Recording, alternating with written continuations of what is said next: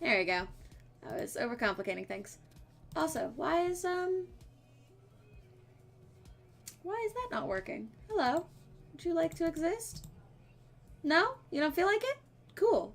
Sweet. I didn't want you to do it anyways. Okay. That's fine. My thingy-mabobber wasn't working. But I don't care. Really don't. Let's just get into this. Dad. Wake up. Pretend to be dead. I let my tongue roll out of my mouth and stop breathing. Amanda shakes me. Come on, Dad. This hasn't worked on me since I was 6. I'm sorry, Amanda. This is the end for me. Dad, I swear to God. Amanda, I bequeath to you all of my earthly possessions. Spread my ashes over my recliner. Okay, well, your corpse better get in the moving van because it's leaving soon. Also, can we talk about how fucking cute my daughter is? Look at her. Look at how cute she is. She's beautiful. I love it. I love everything about it. This game is great. I've watched a million people play this game, and I'm so excited. I finally open my eyes and sit up. I'm laying in the middle of a living room, spooning a moving box. I yawn and stretch. Morning, Manda Panda. Yikes. Dad breath. Go brush your teeth. Yeah, let's go brush our teeth, folks. Build that dad. We need to be the ultimate dad. What is the ultimate dad, though? Okay. Athletic binder bod. Athletic tank bod. Okay, we'll go tank. I need to create the ultimate dad. No hair. Thank you. Strong chin. Strong. The Danny hair, the Aaron hair. Or, no, sorry, the Aaron hair, the Danny hair. Fucking... this beautiful thing. Goku. What dad do we want to be, guys? I want to be beautiful. I want to be aesthetically beautiful. You know, we're going with this. Yeah. I'm doing... Senpai.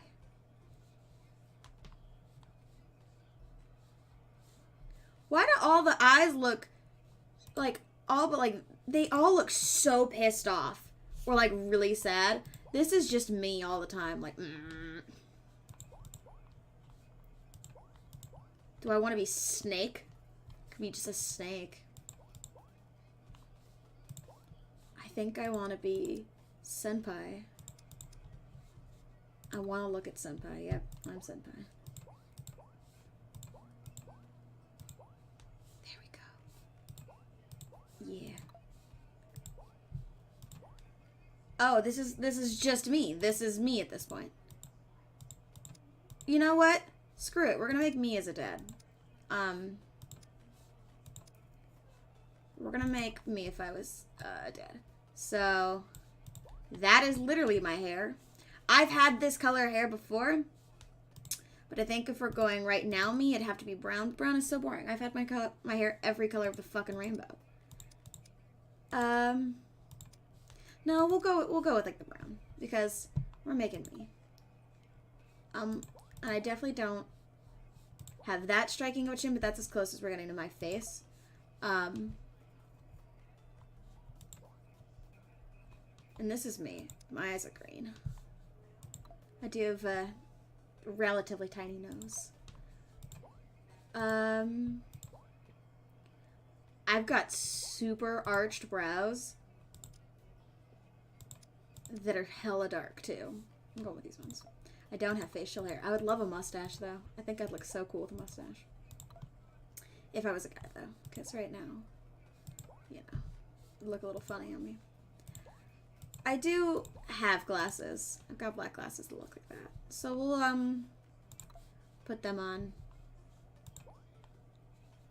I don't have a nose piercing right now. I would love one, though.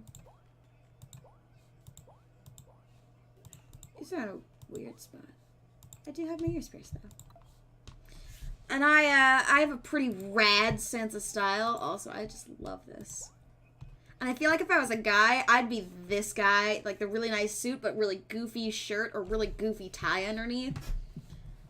Yeah, this is me. And, there we go. Oh, Cat's Plexa would be different. I'm that dad. It's me, guys. I'm that dad.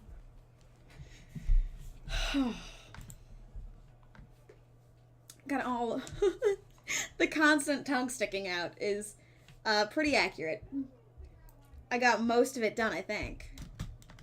Searching around the room, it looks like I did a pretty good job. Every box is sealed except for one. Wait, the straggler. What is in it? Looking in the box, I see a bunch of old photos and little albums. Whoa, I haven't seen these in years. I pull out a dusty album from the box of the pile. At the top of the pile, we begin looking through them. That is the coolest baby I've ever seen. Do we want to be a gay dad? Or do we want to be... You know, we'll be gay dad. We'll be gay dad. It's fine. Because I feel like that's accurate. I am dating a man. Yeah. The only way your father and I could get you to stop crying was to put the glasses on you. But whenever we tried to take them off, you'd start crying again. You spent the first 2 years of your life with sunglasses on. That's adorable. Nice. Halloween when you were maybe 4. Oh my god, that dragon costume. You couldn't decide between being a dragon or a princess, so you went as both. Princess Dragon. That's something I would have done as a kid. Why do I remember crying in that dragon costume? You saw yourself in a mirror and realized you were afraid of dragons. Seeing yourself inside a dragon's mouth was a realization of your greatest fear, I think. Right? Yep. Definitely repressed that memory. Nice. And this was you in your horse phase. Dad, I believe you named that horse Sir Horsington the Brave. I don't think that was his. Amanda lunges forward, but I quickly snatch it away and hold it above her head with my superior dad arms. Nice try, but this is important blackmail for later down the road. Go ahead and try me. I've seen pictures of you in your ska band. Ouch, kid. The Communist Manifesto had a chance back in the day. Damn. I look off in the distance and reminisce about the rad horn section. Hey, it's Emma P. No, Dad, that's Emma R. I didn't meet Emma P until high school. Honey, I promise you wholeheartedly, I will never stop mixing those two up. Dad, Emma R has been my best friend since I was 7. Give it, like, a little bit of effort. Right? Emma P was the one who tried to steal people's pets. Yeah, that's me. No, Dad, that's Emma S. She moved to Kentucky, like, 3 years ago. I miss her. Ska music and communism. We talk about Joel Hauser? Now, this seems like a game I can get behind. It's where we date a lot of dads. It's all about communism, man. This game is actually just about communism. Joel Hauser doesn't listen to ska music. I know nothing about Hauser besides his love for cadets and cocaine and communism. Also, Hitler? I don't know. And Nazism, yeah. I was like, I wanted to mention that one. But he's not a communist, he's a Nazi? Yeah. Yeah, true. No, but his nickname on Discord was communism. I think that was him. So I just put communist there. I'm very aware they're very different things. That's Haven? Was it Haven? Fuck, bruh, I don't know. The names get changed every 2 seconds. This is my favorite phase, though. Because we call Stillhaven? Oh, it is Stillhaven. You were right. He hasn't changed it to Angry Uncle yet. It's fine. We're all communist here. Bruh, I don't know. It's cool. Whatever. I don't know what to tell you, Chief. It's late. I'm tired. It's not late. It's actually pretty early. I'm just tired. Fuck. Okay. I also miss my hamster. Sir Hampington the Brave. The chick dresses like someone I would have avoided interpersonal contact with in high school. She dresses like someone I'd really want to take a photo with because she just dresses that good. And she's so cute. I had a very simple way of dressing in high school. I wanted to dress good so much, but every time I woke up for school, I was so fucking tired that I literally threw on sweatpants and a t-shirt and just left. I have so much cool clothing in my closet that I've almost never worn because I'm too fucking lazy. Do you know how obnoxious that is? Anyways, I gotta show this to Emma R later. She'll get a kick out of it. First photography award you ever won. Yeah. And it got us a $20 gift card to McFriday's. And then you got food poisoning from the cheesy tostada blast. I think you mean food poisoning, you know, with a Z. Dad. Still can't drive past McFriday's without gagging. Still proud of you, though. Amanda reaches down in the box and pulls out one last photo. Oh, neither of us say a word. We just stare at the the photo for a long moment. So this is Daddy Issues the game, basically, is what I'm gathering. No, we are a dad who dated a bunch of daddies. We play the ultimate dad, Cass Plaza. I finally decided to break. That was the day you were born. Fuck, we want her to be this is our daughter. So either we get to decide right now if she was a surrogate kid or if she was adopted. I think I'm gonna go with adopted, because I think adoption's awesome. It's kind of a funny story. The day we brought you home, we got in a car accident. This is me right here. This is Dad Plus. Oh, it's homoerotic. It seems more reasonable than being a whore. Well, we get to know a bunch of daddies and decide which ones we want to date, sleep with, all that stuff. And at the end of the game, we can end up with one of the daddies if we do it right. There are a million possibilities, and we could end up alone with just our daughter, so it's Gucci. The day we brought you home, we got into a car accident and wasn't anything big, just a little fender bender in a parking lot. But of course, I was freaking out, and the little old lady who crashed into us was also freaking out, and I didn't know what to do. But your father, oh man. He holds my hand and looks me directly in the eyes, the calmest I've ever seen him. He says, "It's okay. It's all gonna be okay." He was right, you know. I stare at the picture for longer, maybe too long. I miss him. I can't even imagine what this must be like for Amanda. So the man in the picture who's holding Amanda, which is our daughter, that was our husband, but I'm pretty sure he passed away, which is why, you know, we're moving and stuff, and, you know, we're moving on. She pats me on the back. Come on, Pops. We gotta finish packing. The moving van won't wait forever. You're right. Amanda and I pile into the car and takes one last look at the old house. So many memories here. Hard to believe your father and I bought this place almost 20 years ago. Hey, remember when I shadowed the front window playing catch? You always had very strong arms. Hey, remember when I shadowed the other front window? Pretending to be a robot who breaks windows? You're a very imaginative child. She was pretending to be Cooper. It's cool. Yay, you remember when I broke the back window playing... We get it, Amanda. You break stuff.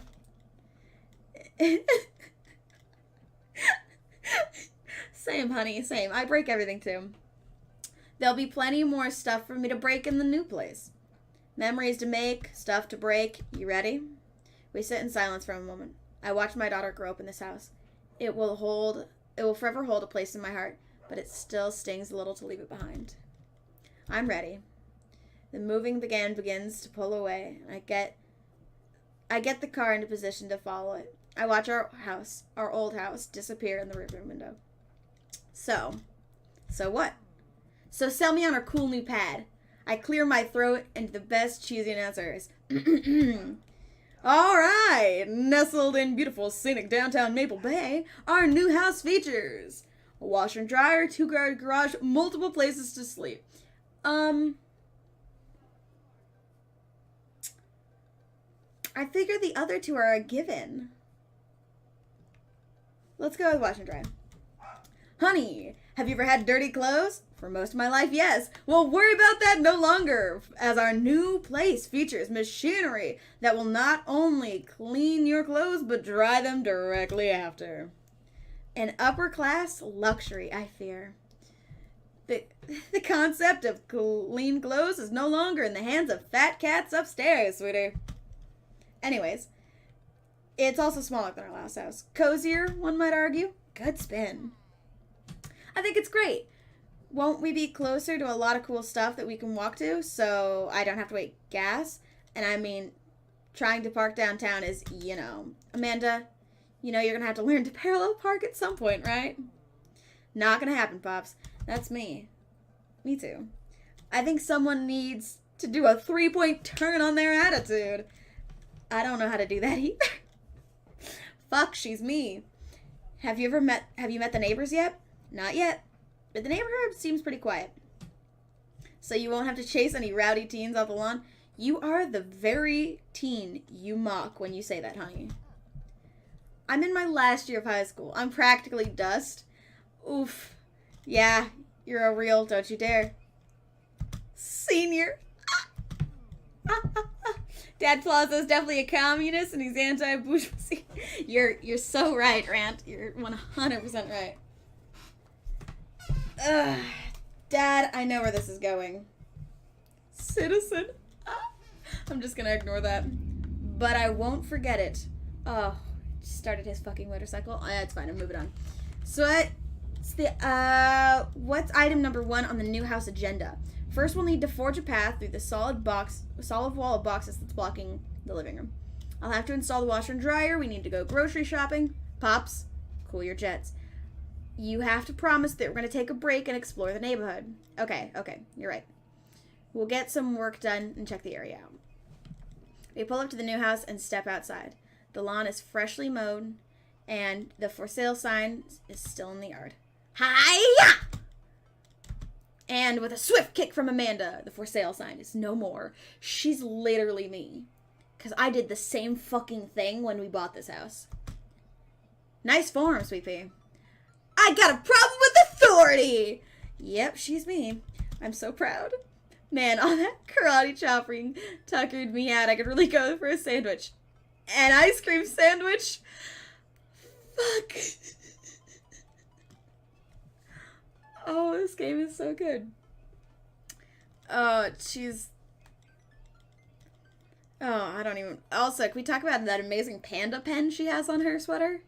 I've got 1,000,001 pins. I should wear them. I should get... I need to get, like, a sweater that I could put them all on. Like one of those jean jackets. I just need to cover it in my pins. I've got enough. Sweetie, it's 10 a.m. Did you see all the dogs in the nearby park? You know it. Thank you for moving us to an area where the dog-to-person ratio is very high. Bruh, I'm so excited. I only want what's best for you. I hope you're prepared for the frequency at which I interrupt our conversations by yelling, "Dog!" to rock it way up. Yep, it's accurate. I mean, you do that a lot. Hey, it's a dog! Wait, false alarm. It was a funny-shaped rock. If you want to go see real dogs so bad, let's go to the park around the corner. I wish I lived close to a dog park. Your daughter is a prototypical punk light from the Northwest. Yeah, but she's awesome. She's also me. I wish I was that dark, though. I'm white as fuck. The freckles are accurate, though. Amanda and I begin to stroll through the neighborhood. I can't believe how beautiful it is outside. Kids are playing in the street, the flowers are in bloom, and the faint smell of a nearby barbecue drifts through the air. This place is nice. Too nice. I don't trust it. Good eye, honey. How are you? I'm fucking fantastic. I made this morning, I took like 2 hours, took a bunch of clips, shrunk them down, and made custom alerts for everything. Bits, follows, raids, hosts, donations, subscriptions, resubs, everything. I am cleaning out my entire system. I made custom subscriber badges like a year ago. I finally did custom emote badges. I made all the cute little stars that are now the bit badges myself. I got 2 new emotes in. I finally fucking did everything. Because I was tired of everything being boring. Um, they're good. It's all great. I'm very excited. I'm in a very good mood. And this is me pushing myself to stream more, because when I streamed every day for like 6 months, I was actually happy and I wasn't broke. So I just want to get back to that very badly. And now I have a funny game to play. So, and I've actually owned this game for like ever. I just never played it. You can never be too careful. See that baby in the stroller over there? Government operative. We're on to you, baby. We walk for a while and eventually end up in a dog's small park. Fucking English, man. Sorry about that. Toddlers chase each other through the playground, and dogs of all shapes and sizes romp through the grass. It's pretty crowded, but Amanda spots a nice empty bench. We start to make our way over when, heads up! Ow! A frisbee suddenly hits me in the face. Woof! It's a corgi! Oh! They're my second favorite type of dogs. They're so cute. Corgi with a neat plaid handkerchief tied around its neck bounds up to me, wagging its tail. I like your necktie. Did you throw this thing in my head? Hello! I would yell hello. Oh, it runs around in a circle and nudges my leg with its nose. Oh God, this is the cutest dog. Impart upon me your wisdom, tiny dog. Woof woof. How long do I have left? How long do I have left? What's that? I'm already too late? My fate was predetermined for me for so long. I have no real agency for this cruel lifetime. You're right. I'm master of my own domain, for fate is unknowable. Thank you, wise dog. Oh, I love this wizard. You definitely could have caught that. A guy in a Hawaiian shirt jogs over and takes a frisbee from me. It's just Jack Patillo from Achievement Hunter. You know, frisbees are traditionally caught with your hands and not your face. Well, you're not supposed to aim. It's a new technique. Yeah, we're gonna go with that. It's like disc golf. But the goal is my face. It looks like you're winning. Oh, what were the eggplants?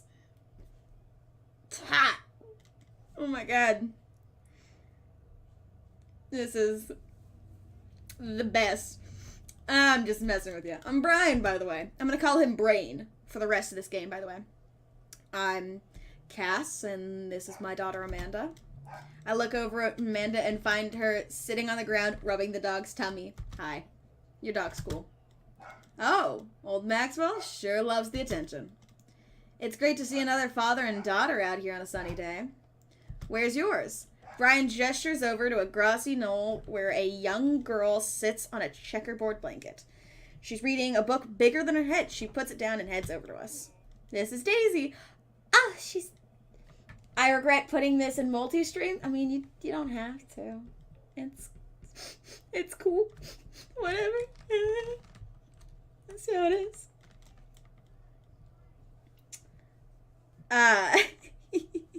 It's Daisy. She is the reading Brothers Karamazov. English is hard. That's not English, though, so it's fine. Her teacher tells me that she has the reading comprehension skills of a high schooler. How old is she? 10! She's a precocious little youngster. Whoa. My natural dad instinct kicks in. I must brag about my child's accomplishment. Oh no, it's happening! Boo! We're playing Pokemon now. Brain, go on, Daisy. Tell them about yourself. That's my girl! Amanda, get in there! Okay. Wow.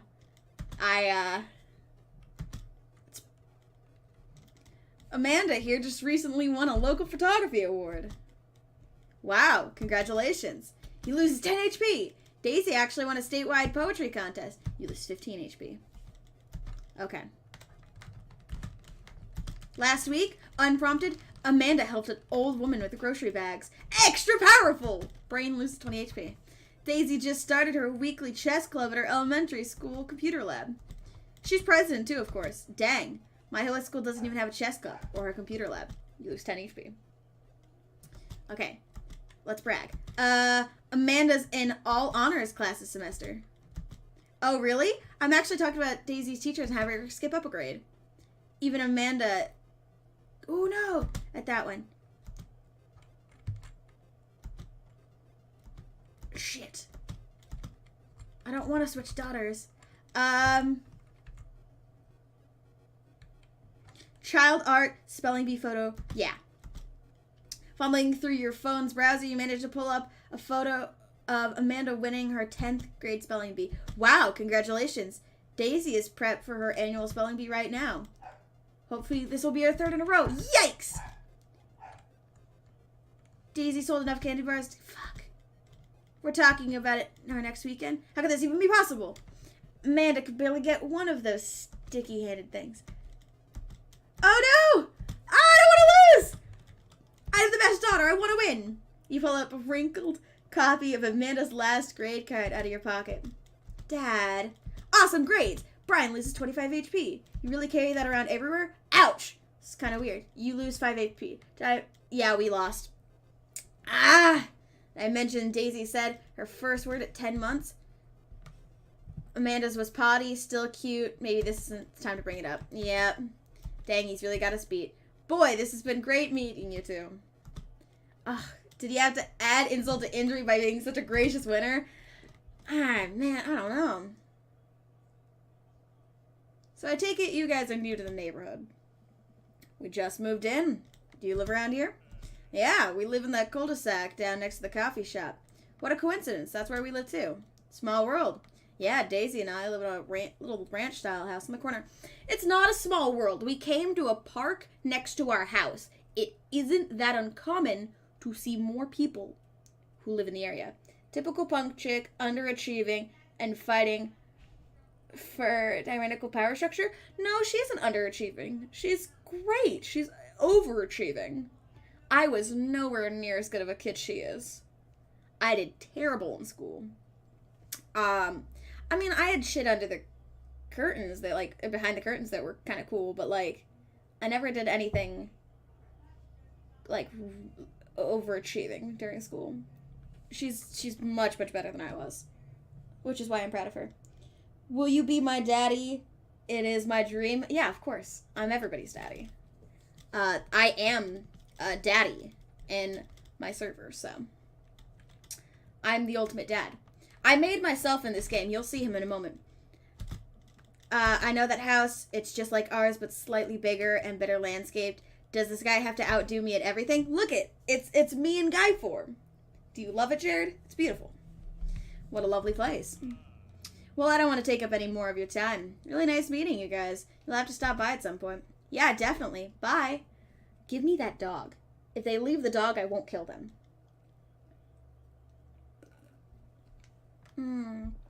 Delicious. I think Bone Mahoney and your daddy should hook up. I agree. That sounds like a great idea. I've seen Bone. He's beautiful. Ryan and Daisy walk further into the park with Maxwell, happily trotting along in tow. Do you get the feeling that he was trying to one-up us? Trying and succeeding. I can't believe that kid's only 10. What was I even doing at her age? I believe you had a bit of a thing for horses. Shame that didn't pan out. Could have majored in comparative horse studies. It's not too late to minor in horse creative writing. Too close to the truth, Dad. Let us never speak of that fantastic adventures of Sir Horsington the Brave. An epic in 7 parts by Amanda Plaza. Wow. We laugh off the horse epic and walk around the park a bit more, enjoying the day. Your daddy does look surprisingly like you. I tried to make it as close to me as I could. I need coffee. I would love coffee in the game too. I gotta get my hands on a nice hot cup of the old bean juice, or I'm gonna be useless all day. He has my haircut, so I mean, it's a start. I think we passed a coffee shop on the way here. Maybe we could check that out. Let's do it. We meet the really weird dad here, but I like him. Weird, but cool. We walk down the street to the Coffee Spoon, a cute little place on the corner. Man, this is such a convenient walking distance from our place. I mean, I guess. What's wrong? Why would I go somewhere else and drink coffee on the couch when I could just drink better coffee at home on my own couch and not have to make awkward eye contact with people? My dad says things like I do too. At least when I'm home, some random guy isn't going to come up and sit on the recliner next to me, and I won't feel like a little weird about it because technically he's not sitting at my table but is very much within my personal zone. Damn. Okay, I just wanted to say hi back to the family time. Enjoy your family time, Dad. And what's the etiquette when you have a dirty mug? Is there a bin? Do you go set it up on the counter because you didn't know where else to put it? Or do you leave it there and feel your face flush hot with shame as you consider the possibility that there's in fact a bin somewhere just out of sight and now you're the jerk who left their mug? Dad. Are you afraid to meet new people? Yes, Amanda! Too real. We walk inside. Too real. Inside the coffee shop is incredibly warm and inviting. Vinyl records line the wall and patrons lounge around well-worn-in couches. Some cool tunes spin up on record next to a little stage. Welcome to the Coffee Spoon, guys. How's it going? What's the name? Oh, it's kind of dumb. It gets mentioned in this poem I like, and I thought it was a good idea at the time. I suppose it's not. It's still a good idea, like the business is still running. But people ask me that question all the time, and I give them the same answer every time, and now I'm standing here rambling, and I'm sure we're all getting more and more uncomfortable the more I keep talking. But man, we're in it now, and I can't stop. Same, Matt. Same. So what'll it be?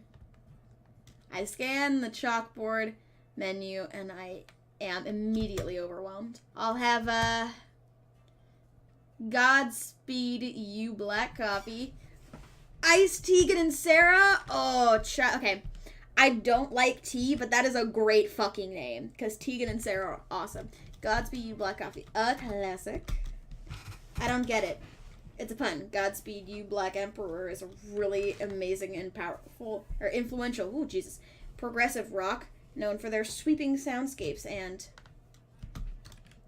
I'm doing the thing again. That's coming right up, and for you, I'll have a macchiato de marco, please. Do you want a small, medium, or biggie smalls? I actually have a character that's name is based off Biggie Smalls. Who may show up soon? Medium. Wait, is Biggie Smalls big or small? I should change that, shouldn't I? Matt sets to making our drinks and Amanda and I take a seat on one of the couches. What's his deal? Let the man make his pun. They're cooler bands than you listen to anyways. Hey. Ska was cool once. No, it wasn't. I'm kidding. The couch is actually pretty comfy. Maybe not comfier than our couch, but it's alright. Good lumbar support. You sink right into it. Okay. It's comfier than our couch. Amanda nudges me. This place is right next to our house, and that guy seems not only cool, but also just as uncomfortable talking to people as you are. You should totally become friends with him. I don't know. Come on. What do we say about meeting new people? I can't meet new people if I'm always inside and always don't go outside and also don't talk to people. He's me. But I found a way around it. I just joined a gaming community. Whoops. See? We're making progress. Matt sets our drinks down at our table and I immediately burn the roof of my mouth. Good one. Hi, we're new to the neighborhood. I'm Amanda and this is my dad, Cass. Oh, right on. Pleased to meet both of you. You oughta come by when my daughter's hanging around the shop. You two might get along. Yeah, I'm sure we'll maybe come in from time to time. Amanda kicks my leg from underneath the table. I'm sure we'll be in here a lot. You know what? Let me grab your guys' opinion on something. Matt goes to the back and comes out with a fresh plate of something that smells amazing. I'm working on a new banana bread recipe. Yeah. You need help coming up with a name for it? Well, I think we're going to have to taste test first so we can get the full flavor profile of, and really appreciate the flavor sensations. Amanda vigorously nods. She knows this game. Yeah, we need to give that Nana bread a taste if you want us doing free creative labor. I think that... Oh my god, she's great. I've taught her well. We've trained for this day. I was just gonna give you guys free banana bread anyways. Right, yes, that! Matt serves us each a piece. Amanda and I happily chow down. This is amazing. Thanks. The streak had agreed to eat his bananas. So any ideas? I'm stumped. Well, I think I might be the only able to give you dad band puns. Jesus, English failed me. But I'll give it a shot. Oh, this one's so good. I love the Grateful Dead. I'm pretty sure he doesn't like this though. Most of his bands are like rock and like alternative pop.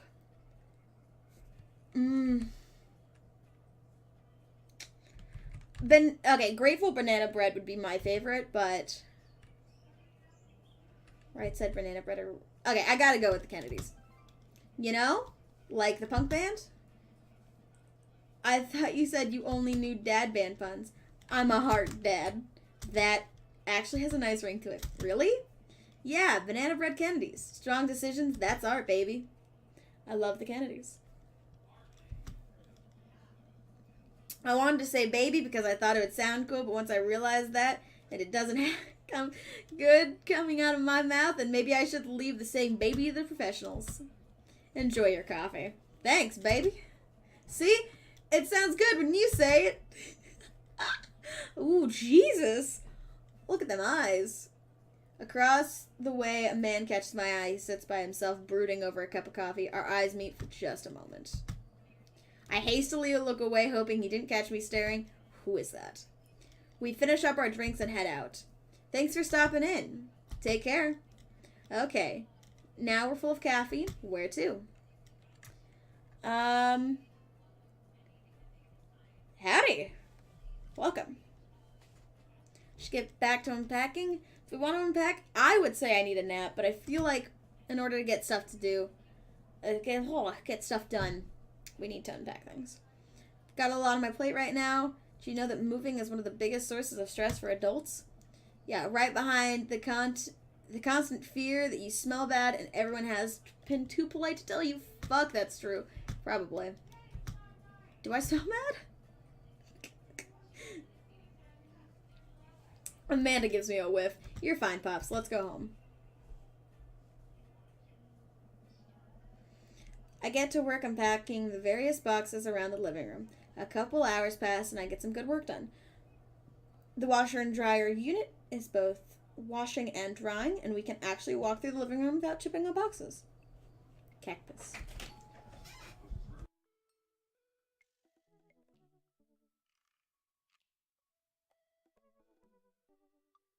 Give me 2 seconds, folks.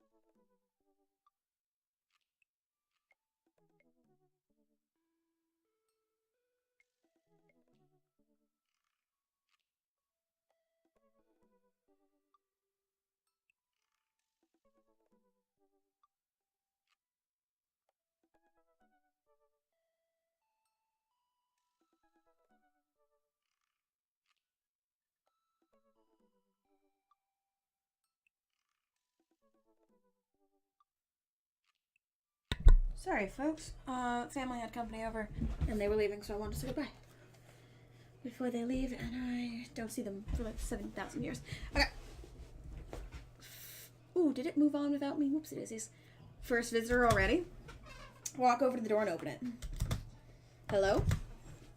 A handsome, clean-cut... Oh, God, he's weird.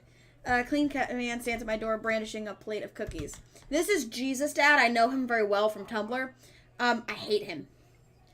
Hello? Oh, where are my manners? My name is Joseph. No, his name is Jesus, Dad. I'm your next-door neighbor.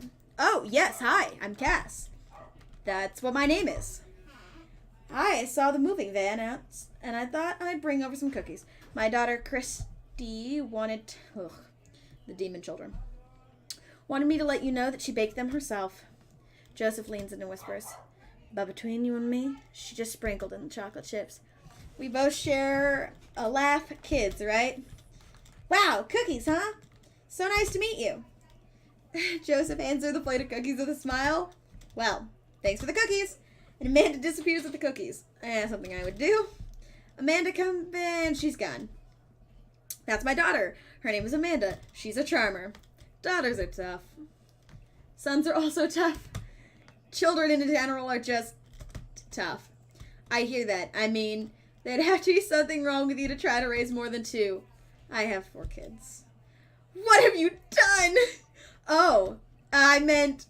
Don't worry. You didn't mean to be rude. Oh no, this is the first neighbor I've met, and my social life is already in a tailspin. I wonder if it's too late to move again. Yeah, okay. Is the missus around? Mister, actually. And no, not anymore. He died. Oh. I'm sorry for your loss. No, it's alright. Wow, this is uncomfortable. We stand quietly for a moment, acutely aware how awkward we both made things. I'm sorry. Can you close the door real quick? I look at Joseph quizzically, but comply. After a second, I hear a knock on the door. Opening it, I see Joseph standing there with a huge smile. Hey, I'm your new neighbor, Joseph. I promise not to talk about your dead spouse this time. I'm throwing a barbecue at the cul-de-sac and would love you to come by and meet the rest of the neighbors in our community. What do you say, pal? That sounds great. My daughter and Amanda and I would love to stop by. Also, 4 kids is a perfectly normal amount of children. We shake hands to seal the deal. I've done that before. I've met somebody and immediately turned around and then turned back and went, hey, I'm Cass. Let's pretend that ever happened. Big whoops. We shake hands to seal the deal. Well, neighbor, I'll see you at 3 p.m. sharp on Saturday. Sure thing, neighbor. Joseph starts walking away but stops for a second to think and turns around. Hey, in all seriousness, raising a kid on your own can't be easy. If you ever need to talk about stuff, I'm the youth minister at the church down the street, which is why he's the Jesus dad. I wouldn't consider myself youth. You look pretty young to me, but suit yourself. With that, Joseph's gone. He seemed nice. Amanda walks back into the living room, crumbs on her face, and a cookie in hand. That's the smoothest recovery I've ever seen. I should be taking notes. See, you're already fitting in great. All the dads are so awkward. I love it. Where'd those cookies go? They're gone. I'm sorry. If it makes you feel any better, they weren't very good. You ate all of them anyways? I guess that makes it break time. Any ideas? Joseph probably wants his plate back. I think we get a ton of neighbor points if we bring this back. We're going to be the best neighbors in the whole cul-de-sac. We're going to kick the other neighbors' butts with kindness. Amanda and I step out. Shoot, I'm actually not sure which house this is. I'd hazard guess it's the big one with the well-groomed blonde children sitting in the yard. Good eye, kid. And remember, we need to make a positive first impression here. Keep it light. We walk up to the kids and wave. Look at his little demon children. Look at them. Guys, is your dad around? They all stare at us blankly. We wanted to return this nice plate and thank you for the cookies. Geez, these are definitely Joseph kids. They all look exactly like him. They were really good. I mean, I heard they were good. I didn't get to eat any. I chuckle nervously. Well, okay, we're just gonna set this plate down on the ground real nice and gentle, then back away slowly, right, Dad? Right, that's what we're gonna do. The kids' eyes bore into us as we scurry away. I can feel their gaze on my back as we approach our house. I need something to get my mind over for those carbon copy kids. I need to rest my eyes. You've been awake for what, 3 hours? And that's 3 hours too many. Same. As we're walking home, I hear footsteps come up behind us. Cass? Bro! I turn around and am greeted by a familiar face jogging up to you. Oh, it's Hot Asian Dad. Craig? Bro. Holy wow. I haven't seen Craig in forever. It's been too long, dude. Yeah, wow, you look great. Yeah, cleaned up my act. Cleaned up his act? Are you kidding me? He's ripped. Yeah. Amanda, this is my friend Craig. We went to college together. We were roommates for a while. Amanda, dude, you probably don't remember me. You're so big now. Hello, and hello, cute baby. Aw, thank you. Last time I saw you, I think you were about his size, or her size. Ooh. This is River. River, say hi. He picks up the tiny wrist and waves it around. River gurgles happily. Are you babysitting? Nah, dude, River's my kid. Man, it has been too long. Feels like only a minute ago you were rolling up to exams with the bad hangovers. And next we're both fathers? Where have you been, man? I was working out in California, just relocated the business back to Maple Bay. No kidding. Amanda and I just moved into the side of town. How's Smashley doing? I mean, Ashley. Ashley is her name. She actually still goes by Smashley, and, we got divorced last year. Oh, dude, I'm so sorry. It's all news. We're taking turns taking care of River and the twins. It's all... I fucking missed that last word because I'm an idiot. Twins? You have 3 kids? And life's something, bro, right? Kegstand Craig, a father of 3. Kegstand Craig? Oh, it's my old college nickname. He got it because he did a lot of keg stands. It's that thing where you do a handstand on a keg and drink from the keg. Right. He was very good at it. Ah, bro, I hate to be that guy, but I'm in the middle of my daily jog and I really got to keep up my heart rate. Brought River along for, resistance training. You jog daily? I jog yearly? On January 1st, and I promised myself I'm going to jog daily for the rest of the year, but gave up 30 minutes in and just walk home. It's never too late to get back into it, dude. You should join me sometime. Actually, I believe you're not supposed to exercise with a baby. I did Google that once. I believe you're not supposed to, because it could rustle the kid in the wrong way. With them attached to you, that is. If they're in a stroller, it's fine. That way they can't, get too much motion. And that's better resistance training anyways. It's more weight. I don't know why he's doing it like this, but whatever. Haha, I don't mean to criticize him like that was rude. I don't know. Come on, it'd be fun. We could grab breakfast afterwards, catch up. We could do a bro brunch like the good old days. Alright, sure, sounds great. Great. Let's get that going soon. I better get moving. It's great to see you guys. Craig gives a little wave and put his earbuds back in and jogs off. I can't believe Craig is ripped and has kids. I'm reeling. Why's that? The Craig I knew is not fit to be responsible for any living thing, including and especially himself. One time, I watched him drink an entire jar of marinara sauce for dinner. Amanda, he opened up a new jar of marinara sauce and drank it like it was that normal thing that people do. It was unholy. And then I asked him what the hell he was doing, and he said, and I quote, "It's basically a smoothie, bro." I mean, technically, he's not wrong. He jogs! He was jogging!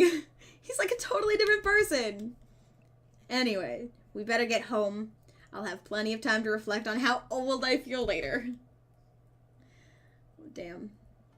Amanda and I flop onto the couch. Amanda has to shove some empty boxes out of the way before she can sit. Too bad we're going to be putting my stuff right back in these boxes in a few months. No, don't say that.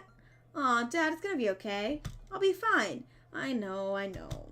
It's just, you're my little girl. It's going to be weird not having you around. I'll come visit. I'll text you every day and take lots of pictures. I mean, obviously, I'm a photography major. You promise? Of course. Are you gonna be okay by your lonesome? Oh, come on. I'll be fine. I'll get a dog or something. A dog? Forget art school. I'll stay for the dog. Me too, kid. Is that what it's gonna take? Medium-sized dog, handkerchief around the neck. I get to name it. That's what it'll cost for me to give up on my dreams. I'm a woman of simple wants and needs.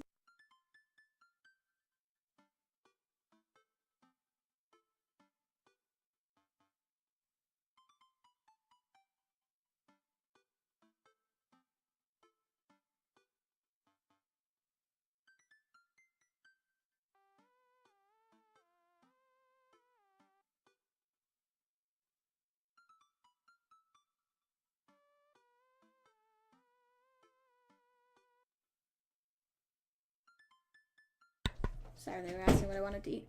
I'm a woman of simple wants and needs. Well, a dog is a lot cheaper than college. Amanda laughs. Suddenly, a pile of envelopes slides through the mail slot. Speaking of college, Amanda darts over to the envelopes and shuffles through them. She pulls one out and throws the rest back onto the floor. This is from McGowan College of Art and Design. Open it! But I'm scared. It's just an envelope. Yeah, just like my entire future. Not a big deal. She takes a deep breath and rips open the letter with her teeth. We do have a letter opener, but okay. I hold my breath while Amanda's eyes dart back and forth, scanning the letter. What does it say? The admissions... Oh, please accept her. The admissions committee has reviewed your application, blah, blah, blah. Her face drops. Regret to inform you. Oh, no. Amanda throws the envelope on the coffee table. Ah! Smeared off with the 1,500 biddies. What is up, my guy? How you doing, buddy? My daughter just got rejected from college. Oh, I feel so bad. Oh, she's too precious for that. Oh, sweetie. It's okay. I kind of saw it coming. I knew I should have put that experimental photo in my portfolio. The admissions officer told me they just want to see portraits or whatever. I pull Amanda in for a big hug. You're an amazing photographer. I know how much work you put into your portfolio. Some other school is going to want to snatch you up for sure. Yeah, I know. It's fine. Are you actually fine, or are you just saying that? Showing some love, baby girl? Well, thank you. Love you, right? Thanks for showing up. Glad to have you. Are you actually fine, or are you just saying that? I'm fine. Really. Her face says the opposite, but I probably shouldn't push her on this. Oh, and before I forget, MR and MP are both sleeping over tonight. So, you need me out of the way because I'm painfully uncool? I am painfully uncool. I would choose more delicate phrasing, but yes. Well, I'll have you know that I conveniently already have plans for tonight, so you'll have the new place to yourself. Yeah? What are your plans? Quick, think of plans. I am secretly mayor of this town. Gotta attain a union meeting. I'm going clubbing. I'm secretly the mayor of this town. Amanda, the town needs me. I need to perform my mayoral duties. I must don on my top hat and wear my monocle so that I may preside over mayor stuff. I think you're thinking of the guy from Monopoly. He was a mayor, right? He was not. Right. I'm just kidding. I'm actually going to go out and watch the game? Nice. Which game? You know, the game. The one that's on tonight. The game on TV at somewhere other than here? Okay, cool. While you do that, I'm gonna go do drugs and commit some light arson with the Emmas. I'm concerned you're hanging out with the wrong crowd. Amanda shrugs. I would have expected you guys to be up to some white collar crime at this point. Maybe money laundering at least. I'm a street rat, Pops. I'm a street rat. And you're kidding about the drugs and crime, right? Yes, Dad. Just making sure. I gave her a pat on the head. Have fun with your sports. Are you being sarcastic? No. Making fun of sports is played out. All right, then. I do some light cleaning up the house and decide to clear out right before Amanda's friends arrive. Before I leave, Amanda stops me. Hey, don't forget that you have that meeting English. I'm going to retry that sentence. Hey, don't forget that you have that meeting with my English teacher tomorrow night. Oh, right, Mr. Vega. Yep, totally remembered. I'll be there.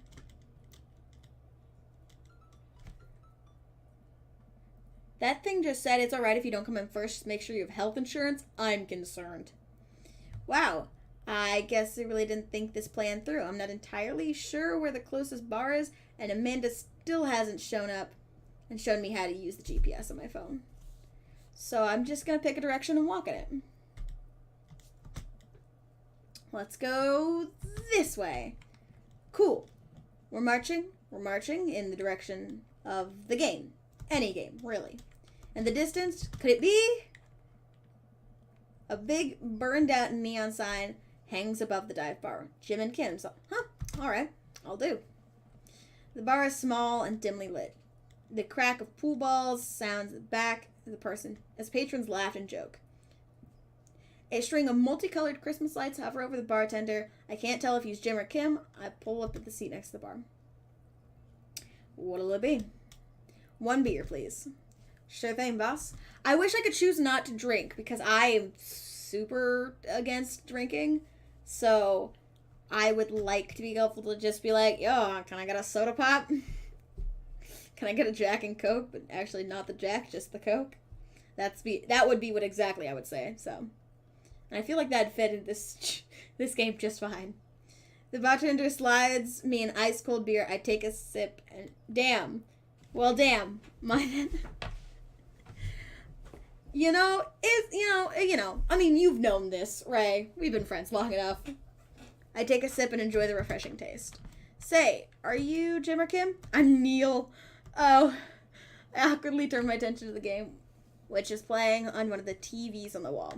As luck would have it, my team of preference is not only playing, but currently in the lead, which is a good thing. Also, Ray, when are we playing Siege next, my guy? The brightly colored mascot, which is some kind of animal, does a cartwheel. I silently cheer over my favorite team, hoping that I don't get any confrontational arguments with a fan of the opposing team. I love how vague this is. It's not saying what game it is, not turning it towards a specific team. The one thing is it outcasts like very certain teams. Like you can't be talking about the Raiders because the Raiders aren't animals. It's a pirate. Couldn't be talking about the 49ers because it's not an animal. Eating burritos? Oh, good shit. I'm about to get a nacho, so nice. Several people in the bar are wearing distinctive colors of the team I dislike, although I believe from their demeanor that, like me, their passion for team is all in good fun. Oh, God. A middle-aged woman holding a nearly empty wine glass slides up to the bar and sits uncomfortably close to me. Hey, sailor. Oh, hello. Good to see fresh meat in here. I'm Mary. Come here often? Oh, no, I actually just moved to this part of town today. Cass, by the way. Are you watching the game? Yeah, my preferred team is in the lead. If they keep this up, they'll win the game with ease. Oh, I love that team. I also love the game. I love someone who knows the way around balls. Oh, God! I'm getting the impression that she's a little drunk. Buy a gal a drink? I'm not going to buy Mary a drink. Maybe some other time? Suit yourself, sailor. Mary saunters off, setting sights on the newest patron, and the bar enters. I happily watch the game over another beer. The game has gotten close in terms of points, a little too close for comfort. After our particularly skilled player scores a number of points for the other team, putting them in the lead, I hear an affirmative grunt from another man at the bar. Go team. Oh, it's this guy. Oh, yeah, it's Punk Dad. That's what they call him on Twitter. It's Punk Dad. It's the brooding man from the Coffee Spoon. He sits alone, sipping whiskey, and watching the game as well. Enjoying the game? I am now that we're winning. Oh, you must be rooting for different teams. In my opinion, my team is far superior. I have to disagree with you. Based upon our win-loss record, I'd say my team is superior. That's where you're wrong. Since as of right now, my team is beating yours. The conversation ends there. We both go back to silently rooting for our respective teams. The game is close, with both sides playing their hardest to win, but in the end, my team prevails. Quiet. Punk Dad looks like a domestic abuse case waiting to happen. He may already be one. Fuck, I don't know. He's interesting. He's like every like punk hottie and everything ever. He's Shane from Stardew Valley. He's FP from God, it's the Archie comics, but it's a show now. I'm just forgetting what it's called right now. Riverdale. It's called Riverdale. Yeah, he's a carbon copy of every punky, edgy pro-tag trope intensifies. I lose women to him. You'll never lose me to him because I don't find his aesthetic that hot. I was raised around bikers my entire life who all kind of look like that, and their attitudes is shitty, and they're not cool to be around.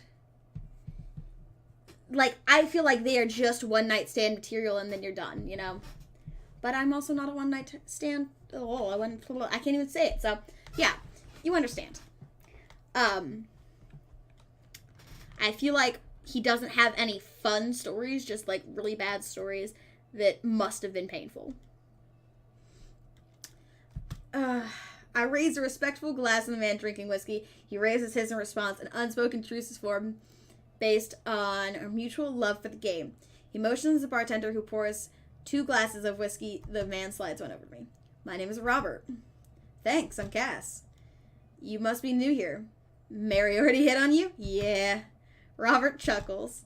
He's got a nice smile, though. And I don't see people like that smile often. She's a peach. Well, you picked the best bar in town. As slimy as it is, you'll never find a better spot than Jim and Kim's. Is there actually a Jim or Kim that runs this place? No, that'd be Neil. Neil waves from across the bar. Good guy, Neil. Not enough Neils in this world.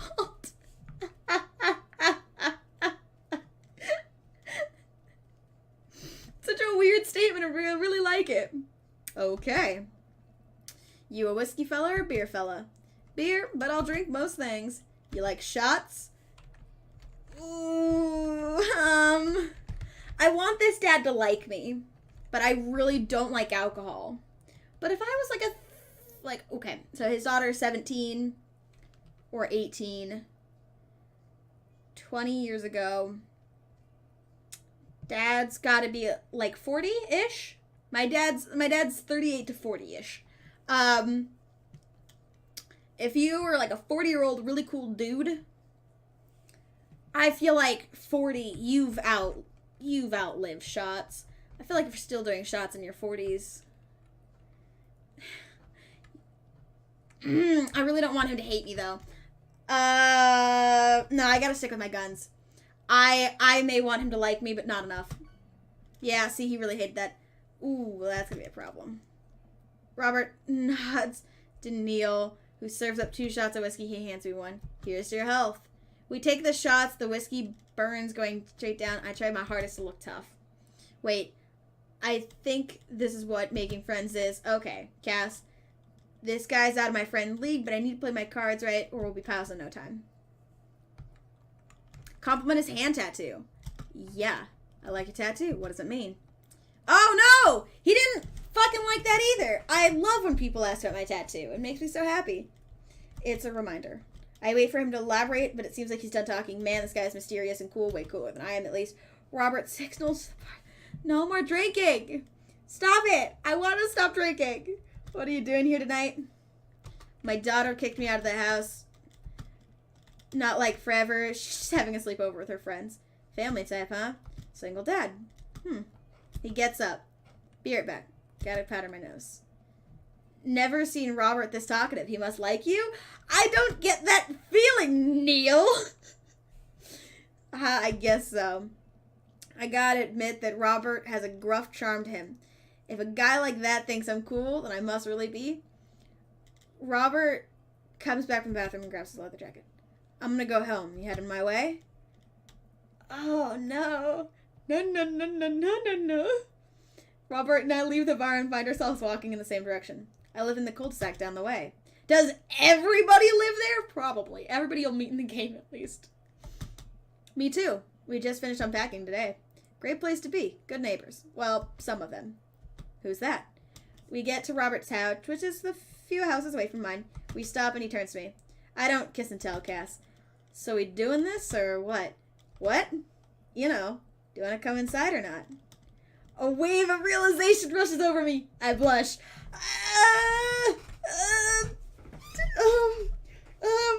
I told you he was one night stand. I told you. Oh, I don't want to bang this guy. I want our first dad time to be meaningful. I'm just gonna say no thank you. I'd better call it a night. Catch you around? Sure. Bye-bye. Bye. What did he mean? Are you gonna do this or not? Okay, he should know what it means. He's like 40. He's had a child. How does he not know what it means? I plop onto the couch and I'm asleep before I even get the chance to take off my shoes. I wake up to a text from an unknown number. Rise and shine, early bird. Still want that workout? It's Craig, by the way. Holy crap, it's 6 a.m.? Who does 6 a.m. anymore? Without realizing it, I drift back to sleep. Whoops, must have winked. Now I check my phone again. Hey, bud. Still want to get your swole on? I'm ready to tear up the track. Hit me up. God, the last thing I want to do right now is work out. But it's Craig. No. We're going to go hang out with Craig. Craig's hot and fit and not a one-night stand asshole. Let's go. Hey, ma'am. I need a few minutes to wake up. Let's meet in 20. After a few seconds, another text comes. Sure thing, meet me at the gym. And he's an immediate texter. I love him. What a beautiful man. I stretch and my bones creak. I gotta stop falling asleep on the couch. I throw the blanket off and hey, wait. I don't remember falling asleep with a blanket. Amanda must have tucked me in. Amanda must have tucked me in after I fell asleep. Bless that child. I reluctantly brush my teeth, throw on the only clothes I own that are any kind of gym appropriate, and head out. The neighborhood is quiet. This serene early morning, birds chirp, and the grass is still wet with dew. Surprisingly, the gym is pretty crowded, and I spot can't English right now. I spot Craig standing out front stretching. Of course, he spots me and waves enthusiastically. Hey, bro. Good morning. Hey, good to see you. I'm definitely not as pumped as he is. Maybe I should have had some coffee before I left. You ready to kick some butt? I am. With your help, I am. Yeah. I got the feeling I'm going to be less me kicking butt and more the gym kicking my butt. But I can handle it with you there. Oh, he loved it! Yes! Dude, bro, that means a lot. Yeah. Also, Smirnoff, do I sound alright? Do I sound okay compared to the game and stuff?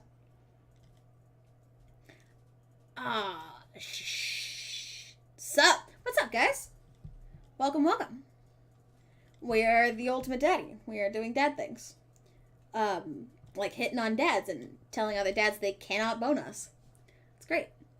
We head to the gym and I'm immediately intimidated. All the people look like they could break me in half. Jesus. And it seems like Craig is friends with all of them. I get that feeling every time I enter a gym. I'm so self-conscious I have to work out at home. I don't like gym.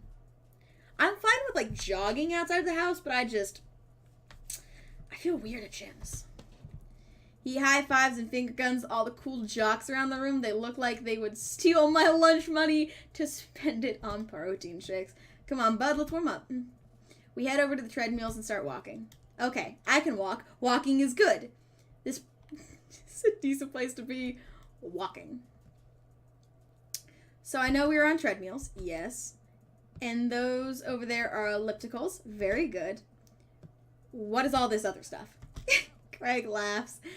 They might look scary, but I guarantee that all of them serve a specific purpose for building muscle mass.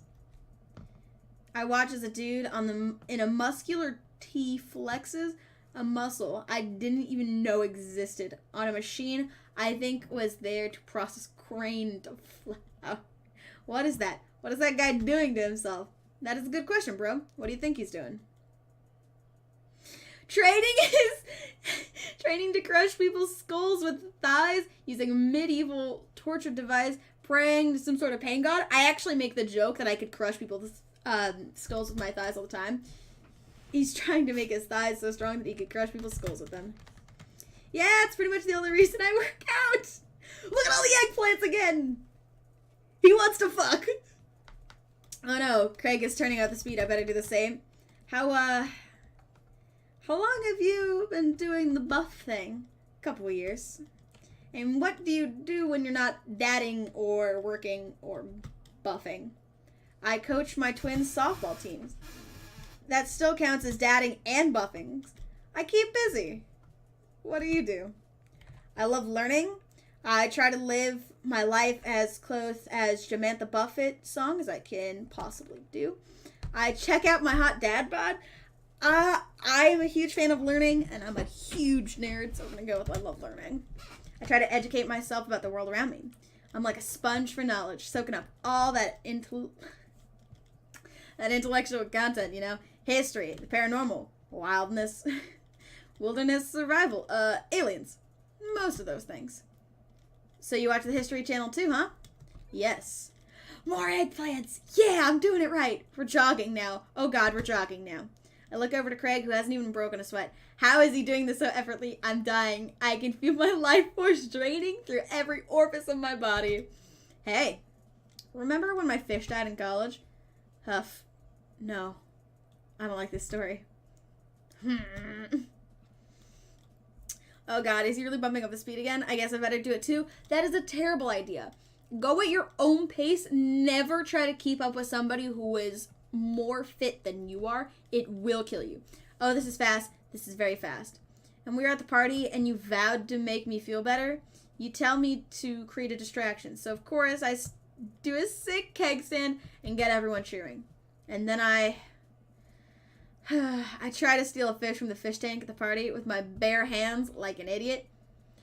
And then you drop the fish and it's flopping around and you panic. So you run up to me post-keg with a dying dirty fish in your hands that you scooped up off the ground. You're yelling at me like we have to leave. So we're running out of... Wow. We're running out of a frat party with a fish, trying to give it mouth to mouth. When we get home,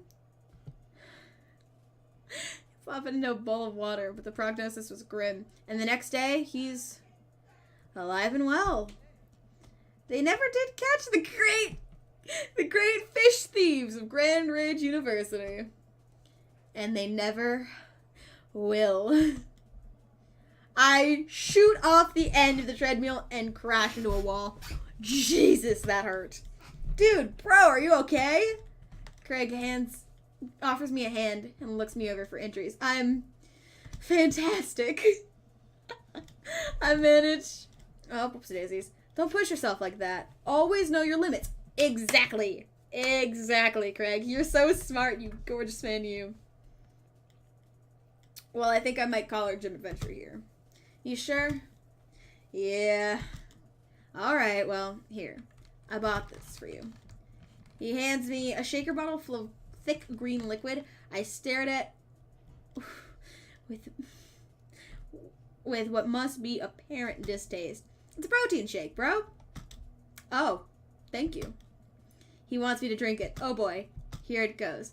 I take a small sip. It's actually delicious. Wow, this is really good. And good for you. It's my special recipe. I'm very proud of it. What's up, Lux? How you doing, baby? Let me know if you ever want to work out again. Maybe we can try running around the neighborhood. If treadmills aren't your speed, no pun intended. Good one. Well, I'm gonna put some ice on this everything. I'll see you around.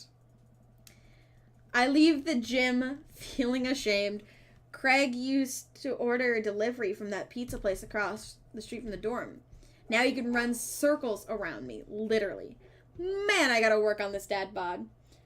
About to blow out my liver with tequila? Huh. You, have fun with that. Please drink lots of water. Yeah. Stay safe. I am mom friend. I will always be mom friend. I get home and lie down on the couch. It hurts to move. Oh, God. I'm so old.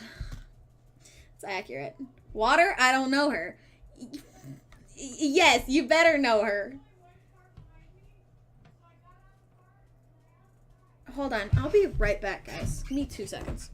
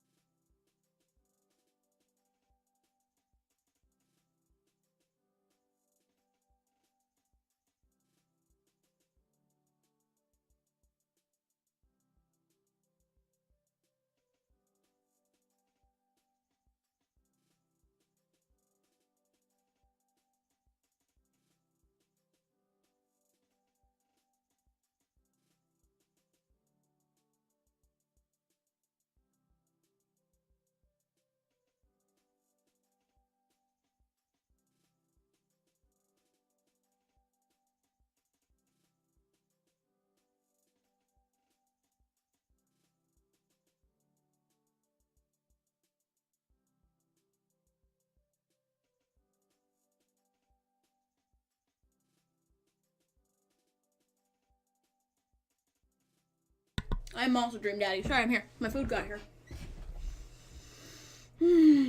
Okay. I'm the ultimate Dream Daddy, I'm telling you. I'm literally a mom friend in real life. And all my friends call me dad. My friends used to call me dad. I have new friends now. Not by my own, doing. Just kind of happened. I switched RP servers and got friends. What's the daisies? Ooh. Sorry. Throat's getting, rough. They call me daddy. I get called daddy a lot, too. It's okay. It just happens. I don't know. There's something really fun about calling a dorky female daddy, apparently.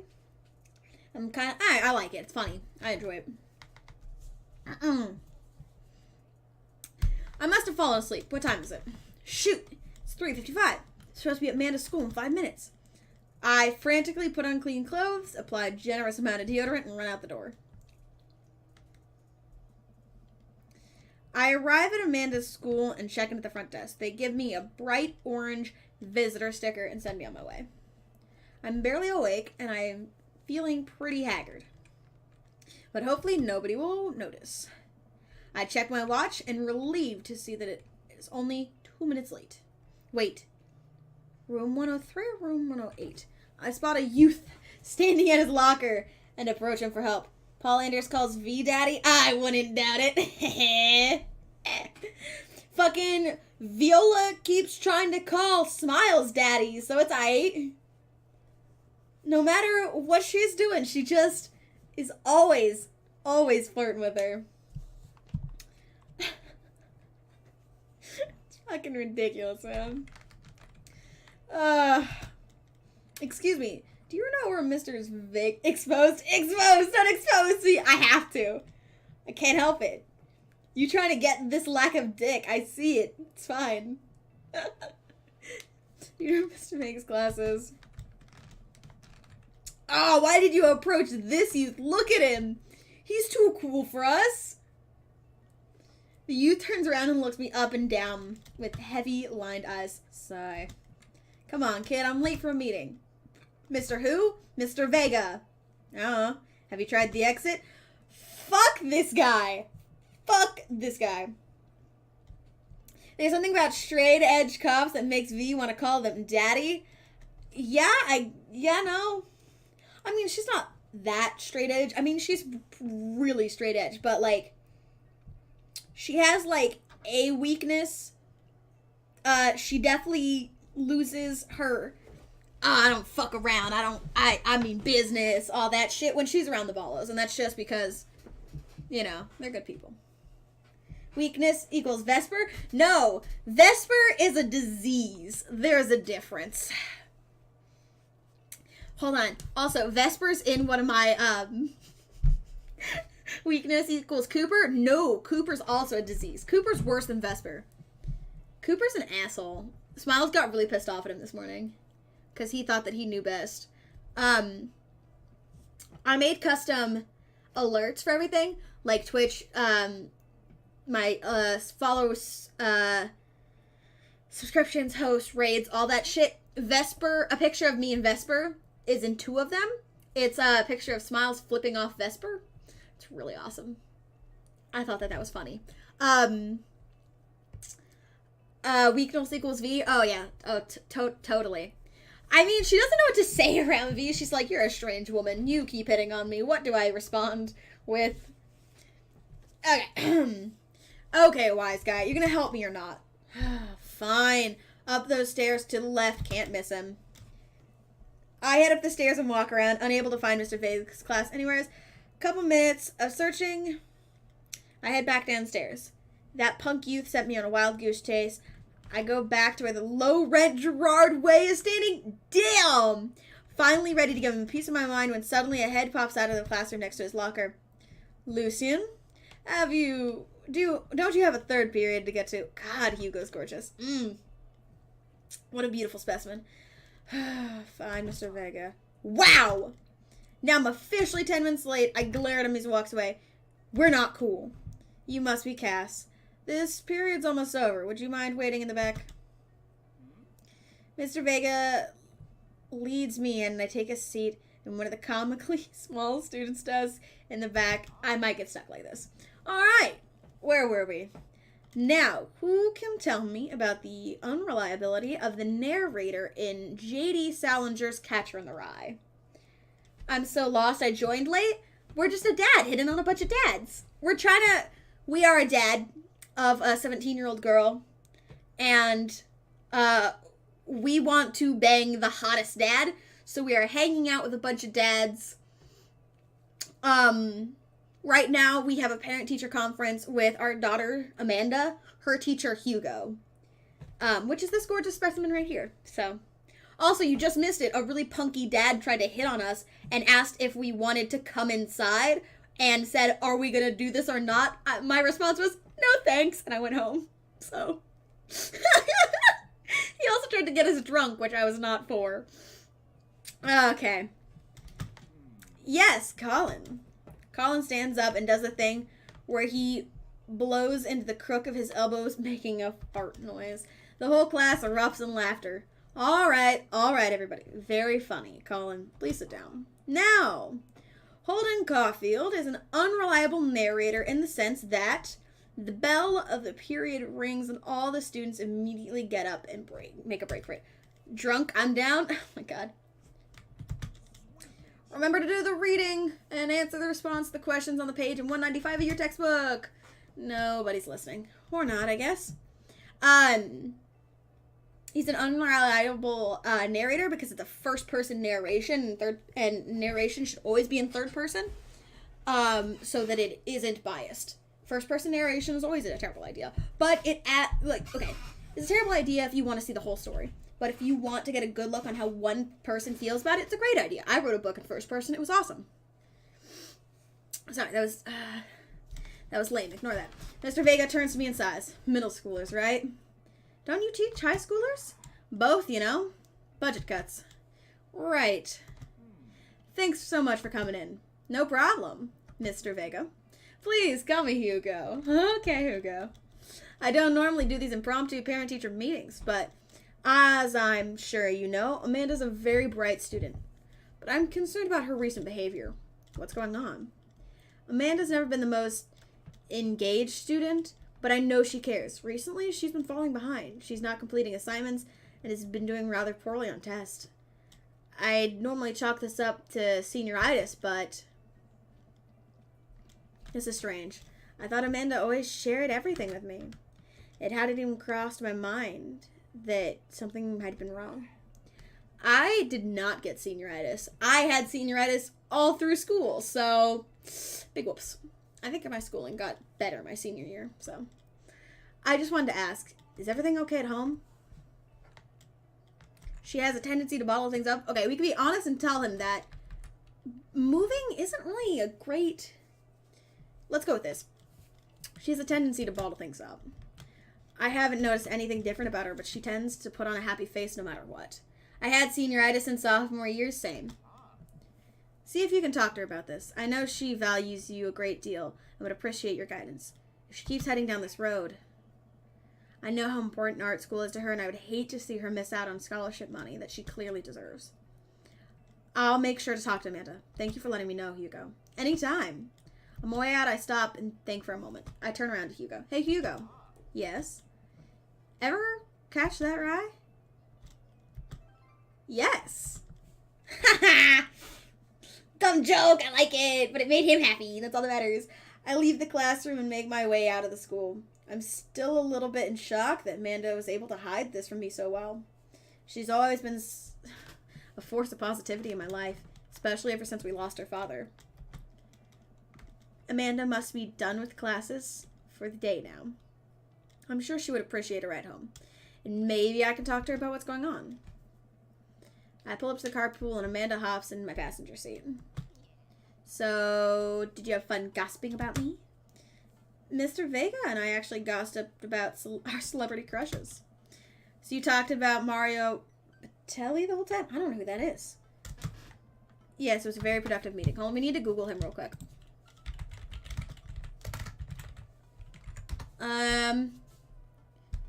Oh.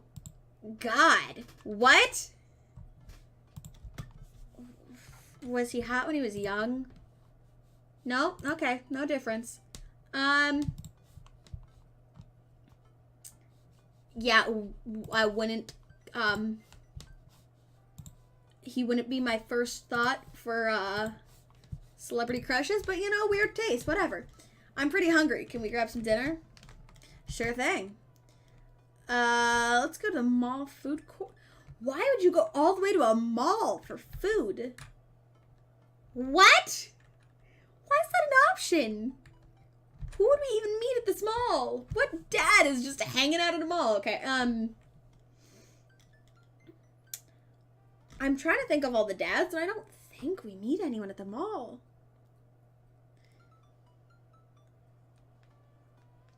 What? That's ridiculous. I don't understand. Why would you go to a mall for food? Like, especially for food. No, we're going home. Cool. I think with our powers combined, we could throw together a gourmet meal worthy of the Food Channel. I don't know about that, but I can promise you it'll at least be edible. That's the spirit. Accurate. We drive in silence for a short while. Amanda plays a game on her phone. I should say something. You know, sometimes when a kid gets older, they find that they have to keep things hidden from their parents. And that's okay, because sometimes that's what kids do. And that's okay. But it's also, sometimes it's good to have their parents' perspective because, you know, maybe their parents have dealt with similar situations. Maybe they're a little cooler than you give them credit for. Anyways, what I'm trying to say is that it's good for you to share. Love you. Have you been reading my tweets? You have a Twitter? What? Never mind. Look, sweetie, Mr. Vega said you haven't been participating in class and that you're not turning things in. Oh, I'm fine, Pops. Senioritis and all that. I thought you liked Mr. Vega's class. It's fine. He's fine. We pull up to a stoplight and Amanda. She's still texting. Just, I want you to know that you can talk to me about anything. Uh-huh. I can tell that whatever it is, she doesn't want me knowing about it. And that's frustrating. I heard Emma R. going to that fancy art school in California. That's exciting. Yep. Are you bummed that you guys aren't going to the same school? Yep. Amanda keeps texting. She stifles a laugh. What's so funny? I don't think you'd get it. Oh. Who are you texting? Noah. Who's Noah? My friend? He's not a friend. I'll kill him. Senioritis. I've had that since the 6th grade. We all got it. Good. I'll kill this kid. If he touches my daughter, I swear, I'll end him. Who's Noah? Does he go to your school? Yep. Do you like Noah? What? No! Dad! Ugh. I can't believe you would. Dad? I mean, jeez. Why would you? She does like him. This is what you do. This is what you do when you actually like somebody and don't want your parents to know. You get super offended. You're like, I would never. How dare you? Gross. Gross is like a key word too. Like, ew, that's disgusting. I would never. Roundhouse kick him? I will. Sorry, just asking. Dad, he's just my friend. Guys and girls can be friend. He's my friend. Okay. Jeez. This is going well. Well, good talk. Love you, kiddo.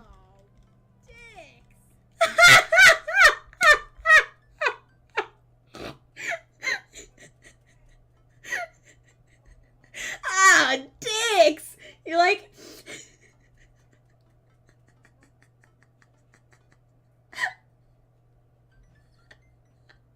It's fucking great. I wasn't expecting that, and all I hear is myself go, oh, dicks. That's awesome. Well, I wasn't following. Oops, now I am. Thanks for the follow, Lex. I'm sorry, that's ridiculous. Okay. She leans forward and turns up the radio. I guess that conversation is over. Amanda and I get back home and start cooking dinner. Ah, dicks, you shouldn't have. They're all really funny. It's almost all of them are me cursing. Because that's 99% of my vocabulary. So, you know. I found artisanal mac and cheese recipe online. I've been dying to try. Artisanal? There's 2 ingredients in mac and cheese. Mac and then cheese. Dad, please try and enjoy the finer things in life. I think you of all people should appreciate what one can do with cheese. Plus it has bacon in it. Aren't we, as a society, collectively over bacon? Bacon never stopped being good. It just has a PR problem. We get to work on the recipe. Amanda's measuring things out and handing them to me as I dump them in the bowl so I can be useful. Amanda puts me on bacon duty, so I chop a bunch of bits and toss them into the pan to get it sizzling. The key to good mac and cheese is a balance of texture and flavor pops. Not only are we going to want the fullness of the cheese and bacon, but we also need that counterbalance with the crunchy mouthful of the breadcrumbs. Check on bacon. Yeah, let's go check on the bacon. It's still pink and rubbery. I give these pieces a little stir. Wait, what's a mouthfeel? You know, when you eat stuff and the texture. Listen, I've been watching a lot of the Food Channel. I honestly don't know what it means. It just makes me feel sophisticated to say. No. I get that. Every time I watch that channel, I just feel hungry, jealous, insecure about my cooking abilities, then hungry again. Accurate statement. I feel like the mouthfeel of that sentence. Oh my god. Amanda, mouthfeel isn't just about words. Or about food. It's also about words that are fun to say. Gregarious. Boisterous. I really like the word boisterous, honestly. I'm gonna go cattywampus. Tabernacle is a great one. All of a sudden, the bacon bursts into flames. I've not been paying attention on how hot the pan was. Fire! They shouldn't have put the word tabernacle, or I would have checked on it. Oh god! Fire! I run around the kitchen looking for anything to put out the fire. I grab a cup of water and Amanda snatches it out of my hands. Nope. She puts it down and calmly grabs the lid of the pan. She places it on top of the flames and turns down the heat calmly. Did I almost just burn down our brand new house because I was too busy saying indubitably? Cool. Who wants takeout? Okay. They get almost done with making mac and cheese. They pour all the ingredients in. And they decide to say, fuck it, because they messed up the bacon. Why would you just not add the bacon? What? You already wasted all that fucking food. I don't even know. Okay, anyways, whatever. Amanda and I order some Chinese food and eat it on the couch in the new living room. She flips on the TV. Oh, cool. Long Haul Ice Road Paranormal Ghost Truckers is on. Good show. Your favorite, right? Oh, hell yes. They have to make it over the Canadian tundra before the ice road melts and but they're also hunting ghosts. The trucks are haunted. This is an episode I've already seen, but it's the best one of the best. Callum and Flint. Hello, darling. Hey. Just meal prep? Yeah, but you have to still meal and stuff. Fuck meal prepping. Who has time for that? Yeah, accurate. Callum and Flint, Dogbone, the twin brother trucking, driving, and ghost hunting duo find themselves in the greatest peril yet. Hi, C-Style. How you doing, love? Oh no, the ghost done got control of the truck. I can't steer on them there damn ice roads. Let me use the EVP meter to try to communicate with the spirits. Flint, we're about to die!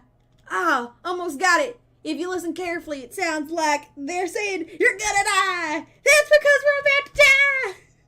This is art.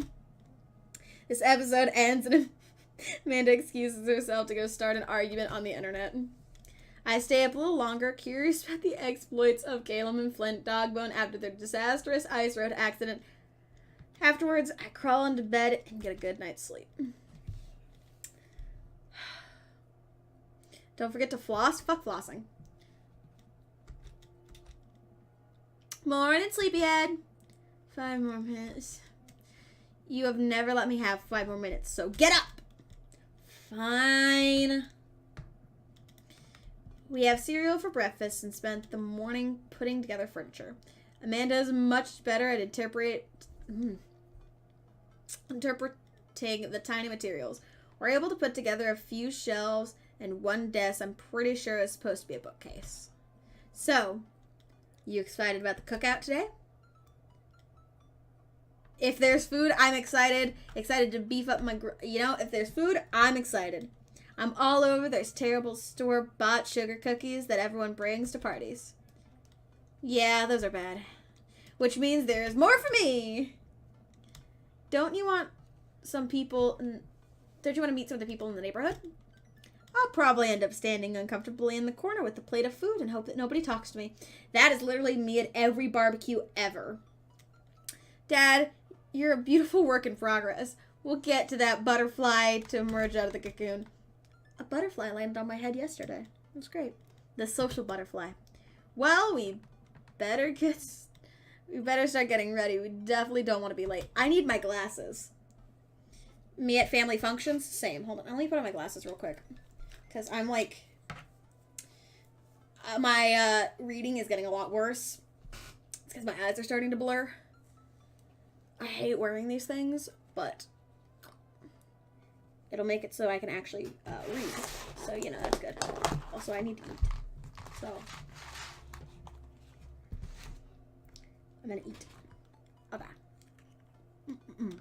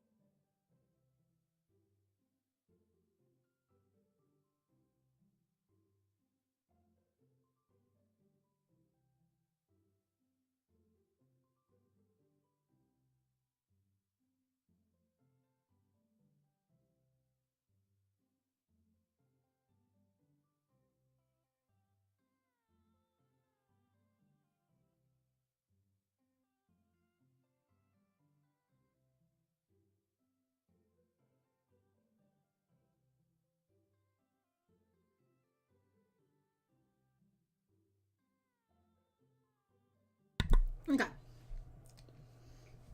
Chow down a little bit.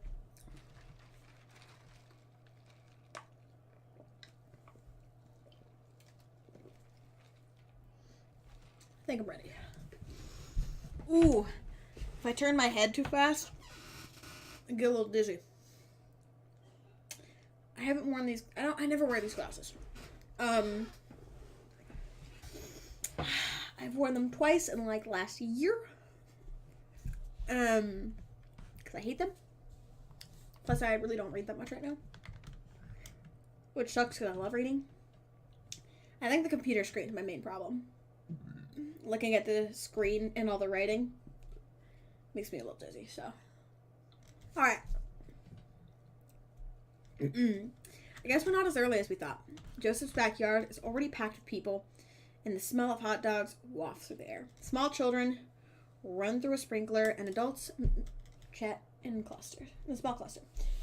Why aren't the adults running through the sprinkler? Why can't the children sit and talk? Fuck the kids. Stupid children. Meh.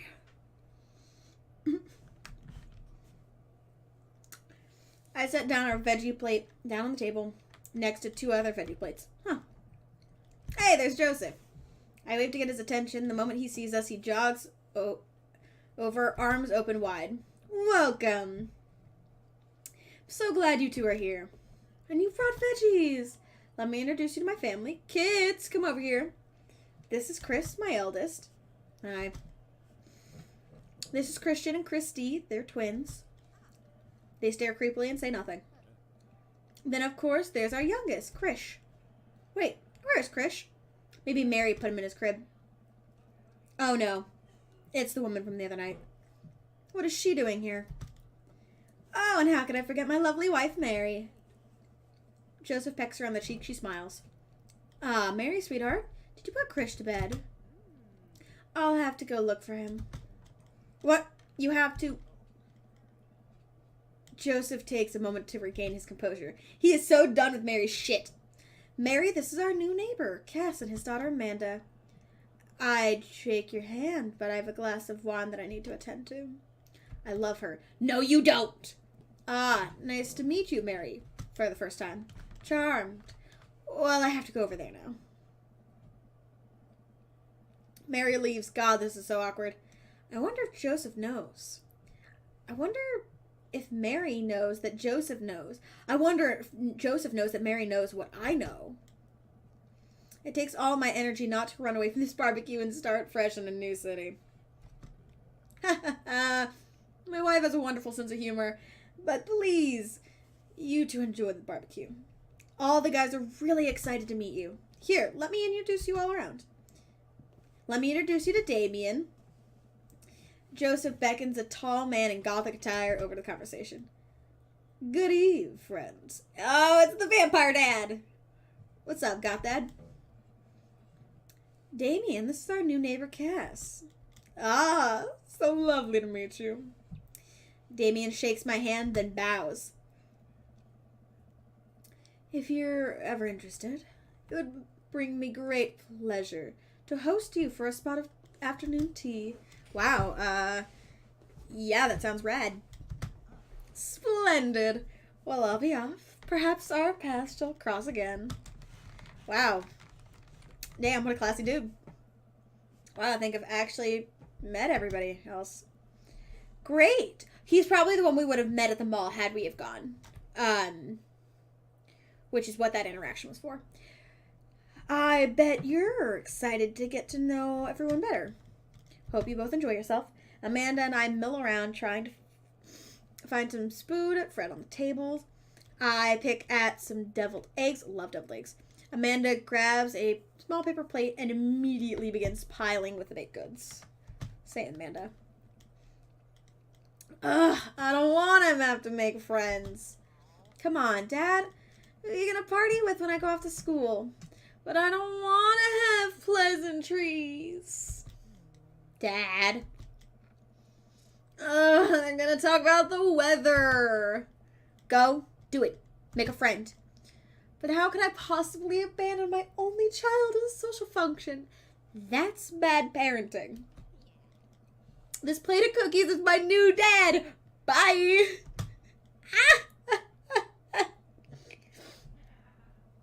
Amanda shoves me to the center of the yard. Well, here goes nothing. I look around the party and surprised to see some familiar faces. Isn't that the barista from the Coffee Spoon? Didn't I meet that guy at the bar? Yeah, we won't talk to him. It's the guy who threw the frisbee at our head. Yeah, that's nice. And the mysterious Goth Guide. Isn't that Amanda's teacher? Hey, I know Craig. But wait, a second? All these people live in the cul-de-sac? That can't be. I better investigate. Oh no, I didn't mean to double click. I glance across the yard and notice Brian and Robert chatting over a couple drinks. Man, I don't think I want to deal with being one-up by Brian or whatever happened with Robert last night. Oh no, they caught me staring. Oh no, Brian's waving over to me. Shoot! I flash a smile and walk over to them. Hey, guys. Kaz! How the heck are you? Settling into the neighborhood all right? Oh, you betcha. Got the living room in order, at least. That's great to hear. Doing some living room work as well. Finally have the 50-inch in there. The grain looks great in high def. I hate this guy. Oh, boy. Cass, have you met Robert yet? Yeah, we've met. Robert regards me over with his whiskey. Good seeing you again. We were just talking about the most recent camping trip. Spent a night in the woods with Daisy and Maxwell. She's definitely an outdoorsy one. Even caught her first fish. It's good to see you talking about your daughter out like that. Taking your daughter out like that. I bet she loved it. Oh, it's great that she loves the outdoors. Mine loves being inside. Brian raises an eyebrow at me. Being inside? Making art. She won a local art competition for art. Yep. Did I put it on too strongly? Robert stares me down blankly for a second. Anyway, I haven't gone camping in years. Not since the last time. Same here. Well, things change once you have Oh, wait. What happened the last time? Robert takes a long sip of whiskey. Well, old Johnny Boy and me were out in the back country. Johnny Boy's a strong kid. Met him in my army days. Comes from Kansas. They built him tougher out there. Anyways, things got pretty south quickly. Johnny Boy breaks his ankle when the rope bridge snaps. You could see a bone popping right out through the skin. Johnny Boy's screaming now, crying for his mama, losing blood. We're 2 days out from the next living soul, and I'm here with my dear best friend bleeding out in front of me. I'm able to dress the wound, but now I got a fireman carry a 6-foot, 180-pound man over some of the toughest terrain I've ever been. Hi, Daniel. How you doing, love? Good day to you, too. I won't lie to you. There were some moments during those 2 days where I thought about leaving old Johnny Boy. But you build strong bonds with your brother in arms, and that bond never breaks. Looking for a baby daddy? I'm good. You looking for a baby daddy? No. I am the baby daddy. I'm fantastic, by the way. I'm the best dad ever, so I'm doing real good. We are a father looking for another father to fuck. It's good. I got that boy back to civilization, but I lost some of me out there. I guess that's camping for you. Wow. Brian and I stare in disbelief. Robert takes a long sip of whiskey. I'm kidding. So, you're daddy? Yes, I am a daddy. I'm the daddy, actually. I'm kidding. My friend John and I went inner tubing down a river and he lost a flip-flop. Miss that kid. Brian and I laughed nervously. Or am I kidding? Brian and I tense up again. I'm kidding. Phew. Amanda and Daisy barrel up to us laughing. Daisy holding a paper plate in front of her like a steering wheel. We gotta get off this haunted truck. Oh no! The ghost locked the doors! Quick! Hit the emergency escape button. But trucks don't have emergency escape buttons. Then hit the brake, I guess. And then we'll get out of the truck. An imaginary truck. Anyways, we're safe from ghosts. But how will we ever survive this Arctic tundra, Daisy? You might have to eat me. Are you prepared to do that? I'm prepared to do anything to survive. That's cold-blooded. I like it. Although I'm not sure I have the materials required to properly cook you. You know? Reminds me of the last time I went skiing. Robert! Wait a second. Are you guys playing Long Haul Ice Road Paranormal Ghost Truckers? Yeah! Amanda and I love that show. It's the best, especially those episodes where Caleb hides Flint's keys and Flint retaliates by breaking an ancient cursed urn and spreading the spirit after him. Yeah, such quality reality television. It sounds like it. I don't watch a whole lot of television, but I do enjoy that show. That and war documentaries. What is wrong with this guy? Yikes, he's so dark. Alright, Daisy. I found us a couple of bugs. They're gonna make a great meal. Lots of protein. Gonna keep us from starving out here in the cold, icy wasteland. Okay, I'm leaving you to this fucked up shit. Thanks! I'm excited. It's great. It's a great game. It's really funny. Robert's just really fucked up. Anyways, bye, Daniel. Thanks for stopping by and saying hi, bud. It's nice seeing you. But there's a whole table of food right over the... Daisy, it's a game. We're pretending. It's what kids do. Live a little. Amanda gives Daisy a handful of gummy worms from the snack table. They eat them with mock disgust. Let's go find kindling for a fire. Yeah, okay. But not an actual fire. Because we're playing pretend? Now you're getting it. Daisy and Amanda run off. What a cute couple of kids. Man, I've never seen her get along with anyone so quickly. I guess Amanda sort of has a way with kids. That's kind of amazing. Daisy doesn't really get along with kids her age. Sorry, City was trying to one-up me this time. Maybe we can actually have a regular friendship. Really? She just kind of keeps to herself. Her teacher says she spends a lot of time in recess at the library. I think the other kids are intimidated by her intelligence. There it is. I wouldn't worry about that too much. Amanda was shy at Daisy's age, too. She used to have a habit of crawling under tables and crying every time we took her to a restaurant. She bit people, too. Oh, kids, right? Gotta love them. You're required to by law. I hear that. Oh, it's the best thing I've heard, like, about parenting. Gotta love kids. Required to by law. Since they're getting along so well, maybe we should try to put a little play date for them. They do seem to get along well, but the thought of continually hearing about Brian's accomplishments is rough. Yeah, that'd be nice. Well, I don't want to take up too much of your time. Go meet some of the other fellows. Yeah, I really want to talk to... Actually, Matt, Hugo, and Craig are my favorites, so obviously we're going over there. Matt, Hugo seem to be embroiled with an intense discussion. Craig looks on, smiling politely. I wait. Walk over and say hello. Well, I don't think it's fair to try to compare the two art movements like that. Periods in art only exist because they're unique byproducts of social and political climate of change in place, and to take something like that, say, the Rococo?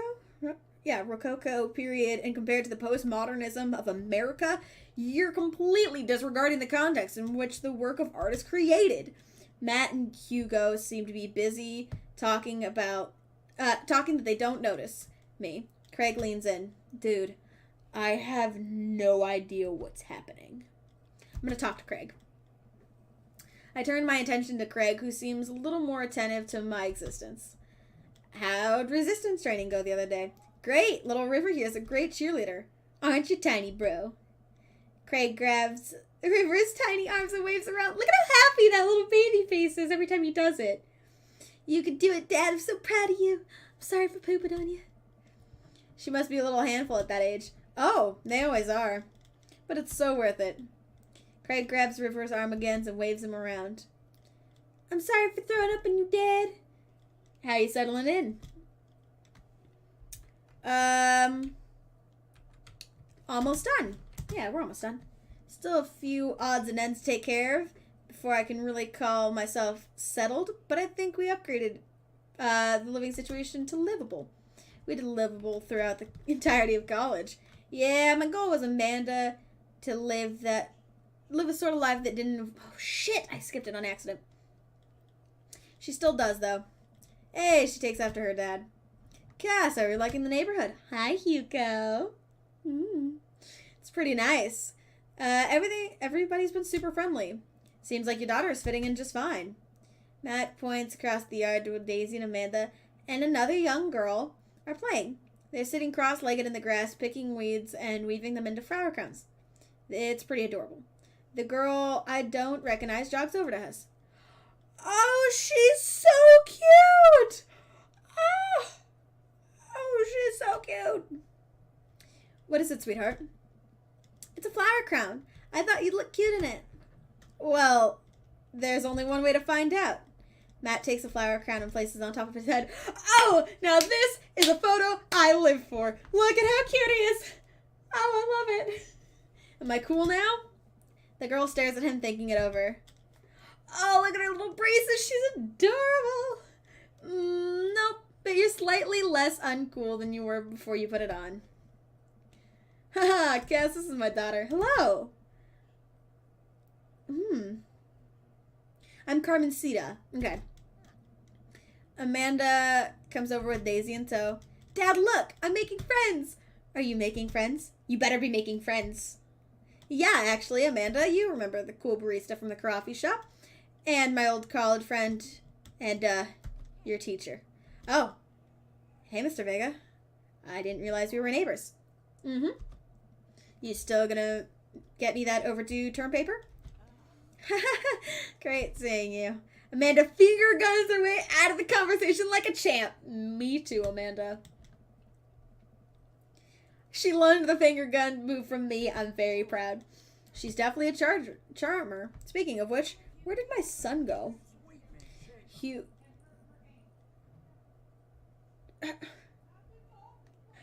Was that Ray? That's Ray Navarez who just said Sweet Manchango. I know it because it's one of his Twitch alert sounds. I didn't realize.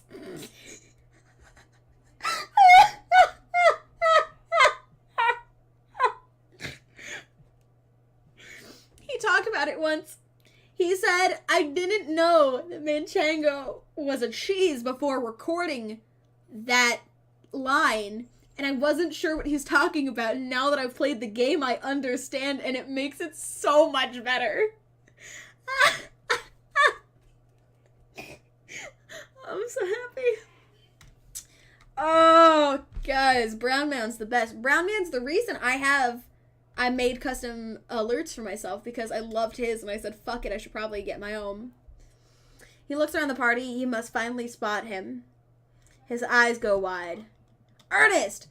Ernest Hemingway Vega, are you smoking? Ernest is holding a lit cigarette. Nope. I see Ernest across the way. He casually takes a long drag of the cigarette and flicks it into the gutter. Oh, God! What a dick! Unbelievable, excuse me. Hugo marches over to Ernest and I turn my attention to Matt and Craig. Kids, right? Man, I do not envy Hugo. The last barbecue we had, Ernest tried to shove a sparkler down Joseph's pants, nearly burned down half the yard. And the barbecue before that, he actually burned down half the yard. And then it spread onto my lawn and burned down half of my yard too. Oh, look at this fucking kid! Look at this kid! Damn! This is what happens when you give your kids cool names. They fucking rebel. Ugh. Hugo walks back over to us, practically dragging Ernest behind him. Hey everybody, sorry about that. Cass, this is my son Ernest. Hello. Ernest looks away, sulking, his hands shoved deep into his pockets. Hugo nudges him impatiently. Hey. Nice to meet you, Ernest. What grade are you in? Doesn't matter. Ernest! Okay, I'm an 8th grader. God, are you happy now? I'm sure you were just dying to know. Yeah. Good for you. Can I go now? I'm tired of talking to old dudes who blame my generation for the failing economy. Damn! Ouch! Ah, so true, but goddamn. Ernest. Oh, yeah, because I'm totally embarrassing you. Ernest puts earbuds in and storms off to stand in the corner. Well, that was certainly something. He seems nice. Hugo puts his head in his hands and sighs. I'm so sorry. He's having a really rough time. As much as I want to be the cool dad, I have to be an authoritative dad, and he clearly resents me for it. I mean, I think dad and teacher, that's about as authoritarian as you can get. Honestly, are any of us cool dads? Is it even possible to be a cool dad? It is not possible to be a cool parent. I'm sorry. No matter how much you want it to be.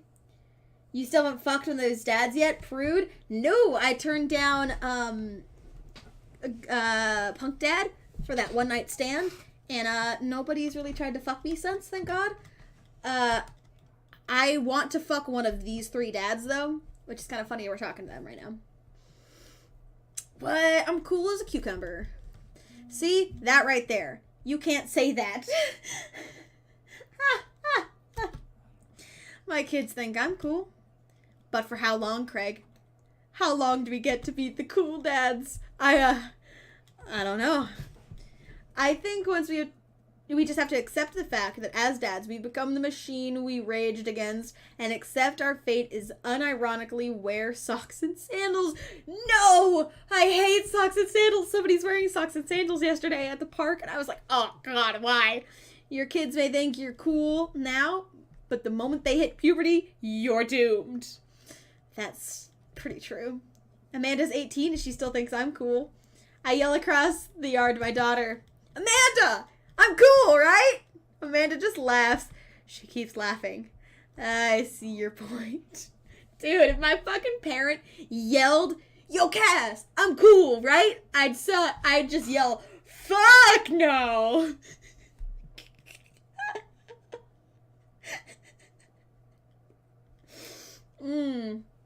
Oh, good times.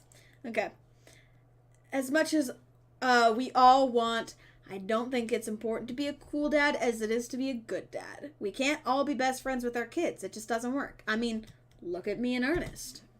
Our job as parents is to make sure our kids turn out okay. Yeah, you're right. But it'd be nice to have it both ways.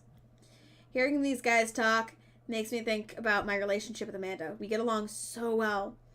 But there might come a time where it won't be like that. Is college when it happens? Don't let us eat up your time, Cass. Go meet the other people around in the neighborhood. It is possible to be best friends with your kid, and that's all right. I'm not best friends with even my parents because we're just very different. That's possible. Do I want to talk to Joseph? No, we're gonna eat. I don't like Joseph or Damien, so we're just gonna eat. And without further ado, let's work some magic. Joseph closes his eyes, takes a deep breath, and gets to work. With the greatest of ease, he sets patties on the grills, flourishing as he flips the spatula in the air. It's easily some of the best grill work I've ever seen. You guys think it's my first time in front of a grill? He's working faster now, effortlessly tossing cheese into patties and perfectly grilling onions on the side, one after another. The dads take notice and the crowd around Joseph and admire his masterful technique. You probably didn't know this, Cass, but Joseph's known here for his grillmanship. He's ungrillable. I've tried to get on his level, but I can't catch up. Let us keep studying. He is a rare quality to him. Mustard, we keep talking about this. Can't we just appreciate the artist? I've never seen him make a mistake. Oh, we need to stop. This is getting too cheesy. Please stop. That is the most amount of like grill-based puns I've seen in under a minute. All the children are starting to boo the glorious displays of pun in unison. I love puns. I hate when people don't like puns. Puns are great. All right, guys. The food's ready. Please form an orderly barbecue. Amanda groans. We all grab our food and hang out, enjoying perfectly cooked cheeseburgers. That's great. Wasn't it beautiful, though? It was beautiful. I loved it. I love the dad puns. Man, it's so wild how all of the dads live in the same cul-de-sac. Kind of nice, isn't it? Feels like there's a real community here. Totally helps that when you're a single dad trying to raise a kid. We're happy to have you here, man. I think you're gonna like this neighborhood a lot. Plus, Amanda seems to be getting along with all the kids. If she decides to get into babysitting game, she'll really make a killing. Hey, why don't you add us all on Dad Book? Dad Book? Yeah, it's a great social networking. For dads to keep in touch with each other, we're all on it. So if you ever need to reach out to anyone, it's the simplest way to do it. Guys, I get Dad Book? Oh God, it just makes me want to be a really cool dad in real life, man. I want to be a dad. I'm just an old-fashioned dad. Social media goes over my head sometimes. Don't worry, Pops. I'll help you figure it out. I just want to be a cool dad. The rest of the barbecue goes smoothly. We all trade stories and drink beer as our kids play in the lawn. Amanda breaks up a fight between Carmencita and those weird twins. I think they wanted her soul. Yikes. Oh, I got an achievement. Welcome to the neighborhood. Sweet. Complete chapter 1. Sweet. Oh, shit. Go. How do I close it? There we go. Okay. Amanda and I walk back to our place as the sun sets over the neighborhood. I didn't know this was done in chapters. Cool. Pretty fun party, don't you think? I felt like I was social networking. I wish I could have been playing. I mean, I got a burger in me. That's good. Sweetie, if I can impart any sort of wisdom upon you right now, and not that this was a bad situation, but if you're ever in an uncomfortable situation, always look for a silver lining. The silver lining gets you through the other side. We ate rockin' burgers today. It was good. Amen. Well, hey, at least you've met some other cool dads. You should hit them up on Dad Book. Maybe I will if I ever figure out how social media works. I have a good feeling about this place. Me too, Dad.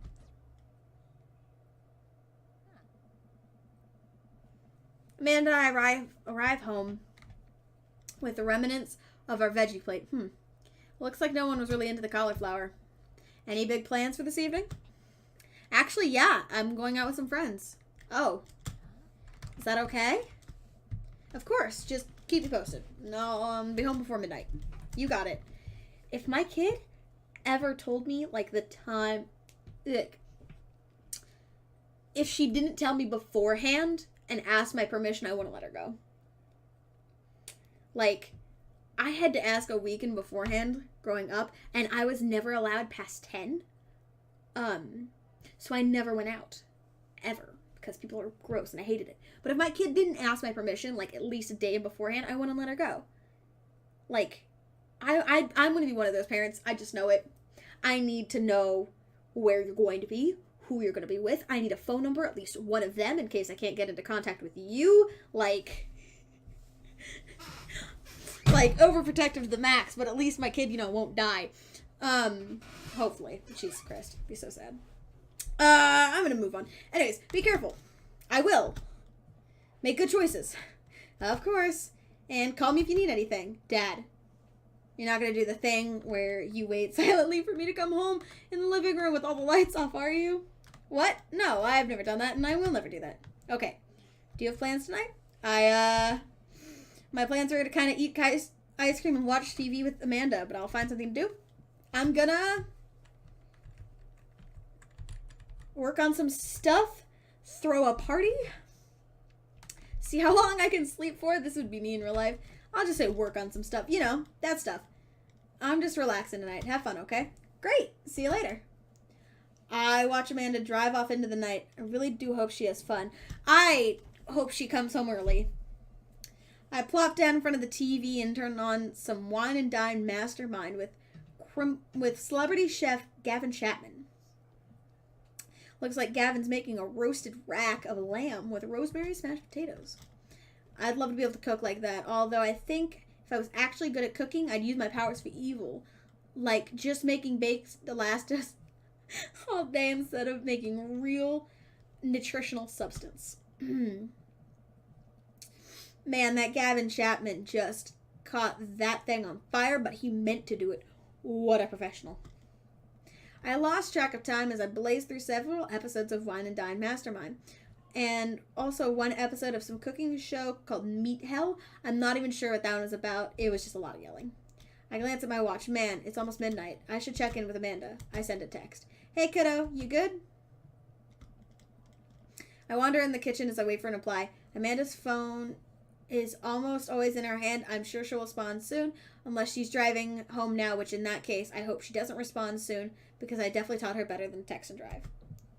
I reach the freezer and grab an ice cream sandwich. It's a little late for this, but I have earned it after a long day of socializing.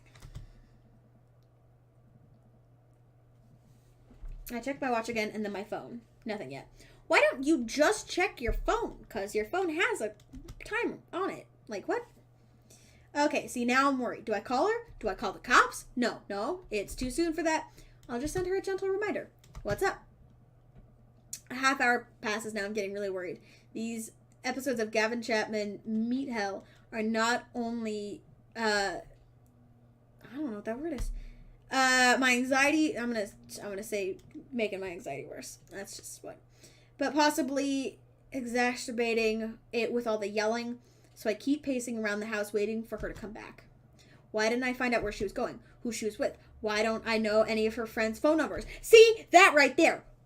Where's she going? Who is she with? Friend phone number. I fucking called it! What's up? What's up, Vesper? How you doing? Why don't I know any of her friends' full names? Who is Emma P? I decided to send her another text. Amanda, please text me and let me know you're okay. I can't help but with all of the awful things that could happen to her. Oh, thank God. It's her. Amanda opens the door and shuffles in. Finally, she's back home. I'm glad she's okay. It's at least 1. Why didn't she text us yet? Hi. Dude. I made custom alerts for like all my Twitch alerts, and 2 of them are pictures of Smiles flipping off Vesper. I really wanted to take part of that Twitch clip from your stream when I blew everybody up with the access denied again, but I couldn't find a perfect soundbite where it didn't have a million other people laughing over it. I was really sad. No, yes. Yes. It's beautiful. I was really sad, though. I was really hoping I could get a soundbite of... I really wanted... Because you said, and there's Cass obliterating everybody. I really wanted that. I just... It's such an accurate, like, depiction of just who I am as a human being, and I feel like it would have been useful. Oh, God. Should mute it and place the sound of an RPG over it? Yeah, maybe. Maybe. I thought about it. Anyways. We can record that? Yeah, we can. It would be phenomenal? Yeah, probably. Yeah. I mean, anything where I get to blow everybody up is phenomenal, so. I'm the best dad. I'm playing the best dad right now. It's great. I'm gonna bone all the dads. All the hot dads. It's great. Oh, but I have to kick my daughter's ass for being late getting home and not texting me. Got it. Anyway, so. Sweetie, thank God you're safe. Yep. But now that I know she's okay, I'm really mad. Why didn't you answer my text? Amanda pulls her phone out of her pocket. Oh, whoops. Guess I didn't see those. She starts to walk to her room. Amanda Ann. Whoa, we're pulling out the middle name now? Amanda, you came home an hour and a half after your curfew. You didn't respond to any of my texts. You really freaked me out. I was about to call the cops. Dad, you're seriously overreacting. You're not going to be like this when I go off to school, are you? I have a right to be concerned. You're my only daughter. Well, I can't give you a play-by-play of everything I do all the time. I'm 18. You shouldn't even be giving me a curfew in the first place. I sit down on the couch and put my head in my hands. I feel very tired all of a sudden. You really scared me. Just don't do that again. I'd be kicking her ass. I don't give a shit if you live in my house. You live with my rules. The rule was midnight. She came home at 1:30 and didn't text us. Fuck her. God. I'd be furious. Oh my God. Alright. I'm gonna go to bed now. I want to strangle this kid right now. Beat her ass? I would. I would if that was an option. If beat her ass was an option, I would. Just fucking wait for her to go in her room and lock the door from the outside. You're gonna stay in there for 100 years! Baby, you'll learn your lesson! I'll just build a tower for her. And never let her leave. Have fun going to school now, nerd! Maybe I wouldn't go that far. Amanda closes the door to her room and I head to mine. Jeez. As I'm falling asleep, one thing she said kept echoing in my mind. You're not going to be like this when I go off to school, are you? Put her in the nunnery? Yeah! I'll just send her to, like, a convent. It'd be great. I definitely didn't sleep well last night.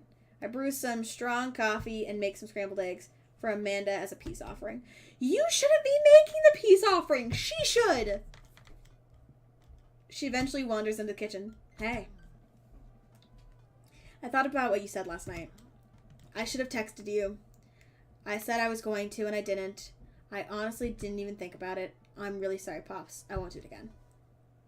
Well, we do trust her to make good choices. And we shouldn't apologize because we had the right to freak out. And I also thought about it. I'll give you your space from here on out. I gotta trust that you can take care of yourself. Team Plaza? Team Plaza. That's their last name, by the way. My dad is Cass Plaza, so yeah, team us. Amanda gives me a hug. Want some eggs? You know? You know it. Sprinkle some cheese on them. Already did? Bless you. Amanda scarfs down the eggs in the time it takes me to wash the pan.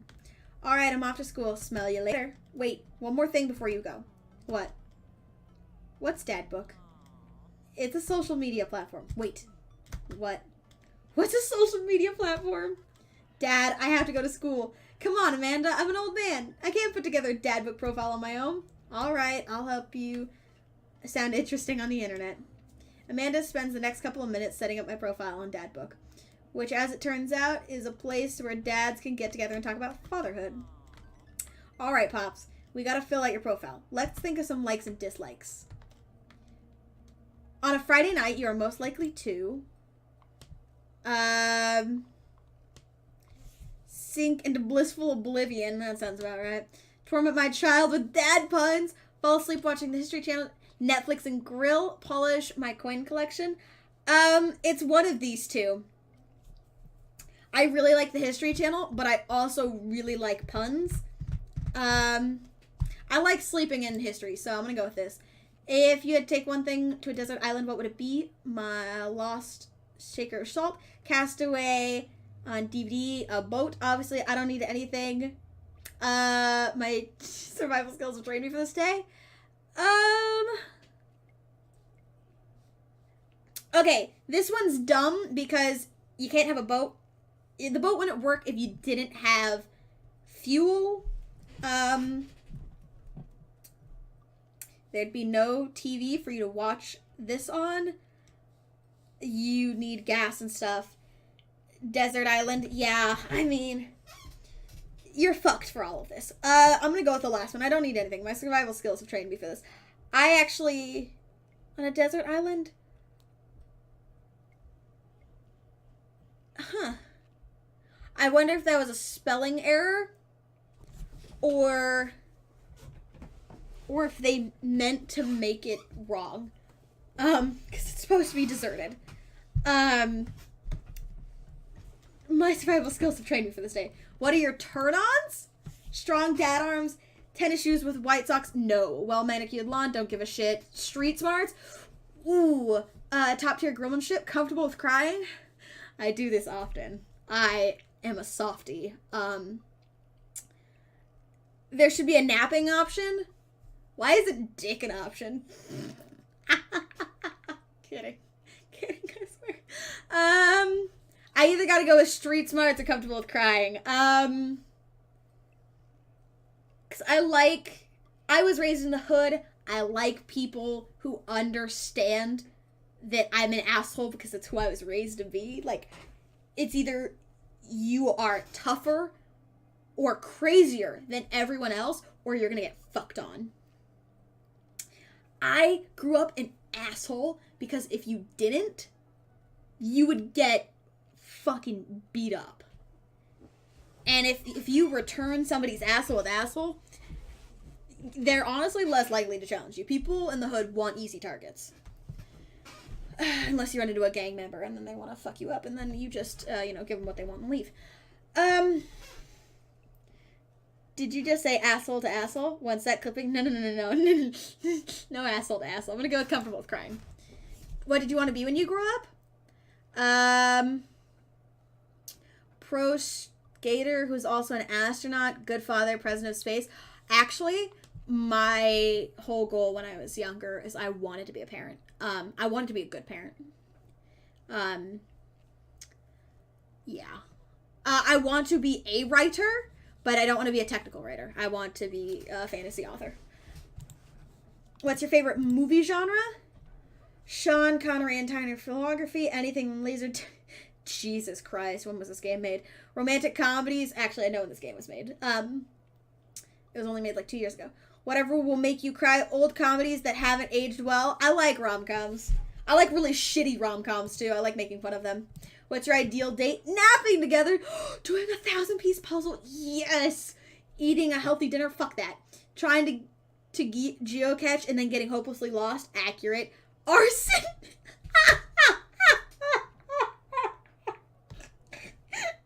That sounds like something Casey and I would write. Casey is an old friend of mine. I gotta go and doing a 1,000-piece puzzle because that's... Oh, but I love napping. Oh, God. I keep getting torn between two and it's not great. I gotta go with doing a 1,000-piece puzzle. What do you never leave home without? A sensible cardigan, my sick vape, my book of word jumbles and a pen, a crippling low self-esteem.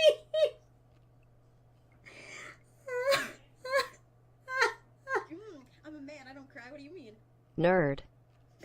What's up, Dank? I'm a man, I don't cry. What do you mean? Oh God. That last one is, I frequently forget my phone keys and wallet at home sometimes. That's me my entire life. Okay. I gotta go with my crippling low self-esteem because it's just accurate and it hurts. I spend a lot of time thinking about Dank resubbing for that beautiful 4 months. Mwah. I'm constantly thinking about conspiracy theories, how proud I am of my child. Potential of end of world, really accurate. If I'll ever be able to love myself as much as I love my grill. When I can get my next cup of coffee, I gotta go with potential ends of the world because that's something I really do often. That and conspiracy theories. Actually, I may have to go with conspiracy theories because I think I do that one slightly more. Because, like, how the world will end is obviously, it's your own theory, but I gotta go with conspiracy theories. I'm such a conspiracy theorist, but I don't think any of it's real. I just really like the possibility. See, that wasn't so bad. Yeah, it was actually kind of fun. I could totally spend all day on here just looking at people's profiles. You should message one of them, or more than one. All of these dads seem pretty interesting. Okay. I promise I'll make some friends. Amanda gives me a hug. Go get him, Dad. Oh, no. You've got dads. Hey, Cass, it's me, your dear old friend, way back in the day, Dad Manda. Oh, God. I'm delighted to see you've signed up for Dad Book. They've recently added this exciting new messenger service to find yourself receiving message from dads like myself. Take care not to miss them. We're going to message Craig since he's my favorite dad and I want to bang him. Let's see what he likes. Okay. Craig Kahn. Dad of 3, business entrepreneur, and fitness enthusiast. Juggling work, family, and fitness. It's a tough gig, but somebody's got to do it. On a Friday night, you're most likely to get one last good cardio session in. if you had to have one of these on, I'm going to say deserted island because that's what it's supposed to be. What would it be? Box of energy bars. What are your turn-ons? Wow. A sub 6-minute mile? Jesus, I would never turn him on. Big yikes. Actually, my fastest was a 7. Never mind. What did you want to be when you grew up? A beer pong world champion? Probably accurate. What's your favorite movie genre? Buddy cop films? Why wasn't that an option for me? That's so accurate. What's your ideal date? Scaling a huge, dangerous mountain for fun? I would do that. I love adrenaline. What do you never leave home without? An extra tube of lube. That's just lube. I spend a lot of time thinking about my mile time used to be so good. What happened? Have I peaked? You gotta message Craig. I want to see what Craig is doing. That beautiful man. I wonder what Craig's up to today. I navigate to Craig's dad book and type out a message. Hey, bro. Or should I say neighbor? Let's catch up like the old times. A couple of moments pass before I hear a ding on the computer. It's a message from Craig. That was quick. Bro, my man. Let's definitely hang out soon. Might be a little different from our old weekend long benders, but it'll still be fun. I think for a moment, this could be a fun opportunity to see my old buddy in his new element. We exchange a couple more messages, and he logs off to prepare for the game. I should see if Amanda wants to join me. I walk over to Amanda's room and knock on the door. Yo, Amanda Panda! I open the door and find Amanda sitting cross-legged on the floor. Oh, why did her eyes look so red? Surrounded by magazines and newspaper clippings, she seems to be making some sort of art piece. ... Her eyes are a little puffy, as if she's almost been crying, right? Notice! Hey, are you alright? Oh yeah, I'm fine. Just got sad because I realized the dogs are too often killed in movies to elicit emotional reactions from the audience instead of being given the respect that they deserve. Truth. It's not right. The dogs deserve better than this. Are you sure that's all you're upset about? If there's anything, anything going on, I just want you to know that I'm here for you and I'll always be here for you. Whether you need a shoulder to cry on or a strong dad to go kick somebody's butt, I'm only a phone call away. Thanks, Popsicle. I appreciate it. Oh, she calls her dad Popsicle. I'm fine, really. I'm unconvinced, but I'll stop badgering her about it. I wouldn't. I'd keep bugging her until she told me. That's who I am. I'm sure to tell me when she's ready. What you working on? Just a collage for class. We're supposed to be making a piece that represents our goals for the future. I take a closer look at her collage. It's a lot of dogs. It's mostly dogs, yeah.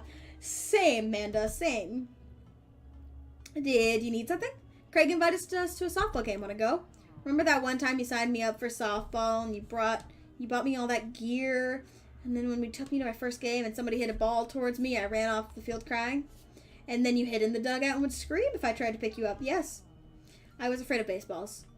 I thought you were a gigantic, sentient softball. So does that mean you don't want to go? Amanda gets up and looks me dead in the eyes, determined. I'm finally ready to face my fear head on. Let's do this. Amanda and I make the short drive out to the local softball field. For our kids' softball game, it's pretty packed. We clamber up to the bleachers and take our seats in the top row. I don't see Craig anywhere. So when do the kids start crying and running off the field? You know what? You know that your relationship with softball is different from everyone else's relationship with softball, right? I did softball for 8 years. It was great. I loved it. I was really good. And then I got a crippling fear of being hit in the face. Fun fact.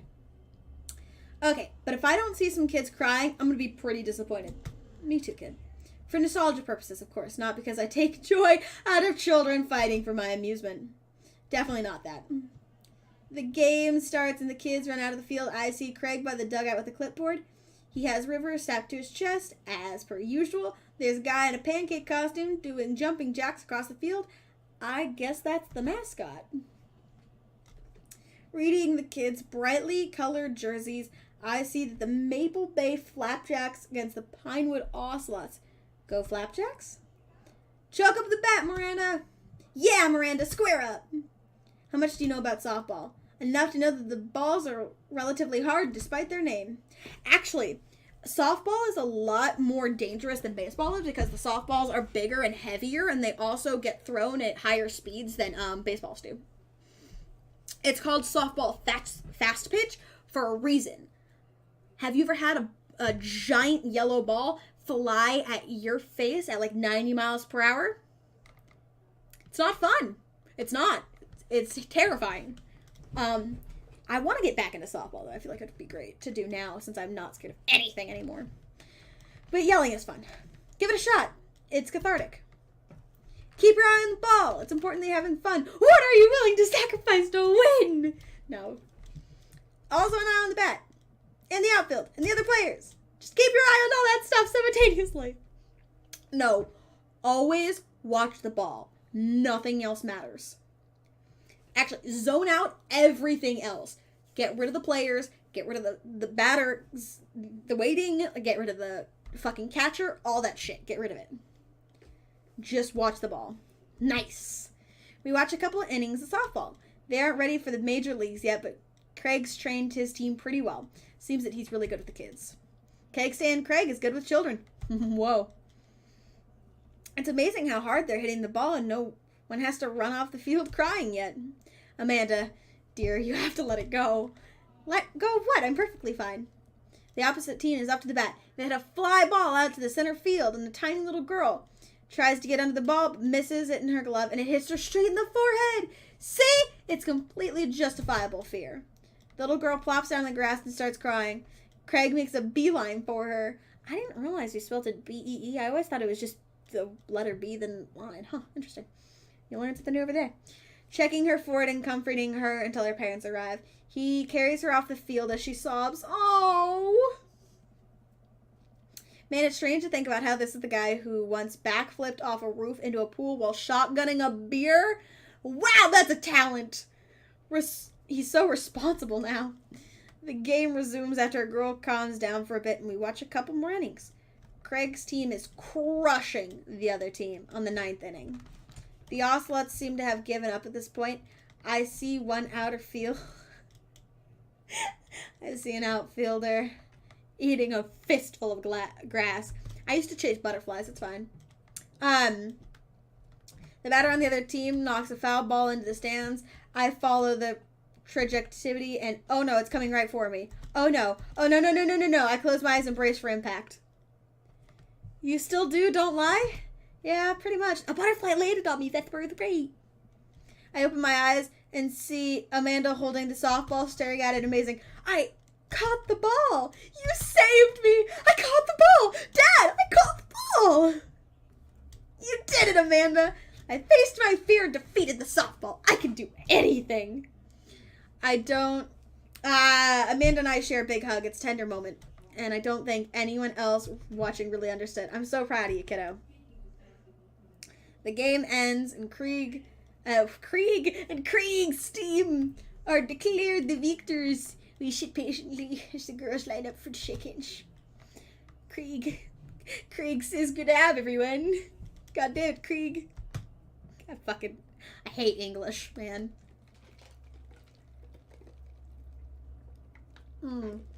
Okay. Oof. Can't believe we called him Krieg. He's like his fucking WoW character or something. It's Krieg, the overworld. He looks like Yakuza? No, he doesn't. What is with everybody in Yakuza right now? I keep hearing about the fucking Yakuza. I don't know what's happening.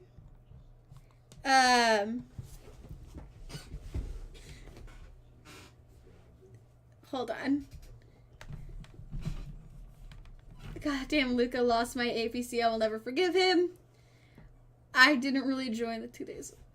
7 RPGs sought, 13 Molotovs, 2 critical engine failures, multiple gunshots, 2 banks successfully stopped, 3 operators, 19 hours in operations, and then Cass melted an entire city block unintentionally. It was.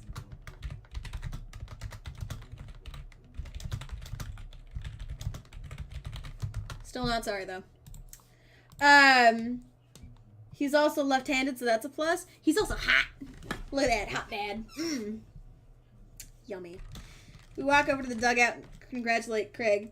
who's talking with some of the parents. Craig! Great work, man. Thanks. You've been working so hard all season. It's great to see it paying off. So proud of my girls. Speaking of which, have you met Briar and Hazel? Oh, look at his cute kids! Oh, look at how awesome they are!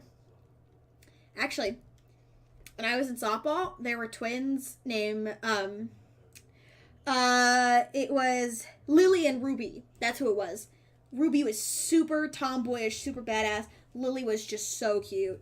They were awesome. I loved them. They were two of our best players. Ruby was the catcher and Lily was a pitcher, and they were great together. Hello. Hey, killer playing out there. Yeah, you guys rule. Thank you. You guys are twins, huh? So which one is you with the evil one? Hazel. Yeah, it's me. Nice. Good looking out. Do you guys ever pretend to be each other? I don't have a twin, but I think I did. If I did, I'd be doing it constantly.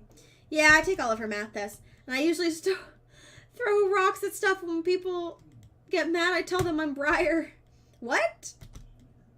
We will talk about that later. Cass, bro, I got a couple more things to clear up, and then we can hang out. Sounds good. Just then, one of the moms jumps into our conversation. Not so fast. We have to celebrate our win, Craig. I'm taking the whole team out to get pizza. Oh, I don't know if I can. Nonsense. The girls won. What sort of celebration could we have without our fearless leader? Oh, God. Huh. She lays her hand on his shoulder, gives him the goo-goo eyes. Man, this mom is laying it on thick. Amanda and I share a look. All right. Is it cool if my bro comes along? The mom looks slightly out, but covers it up with a smile. Of course. Challenge her to a fight? I fucking will. I will fight her for the honor of Craig. Where are we going? Thirsty's Pizza? What? It's a real place. An endless stream of girls clad in softball gear pile out in a minivan in a local pizza buffet, which is actually called Thirsty's Pizza. Amanda and I trail behind them with Craig. Reminds me of all the awful pizza we got into our bodies in the back of the day. Remember how we used to just fold whole pies in half and put taco filling inside? Pizza tacos? Could never forget? What? How did we survive college? Our bodies were younger back then, more elastic, more able to handle the toxic waste we put inside of us. Damn. Good old days. The kids run around playing arcade games and eating greasy food. Amanda and I jump on a couple of slices of mediocre pizza. Hey, give me a pizza. Give me a piece of that? Ha ha ha. Pizza taco or taco pizza? I don't know, man. No, absolutely not. I'm just kidding. I'm strictly salad. Thanks for addressing the issue, Amanda. Dad. A different mom walks up to us talking to Craig as if we weren't even there. Craig, thank you so much for looking after our kids. My daughter tells me every day about how great you are. I'm happy to look after them. Definitely helps that I have kids of my own. It's been so hard since Daniel left. I'm glad to know that my children have a strong male model in their lives. Amanda and I look at each other again. Craig gets it from all angles, huh? Look at him. He's a ripped, hot Asian dad. Why wouldn't he? Look at him. Look at him. Beautiful. He even got like the weird like stripe through the eyebrow. I don't understand, but it's also super cool. Like what? I'm not surprised. Craig smiles sheepishly. Thank you so much, dude. He does not like it. He does not like all the moms sitting on him.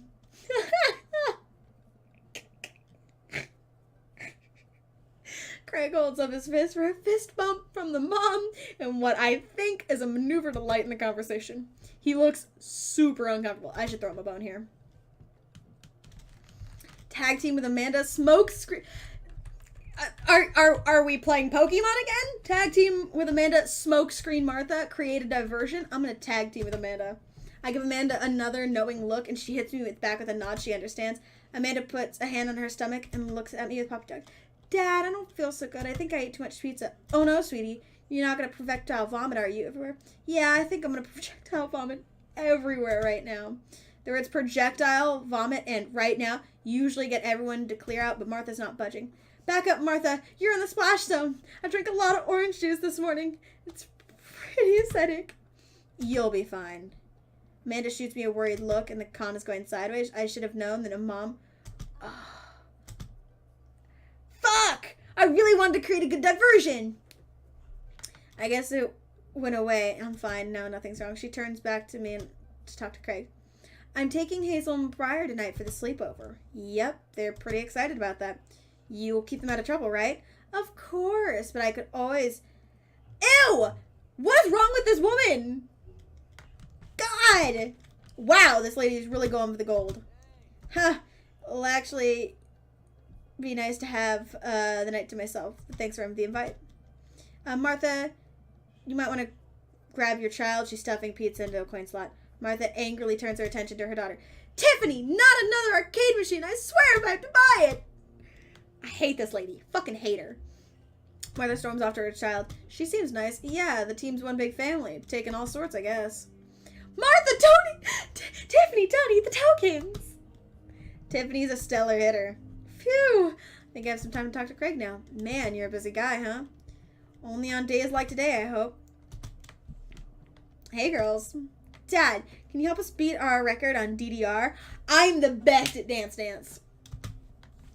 You told Ariana's dad that you could destroy him in a dance mat.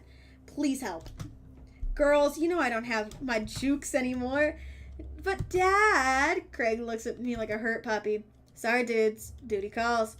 We'll catch up in a bit, I promise. It's all good, buddy. Not the best at Twitch things, though? Okay. I will actually fight the next person who makes a Twitch sing joke who isn't Kane. I'm issuing it right now for you fucks to hear. That is an admin only joke. If the rest of you do it, I will fight you. Grr. I'm sensitive. I have feelings. I still have anxiety about that stream. Heck off. Fight all of you. Craig runs off with his daughters. I'm left alone with mine. Man, I was really hoping to hang out with Craig more today, but it seems like he's getting dragged in every direction. Just definitely wasn't like this in college. I feel like it might be a third wheel here. There's worse place than our...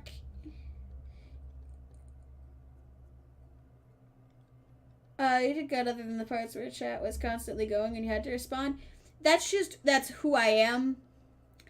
I like responding to chat. A lot of Twitch singers don't respond to chat and I don't give a shit. I put chat first. And plus, if I'm fucking up in a song, responding to chat makes me feel better. So, I just, I'm very self-conscious about how I sing. I'm a great singer on my own, but I'm not great at sticking to songs. I used to do concerts for my school, and I refuse to have the music on the backwards because I embellish, and it's hard for me to keep with it. So that was it was stressful, and it wasn't for me, and I figured that out. It just shit happens, and I just really don't want it to be a joke because I fucking hate it. But it's whatever. There's worse places than an arcade to be left alone with your devices. You're right. Want to drop some coin on pinball? You know it. Amanda and I pull up to a machine that's feeling pretty hot and get to work. I'm a little rusty, but the pinball wizard within me will never die. I pull out a decent score and then challenge Amanda to top mine. And immediately she gets a multi-ball. It looks like she takes after her father. You're pretty good. Don't patronize me. Hey, just trying to pay a compliment. She shushes me. She's in her zone. She fights valiantly, racking up points by the millions. She gets this close to beating my score. I feel honored to be able to watch. You're friends with Craig, right? Janet from earlier walks up and leans on the pinball machine. Yeah, we went to college together. Please don't lean on my thing. Huh. So interesting. Do you know if he's, available? Honestly, I don't know if I could say. Seriously, you're gonna make it tilt. Because it seems like so much work to watch after his own kids. Don't you think it'd be great if he... Lady, I swear to God. All of a sudden, a buzzer sound and the game is over. Janet made the pinball machine tilt. You stone harpy! What? I said I have to go over there now and put my pizza in my mouth so I don't say anything to hurt your feeling. Amanda. Bro. What's going on? Now's our chance. If we don't get out of here, we'll be stuck for the rest of the night. I wrangle Amanda to say some quick goodbyes to Craig. We head out for the pizza, finally. Amanda promises me that she'll keep on the couch. Can you guys hear the fucking TV in the living room? Because if you can, I'm going to go kill them. It is so loud. If I can hear it with my noise-canceling headphones, it's bad. Anyways, Amanda says she will keep the couch warm for me and heads home. Hope you didn't mind me dragging you out here, bro. Oh, you know what I just realized? Hold on. I need to shrink my vest a little bit because it's clipping into Homeboy's head. There we go. It was like in his head. If it's on his ear, it's whatever. It was literally in his head. Hope you don't mind me bringing you back here, bro. Not at all, dude. It's good to finally get you all to myself for a minute. River burps. Well, almost to myself. Hold up. He walks over to the trunk of his car and pulls out 2 gloves and a softball. Care for some catch? This might be less of catch and more of you throwing the ball and me running to it after it, but sure. We stand in the middle of the empty baseball diamond and start tossing the ball back and forth. I have a cooler in my car that we could grab, but there's only juice boxes in there. Man, fatherhood is strange. You're telling me. I can't believe I look back at my kickstand Craig days and just reminiscing about it. Those were good times. I didn't know anyone else who could pull off the rare horizontal Craig's kickstand. Wow, that's a weird one. It was a defeat of discipline, bro, trust me. I haven't properly hung out with Craig in a long time. I don't even know where to begin. Ask about the business. So, you run a business now? Yep, we sell fitness gears, imports, exports mostly, but we're coming up with our own line of athleisure wear soon. I nod. I mostly use my sweatpants for watching TV and not, sweating. Sounds like he'd make a killing. If you ever need athletic gear, I've got your back. You could sponsor me. I'll rep your athleisure wear brand while I mow my lawn. That's a glamorous lifestyle we're catering to, yes. Ask about the kids. I like the kids more. I can't believe you're a father of 3. Neither can I. You know me. I'm an indecisive person. You switched your major 4 times. Yeah, and I had no idea what I wanted to do with my life. But raising kids. When Briar and Hazel were born, it finally all made sense. It was like all the time I'd spent trying to figure things out led to them. I couldn't be happier about it. I don't think I've ever cared about anything as much as I care about them. I had the exact feeling when Amanda was born. It was the best feeling to ever happen to me. It could be the only thing that ever happened to me. And I would still be proud of the life I lived. Aww. So, softball coach, the life you wanted? Or was it the life thrusted upon you? Huh. I'll admit I was hesitant at first, but Brazel and Hire... Brazel? Brazel and Hire! I fucking switched their names up on accident. Briar and Hazel had so much energy that when we'd get them into sports, but no one was there to run the team. The more I did, the more I saw how much it meant to the girls. I'm worried they'd be alright if I quit. I'd be afraid of a bunch of tiny children with metal bats. They're quick and they work as a team. I've trained them well. They take you down like a pack of velociraptors on a T-Rex? Exactly. It's nice out here. It's quiet. Must be good to get away from the softball monster a bit, huh? Christ, Janet. Yeah, that was a lot. Are they always like that? Actually, this wasn't nearly as bad. Yikes. Big yikes, guys. I'm just so not interested. Well, what are you interested in? Peace and quiet. That's hot. Hot silence. My ultimate sexual fantasy is sleeping in on a Saturday. But more seriously, I can't get back into dating right now. I couldn't even if I wanted to. There's no time. I feel so uncomfortable trying to introduce a stranger into my girls' lives. They've already been through so much, I can't put them through that. Buddy, I hear you. So the men sit on me all they want. But the girls are my top priority. You're doing a great job. Those kids love you. And to add to that, the whole team loves you. I think you've got this dad thing down right. Thanks, bro. Hold on. I'll be right back. I really need to turn that down a bit.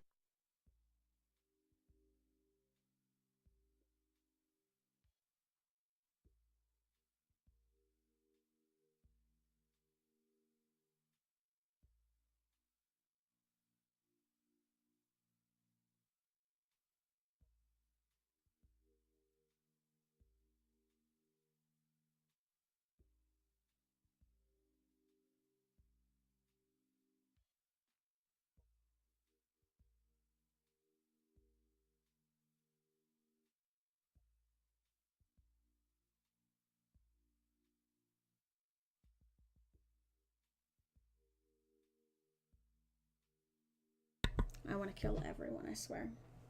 Okay. Anyways. That means a lot coming from you.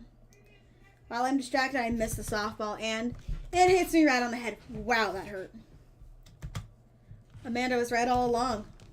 Sorry, dude. Craig runs over to me. Are you okay? Yeah, I'm fine. Wait, let me do a dad thing for a second. Craig spends a moment examining my head. It's worse than I thought. Don't tell me you have to kiss it and make it feel better. Woo! You would be so lucky. I mean, I feel like I've earned it at this point. Waiting all day to hang out with you? Well.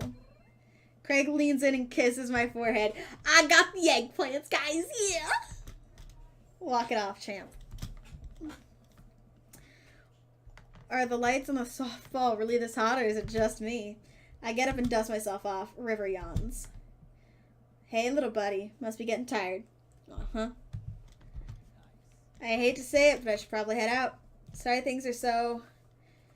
You get older. Life just kind of gets in the way, huh? We start walking back to the parking lot.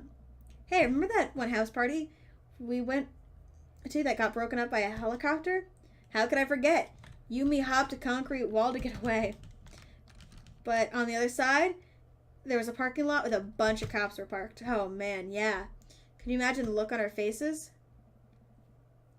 We just walked right past them like we were out for a stroll. And not knowing that we were at the party, they started joking with us about how big of a bust it was. We had talked to them for like 30 minutes. You told them you were interested in joining the academy. And then they started giving me a pointless exam. Longest 30 minutes of my life. Man, college. Good old days, right? We get back into our cars. Back to our cars. Craig pulls me in for a hug, or at least as much as he could manage with the baby in between us. Never enough time, huh? Guess not. Let me make it up to you. Let's hang out soon, yeah? Yeah, I'd like that. Yeah, do it, baby, yeah. I yawn as I walk through the door, spotting Amanda hunch over her collage glue stick in hand. Burning the midnight art oil? Figured I'd be doing something productive between episodes of Shark Hunter lip sync battles. What? Do the sharks lip sync or the Shark Hunter lip sync? Yes. I look over her shoulder at the collage. Amanda, this is some good art. Look at this good art you've made. Thanks. I'm just about done. Like before, it's still a lot of dogs. In one corner is a pile of cash. On the other, Amanda, is that me? Yep, the whole thing's about my goal for the future. And those are basically just to sit around and pile of money with my 20 dogs, also have a strong and mutually supportive relationship with my father into adulthood. Ah, that's great. Aw, now you've done it. Get ready to watch your dad cry. Here it comes. It's happening. Aw, Dad. You did this with your good art. She pats me on the back. Hey, how was your hanging out with Craig? It was super hot. Oh. We made out and stuff. Oh yeah. I wiped a tear from my eye. It was good. That Craig guy sure is busy. Yeah, dude. Softball life isn't for quitters. Also, I'm very proud of you for facing your fears today. How did it feel? On top of the world, Pops. I should start facing my fears more often. Oh yeah? How about tomorrow we hit some empty parking lots and practice, dare I say, parallel parking? Baby steps, Dad. I'll work my way up to it. Alright, I'm gonna hit the hay. Take care of the late night television for me, alright? I'll let them know you said hi. Good stuff. Or burnt. Oh, he did a date. Goofy, embarrassed child, sports, dude, coach, thirsty ass women. I got an S! Yes! I fucking killed it! Dad points, daddy points. Eee. Hot. It's hot. I'm doing my morning. Hold on, can I save? I want to save. Sweet. When I'm doing my afternoon word jumbles, I hear a mail truck pull up through the cul-de-sac. I wonder if I got any coupons today. It's such a dad thing to say. What the fuck? Did they have a professional dad to help work on this game? I think Brian helped, but I don't know if he counts. He's a ninja. Like, literally a ninja. The nice male person slides... He's also a scientist, so also doesn't count. Nice male person slides a couple of letters and a large envelope through the slot. Takes a couple of tries to get them through. Hey, my coupons. I look closer at the yellow envelope. I lightly knock on Amanda's door. She probably has headphones on. Amanda? She yells through the door, what? I have something for you. I'm kind of busy right now. Can you come back later? Okay, I just thought you'd want this big old envelope we got from HIU. Or HIA? I don't know. Immediately, Amanda pushes open the doors. Horn Institute for the Arts. Okay. I'm like, fucking... I mean, if you're busy, I can come back later. Father, please. I hand her the envelope, which she tears open with her teeth. It's probably bad for your teeth. She doesn't hear me and spits out a piece of the envelope. She opens the letter and unfolds it. And... The suspense is killing me. This is her dream school. Amanda's face is unreadable. I can't believe this. Oh, honey, it's okay if you didn't. I got in! Oh. I got in! Amanda tosses the letter aside and gives me a big hug. Congrats, sweetie. It's amazing. I'm so proud of you. She pulls away and looks at the letter again. Oh my god, I really can't believe I got in. Well, of course you got in. You're a great student. You nailed that interview. And your photography is incredible. Wait. Dad. I know this one's really expensive and it's so far away. I think for a minute, HIA was one of the more expensive schools that Amanda applied to. But she's had her heart set on it for the longest time. It'll be tough. We're gonna make it work. Yeah, gotta make it work for your kids, man. Really? Of course. Amanda hugs me again. Thanks, Dad. Okay, sweetie. We're gonna celebrate tonight. Dinner. Your choice. Wherever you want. Wherever.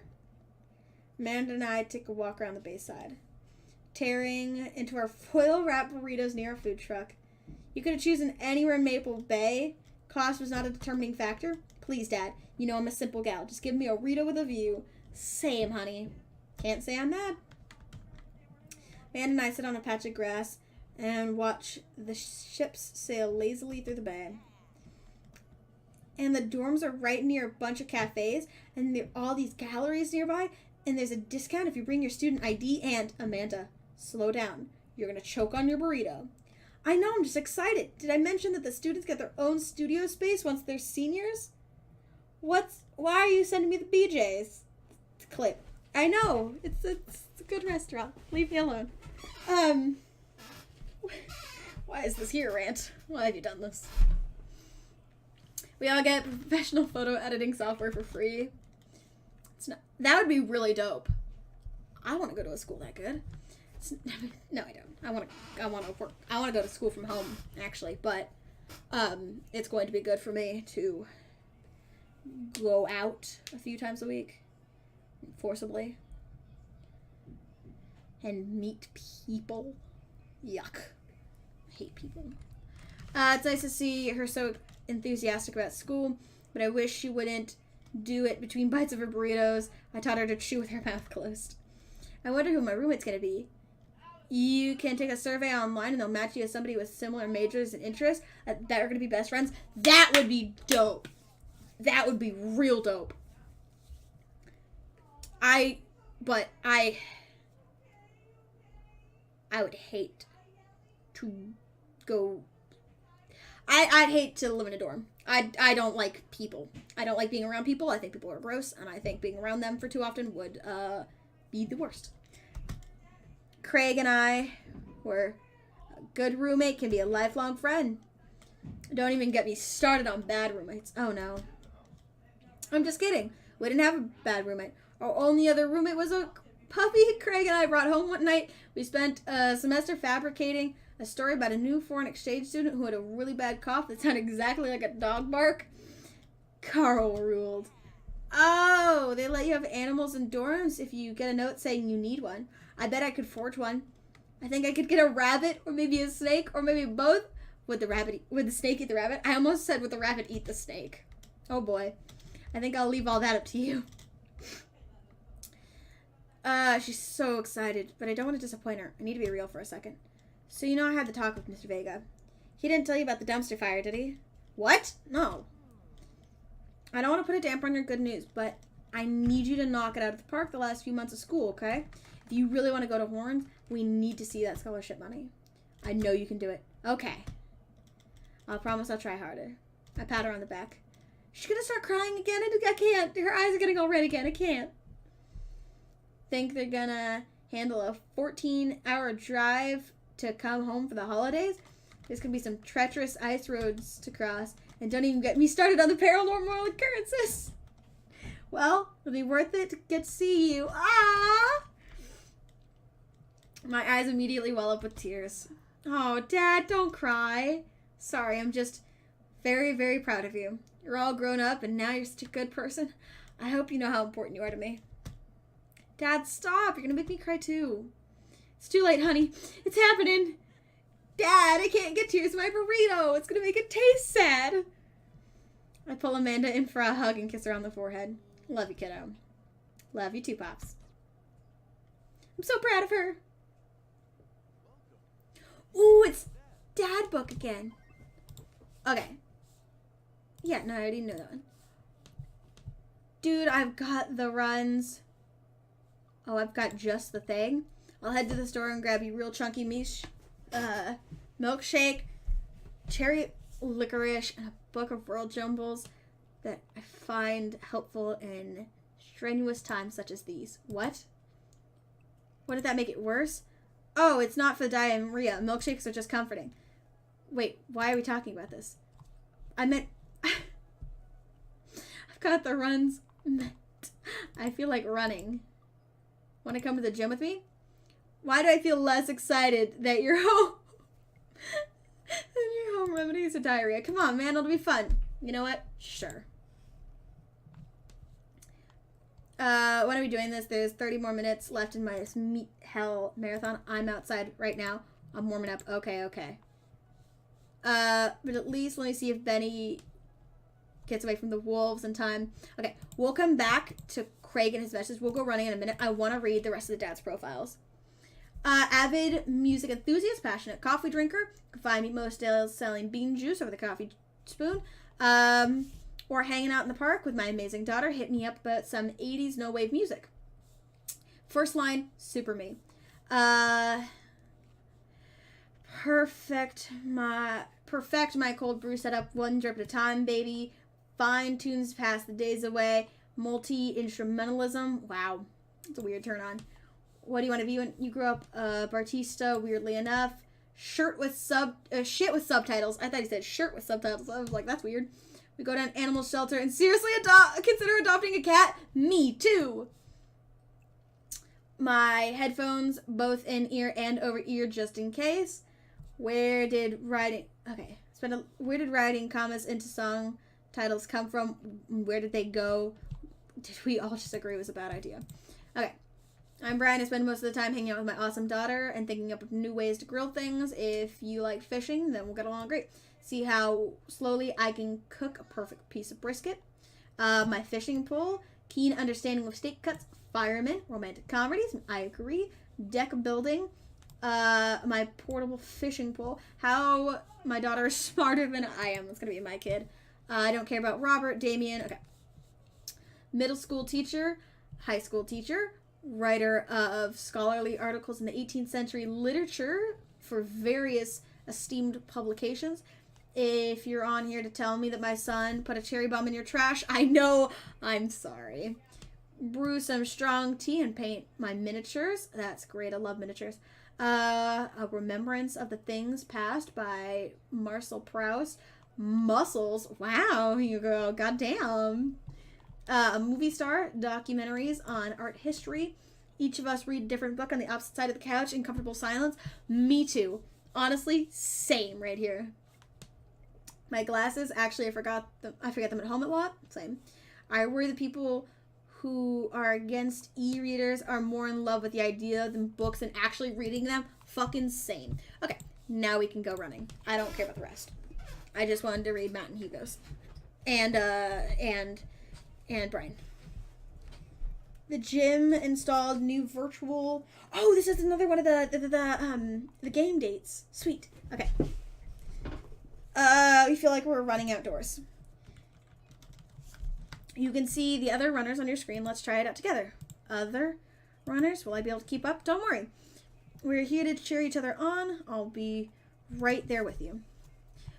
Just get a rhythm going. Keep your heart rate up, but don't overexert yourself. You'll do great. How do I... Okay. Got it. I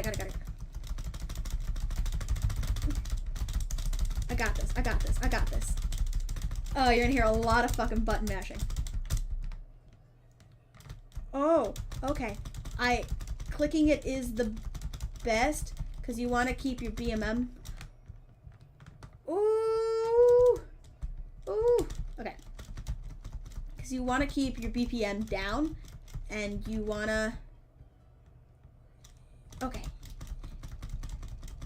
You want to keep your time up, put your BPM down, and it'll keep you running at a decent speed, I believe.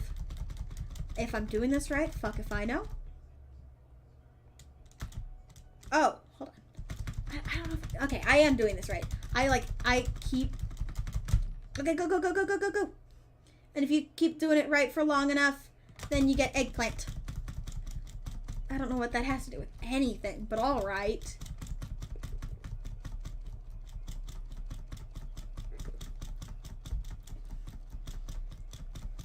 Also, are we running with Joseph? Like Joseph? Because if so, that's just weird.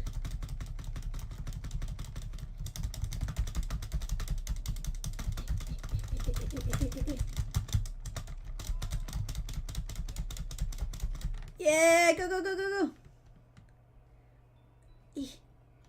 Going for a run.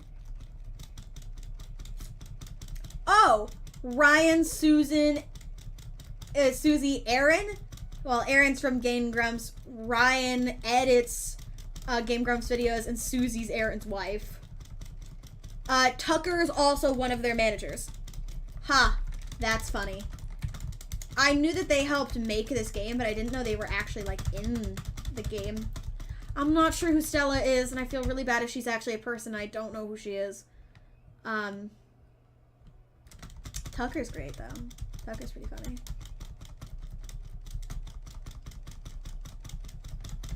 Fuck you, Stella. I want to beat her. And there's Danny! Yeah! Dance at the top with Ryan. I think I'm doing it right. I'm not sure, guys, honestly. Yeah, we're going. I'm not sure if I'm doing this right at all, but I'm trying my fucking ass off. Do it right.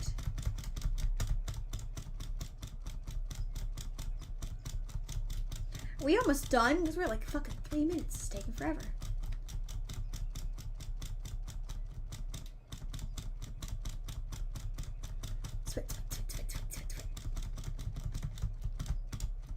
Oh, we're right here. We're right here.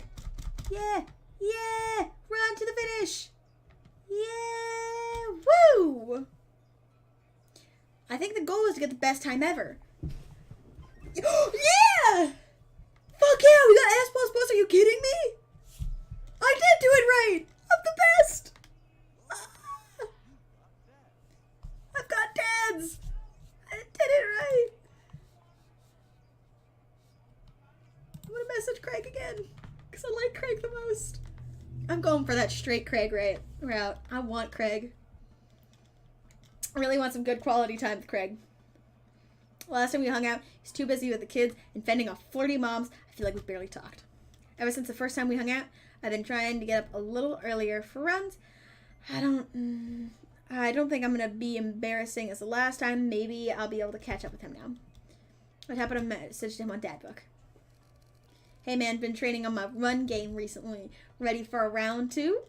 He responds almost immediately. I love when he responds immediately. Dude, of course, emojis.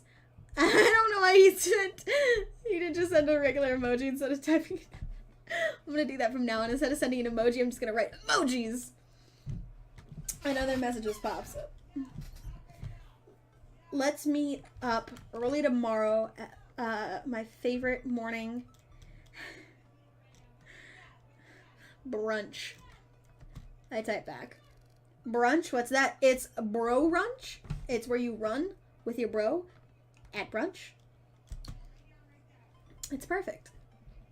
Craig and I agree a time and meet in the morning. We have a chance to spend the evening hanging out with Amanda.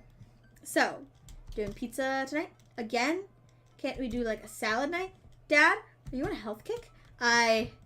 Not yet. I've formed the committee to examine the possibility of being on a health kick.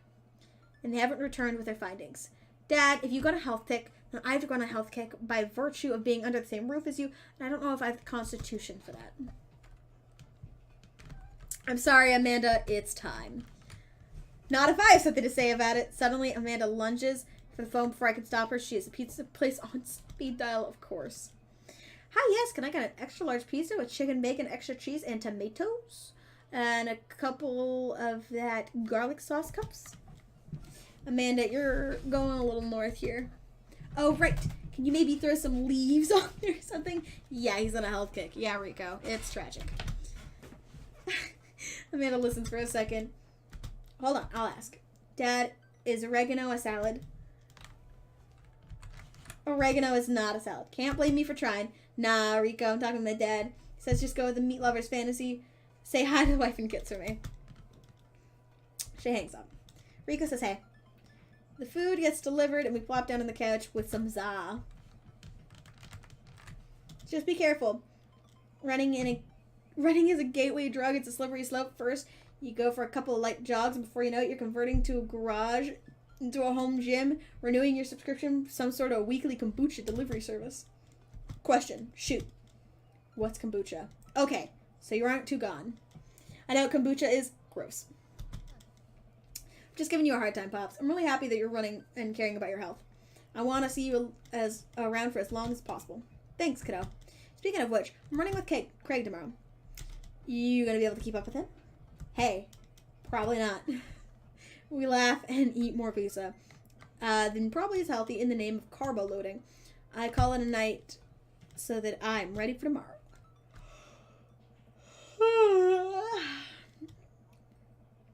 When I first started running in the mornings, it was pretty hellish. Now that I've been a few sessions in, it admittedly has become much easier. Despite it's always ending me dry heaving over a trash can. Is that what runner high is like? Just dry heaving? I lace up my tennis shoes, throw on a t-shirt from Rider Summit I went to 20 years ago, and head up.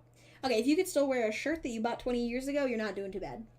And head out the door for a moderate jog. Craig is already outside with River strapped to his chest. He's dressed head to toe in color-coordinated running gear. Wow, I look like a total schlub next to him. Hey, bro! Morning, Craig. River gonna be running with us? Best she can. We're taking it to the limit, aren't we, kiddo? Goo. Oh, I know what that means. He hands her a stuffed toy, which makes her smile ear to ear. Arnold the capybara. Sometimes it's the only thing that will get her to stop crying. Oh, I've been there. Amanda had a stuffed panda that she carried with around everywhere. She'd throw a tantrum if we tried to wash it. It was gross. So you've been running lately. Every morning for 30 minutes. I'm basically an elite athlete at this point. Huh. Well, I'll try to keep up. So where are we headed? I was thinking we could do a couple laps around the park. Okay, that sounds reasonable. Then we'll do some hero climbs up slope. Okay. I can probably handle that. And then we'll close it off with a wilderness survival hike running to increase our agility. I'm suddenly struck with the overwhelming need to crawl back into bed. Sounds okay to you? I usually like to throw in some timed murder sprints in there, but I'll go easy since you're a beginner. That sounds like something I'm able to do physically? Great, let's get started. Craig and I finally arrived at the park. A few other lone joggers make their way around the perimeter, and River waves enthusiastically at everyone we pass.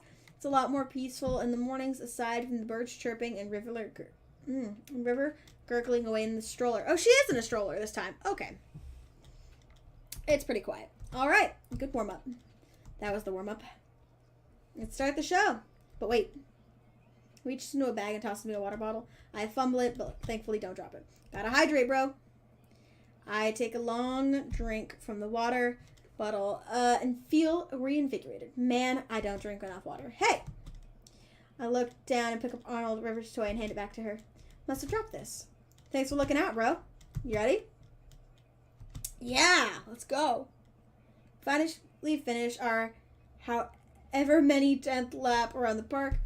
I'm breathing heavily. I can't believe I actually didn't lose Craig. He's even breathing heavily too, which makes me feel a bit better. I look down at my shirt and notice that I've been drenched in sweat. Almost looks like a frowny face. That's one. What? I'm just kidding. Good hustle out there. I'm really impressed. You're way better than last time I launched you off a treadmill. Yeah, man, you really pushed me to my limit now. Can't believe I held on. Sometimes you just need someone to be with you, to push you to do your absolute best. I'm glad I could be that guy, bro. Who's ready for hill climbs? Blap. Where's my little cheerleader? Cass, you ready? You bet. He takes me to a separate portion of the park where there's a steep hill and it seems to go forever. I strain my eyes to see some other joggers top. So what do? We run up the thing. That looks like a lot. Cass, there's 2 things you need to know about this hill. 1, don't stop running until you get to the top. 2, points to the top of the hill. That's not the top. Let's do this. Was that Danny saying I don't know? Finally reached the top of the hill after making my way past what I originally thought was the top. Once there, I hunched over onto my knees and gasped for air. My lungs feel like daggers poking my ribs. I can feel my heart in my ears. Yep. River, I'm having a moment, please. Ooh, boy. He looks like he's taken a beating as well. Ha! So he is human. Cass, put your arms over your head and stretch out your elbows. It'll keep your breathing better. I do as he says and it feels a bit better, but I'm still in agony. And here. He tosses me the water bottle again. I hydrate. Like my life depends on it. Probably does. Maybe what? Maybe what, Davey? Thanks, dude. Phenomenal work.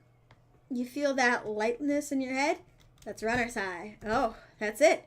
I thought I was just, dying. Maybe Danny? Well, I've already heard, Ray Navarez and Aaron, and this game was worked on by, Game Grump, so it might have been Danny. I'll Google it later. Want to take it slow for a bit? I would like that very much. As we're catching our breath, River starts crying. What's wrong, sweet pea? You want to play with Arnold? He looks around at us. Oh, boy. Man down. I think we lost Arnold. Oh, she keeps wailing. No, look at her little face. It's so sad. I've abandoned my child's toy. We gotta find him, dude. Should be simple, right? We just gotta retrace our steps. I remember having him last at the bottom of the hill. Craig and I jogged down the path, searching high and low for the stuffed capybara, which Craig takes some time to explain to me was a large rodent native to South America. I have a video of me petting a capybara and him fucking loving it. He was losing it. Like he had never been pet before. It was so cool. He was so cute. He made the weirdest little noises. We get to the place where River might have dropped it, but it's still nowhere to be found. Looks like we got a mystery on our hands. We have to get to the bottom of this. I suspect foul play. Looks like this is a prime case for the world-renowned Detective Plaza. Dude, it's time for a bro venture. A bro venture! We high-five and decide to jog back to the park and see if we can find where it leads. So it looks like there's a couple more places we can check and some bros around here that we can interrogate. Sounds good. Wait, who's good cop and who's bad cop? I think about it for a second. Well, I think that with your stature and overall resilience, you would make an intimidating bad cop. But on the other hand, you do have an adorable baby strapped to your chest, which softens the edge a little bit. It's a valid point. I think you make a good cop because your cognitive attitude and willingness to try new things. Then again, I've seen how you get when too many commercials during a show, commercial breaks during a show, so you have the potential to be a scary bad cop. I don't care, Rant. English, cognitive, I don't care. I don't care. Don't bully me, okay? It's it's whatever. That is a word I probably won't see for another, 7 bajillion years, so I'm not too worried about it. My main thing is knowing how to spell words, not pronounce them. I know how to spell everything. But pronouncing words is, it's difficult. It's cool. I don't want to have to watch Meat Hell in 3-minute segments with a 5 minutes of commercials in between, and they're loud. The commercials are too loud. I just want to watch my show in peace without people yelling at me to buy wiper fluid and stuff. Case in point. Let's play it moment by moment. Smart. So, where to, Brotective? Did we run through the woods? We went to a field. Let's go field. We wander out in grassy field at the center of the park. There isn't a whole lot to see, but you can see a few camped out in a blanket. Oh, Matt and Carmencita are here. Let's go interrogate Matt and Carmencita. Let's talk to Matt and his daughter. Carmencita spots us from across the way.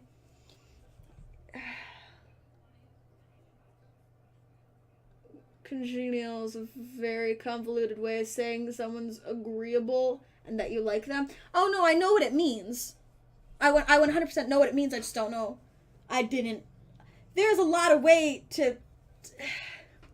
It's spelled interestingly, and words that aren't spelled too normally are just weird. Trust me, 99% of the words I know, I just don't know how to pronounce. I fuck up all the time. It's still convoluted, 100%. No, I completely agree. Why don't you just say, hey, I like you? I gotta stretch real quick. Hold on. I've been in this chair for 5 hours, so. Ugh. Besides when I went up and got my food and then yelled at people. That doesn't count, so. Okay. Carmencita spots us from across the way and waves. She's sitting down with her dad on a sunny green patch of grass. We jog over. Hey, dudes. Hey, bro. We just sat down for a picnic. Want some snacks? Got anything to increase my glycogen or something? I don't know. I know what it is. I just don't give a fuck. Reserves. Stupid fucking athletic people when they're fucking need to use dumb words. Oh, we have apple sticks. Thank you very much, tiny bro, but I should be fine. You guys working out? Good day for it. Yep. I'm the picture of health and athleticism. Good transition, guys. Say, have you seen a stuffed capybara around here anywhere? Have you? What's a capybara? It's a large rodent that's native to South America. I forget. What did I name that capybara? Because he was great. I did name him for 2 seconds. Wait a second. How do you know what a capybara is? You wouldn't have had your hands-on experience with one recently, have you? We learned about capybaras in the 4th grade. It's more suspicious that you know what a capybara is. Oh my god. What if I took Arnold? What if I'm the culprit? I just don't remember. I quickly check my body for any Polaroids I might have kept on my person to remind me of who to trust and who not to trust. I saw Memento once, and I'm pretty sure that's how it works. Nothing. But what if it's I watched myself to think? what I want myself to say. I didn't read that sentence. No, Cass, don't let them win. I shake off the thought. I saw a couple of squirrels over there by that tree. I don't know if that helps, but if you want to see some cute squirrels, you should definitely check that out. I almost petted a squirrel yesterday. Thanks for the hot squirrel tip, Kamencita. Well, we better get moving. Gotta find that capybara before River here has a meltdown. I'm gonna move my mouse again. Good luck. Let me get some apple sticks before I hit the road. She hooks me up with some road slices, and we're on our way. We maneuver back to the field. Look for clues. I carefully comb through the field of grass and flowers. I can't find much besides a couple of ladybugs with a nickel. While I'm looking, Craig calls out to me, Cass! I jog over. He's kneeling in the grass expecting something. I approach, my heart in my throat as I lean over and see it. This is Arnold's leg. Oh, we did go the right way. No one should have to be subject to this senseless violence. My God, who or what would do this? I don't know. But I think we might be dealing with something beyond our grasp. I can't look at this anymore. I turn around and wipe the image of the stuffing strewn across the ground from my mind. We're running out of time. We may already be too late. Bag and tag it. Let's keep moving. Maneuver back to the field. Check out the fucking squirrels. Where did they say the squirrels would be again? Tree. Ah, there they are. Kamencita was telling the truth. There's some rad squirrels over here. River seems to be happy. This may have bought us some extra time. Wait, let me try. It's always the culprit that you least expect. I get eye to eye with River, who still looks like she's on the verge of tears. Good cop. Hey, sweetie. Believe me, no one wants you. Nobody wants to find your capybara more than me. But we need clues. Think of somewhere in that baby brain of yours that might have something that'll help us get to the perp. What do you say, kiddo? Nip. I turn to Craig. We're getting nowhere with this witness. Then we're back to the field. Now, let's go playground. Make our way to a small playground. At the edge, there are a couple kids on jungle gym. While the parents watch nearby over benches. Over one of the benches, I spot a familiar face. Oh, God, it's Joseph. No. I hate him. Jesus, Dad, no. Craig and I, two grown-ups, walk into the playground and begin examining meticulously for clues. There's no forensic evidence here. No stray capybara hairs left, at least. After searching fruitlessly for some time, we look up at all the parents. We wave. Let's try to calm River down. This is a plenty nice playground. Might as well get a couple swings in. What about Arnold? Maybe having a little swing might calm her down. Might buy us some time. You're right. She's about to go nuclear. This might prepare her for the possibility of us not being able to find Arnold. Life is cruel and tough, but at least we'll always have swings. Craig straps River to the baby swing and gives her a gentle push. She giggles. I take a seat on the swing next to her and immediately realize that I'm stuck. River seems to love that. Craig eventually helps me out of the swing and we decide to get back to the investigation. We're not going to talk to Joseph. I doubt he knows. I have deduced that we should go somewhere else. Go to the woods. Make our way to the outskirts of the park. There are a couple of benches in the dense tree line. Looks like Robert's here all by himself. It also seems to be the perfect place to look for clues. Let's look for clues. I don't want to talk to Robert. I hate Robert more than I hate Joseph. So Craig and I search through the outskirts of the woods, hoping to find anything that might lead us to Arnold. There are a couple of cigarettes and empty beer cans scattered through the thicket. It's probably the hot spot for edgy teens to hang out at night and say swears and stuff, but it doesn't look like any recent activity that might be capybara related. Might be a dead-end partner, bro. We head to the woods. Let's interrogate Robert. Maybe Robert saw something. We look over to Robert's bench. Hey, Rob. Don't call me that. Okay, hi, Robert. Don't call me that either. Okay. Hey, buddy. What are you up to? Thinking. This is my thinking bench. I have a great solid 2 or 3 hours of brooding in per day, filling quotas. Have you by any chance seen a small stuffed capybara around? A capybara is a large rodent native to South America. I know. So have you seen one? A stuffed one, not a real one. That would be weird. I'm gonna say good cop. Come on, Robert. The sooner you tell us, the sooner we can let you get back to your brooding. Bad cop time, Robert. If you don't help us, I'm gonna put you in a headlock. Is that a threat or a promise? Whoa, slow down. Back off. Fuck it, I'll be bad cop. Man, this guy's like PG Robert Smith. Time to grow up. We rock over to Robert Bench. Oh Christ, what now? I'm bad cop, Robert. I'm gonna keep being vaguely threatening until you tell us something useful. I told you I haven't seen your capybara. What's your guy's damage? Damn, again! I gotta do it one more time, come on. We walk over to his bench. Christ, what now? I'll be good cop. Come on, Robert. Bad cop time. Oh no, oh god, he likes it too much. Oh, please tell me that I wanted there to be more than one option. Clock sticking, dude. Let's go check out the playground again. We need to interrogate Joseph. So let's see what Joseph's up to. Jog over to Joseph, who seems to be engrossed in his book. Joseph! Nearly drops his book. Hey guys, didn't think I'd see you two out here. Cass, are you exercising? Why does he seem so surprised? I love to run and be healthy. It's kind of my whole thing. What are you reading? Oh, just a book about knots and rope tying. You kinky little fuck. Or boat man. I don't know. I instantly went to kinks. Whoops daisies. For boats, ropes. Okay, sure. Not tying people up, whatever. I believe you, Robert. You can't hide behind your Jesus facade.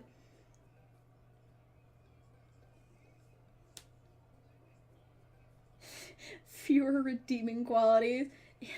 He's fuck. I hate Robert. God. I don't know how it happened to see a stuffed capybara around here. What's a capybara? It's a large rodent that's native to South America. How many people actually don't... I need to take a poll of the RPGeddis community of who actually knows what a capybara is. Because I thought more people knew about it. But everybody in this game has no idea besides Robert, apparently. Robert and Matt's kid, Carmencita. He thinks for a second. Haven't seen one of those around. Tell the kids to keep an eye out. Your kids are here? Joseph looks around. They were here a second ago. That was... Did Aaron just yell Old MacDonald? God damn. Must have gone exploring around the park. Do you know where they could have run off to? They're kids. They get themselves into mischief, but they always come back. Sounds a little suspect. Mischief, you say? Wait, am I being interrogated right now? No. Yes! Only if you did something wrong. What are you hiding, Joseph? Whoa! Gotta get in the third degree here. This is serious. The capybara is on the line. I mean, you're more than welcome to ask Christian and Christy. I imagine they have their ears to the ground on all the latest playground drama. They might be around in the woods. Let you get back to your rope book, you kinky fuck. Boat ropes! He keeps trying to justify it with the boat shit. Aww. Oh, buddy, I got a rain check on Brunch. I need to get her home and calm her down. Alright, good luck, bro. Thanks. No! I bet those fucking kids had it too! Oh, we should have asked him beforehand! Oh, no! Oh. Hold on, when's my last save?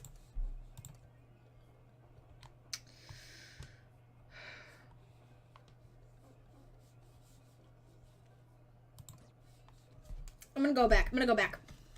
We return to the woods. Move on to the park. Hold on. Go back to the playground. Interrogate Joseph. Joseph. Yes. Yep. I don't care, you kinky fuck. Yep. Got it. Shut up. He yelled, ooh, cracker. It is Aaron. Aaron's definitely yelling shit. Only if he did something wrong. Yep. Boat ropes. Move. We need to go head back to the woods. The fucking kids are here somewhere. Joseph's twins must be around here somewhere. I fucking knew it. Robert. Don't call me that. Okay, hi, Robert. Don't call me that either. Yeah.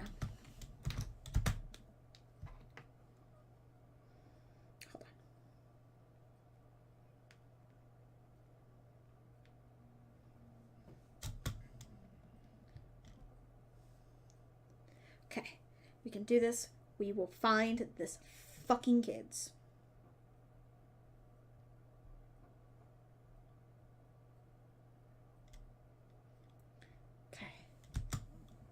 Have you seen one?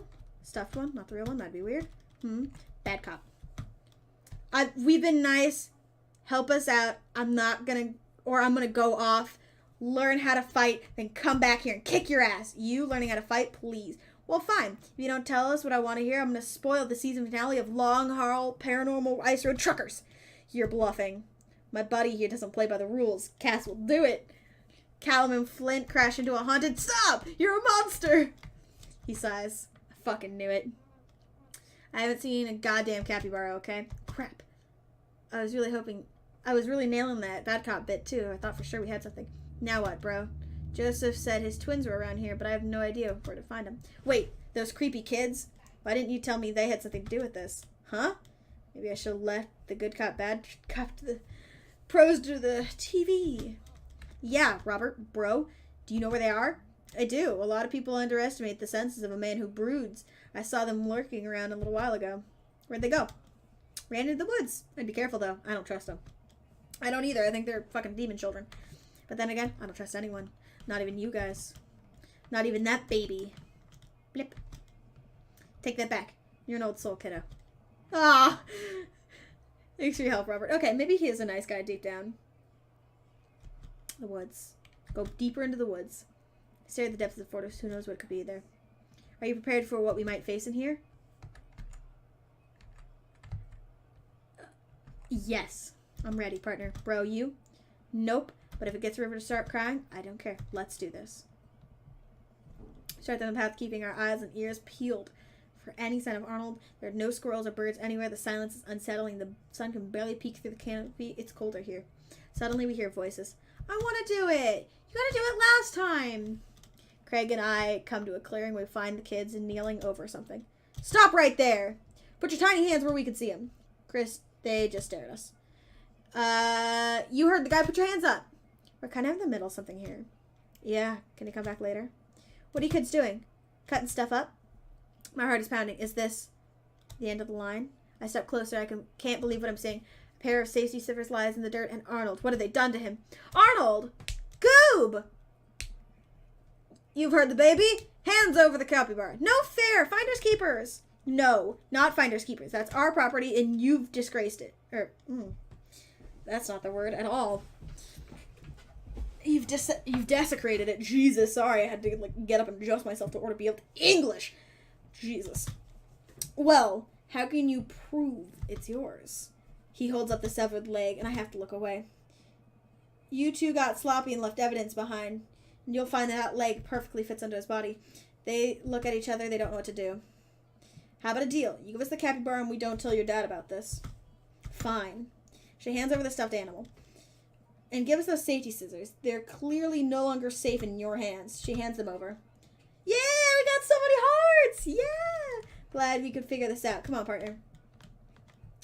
We start making our ways out of the woods. He turns around and calls back to the twins. And tell your dad to stop letting you watch true crime shows. With the capybara right back with its rightful owner, Craig and I shamble to the nearest diner, exhausted from our adventure. We find ourselves in a corner booth, settled in. That was a tough case, but we cracked it. Where did he ditch the baby? Is the baby in the booth, or did he just, let it go, wherever? It's like, whoop, fuck you, kid, whoop. We're different now, changed. Did we get in too deep? Something a hearty brunch can't fix. My stomach grumbles. I suddenly realized how big of an appetite I've worked up. Brunch! Give me brunch! I have strong philosophies on brunch. You see, the first thing you do is divide your brunches between bourgeois brunch to the upper class, mimosas and the edge, Benedict brunch, the grimy brunch. You give me so much is happening. Yes, Daddy. Hold on. Where's the sound? Huh. The sound didn't kick. I have to fix that later. Thank you, Kudrow, for the raid of 3. Craig is the best daddy. I agree. We're gunning super hard for Craig because Craig is my favorite. Craig is bro. Bro, dude. And he's talking about food. He's talking about brunch. I love brunch. I hate exercise, but I love brunch. I think most of life is about figuring which one you need. Craig is the best. How are you doing, Cujo? How was your stream, love? So time of brunched out of you. Game has a lot of memes though. It's great. I love the memes. I also love all the amazing puns. It's my favorite part. I'm gonna grab me brunch. Make it fried and oily and clean the floors with the hose. I'll be happy.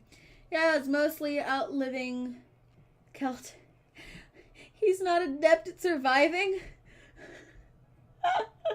Yes, a game about dating dads. There's plenty of dad jokes, right? It makes me very happy.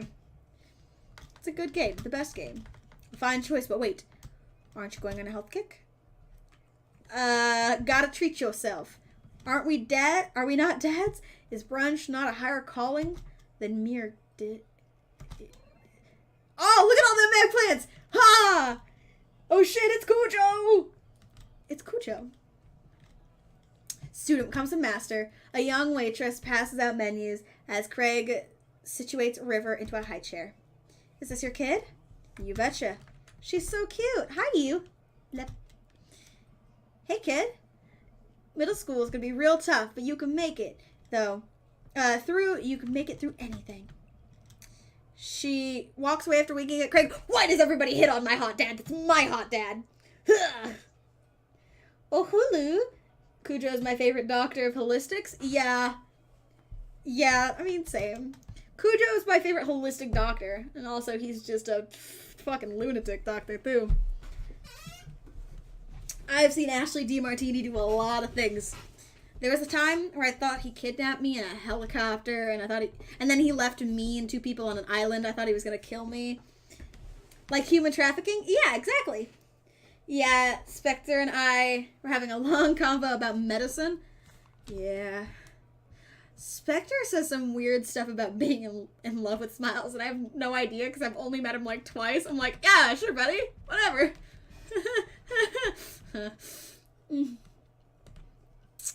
It seems like you're the most eligible dad bachelor in town, because he is. He's gorgeous.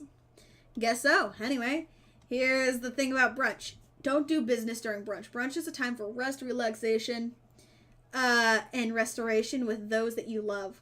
And while we're having brunch and at a traditionally brunch time, it's most important to remind yourself that brunch isn't a time, it's a state of mind.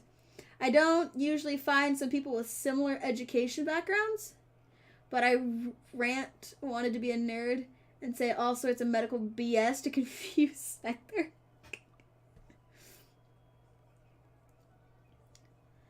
I've got a lot of weird medical knowledge. I'm also going to nursing school next fall, so I really hope I do. I'm sorry. Don't be sorry, Rant. It's great. Can confuse everyone, buddy. You confuse most of my chat when you go on little rants, so it makes a lot of sense. And I'm like thinking, he's just a wee lad, not even 20, so I wasn't going to put him through that. Oh, what happens next? I need to know what the next part of the story is. Let me in to what's happening.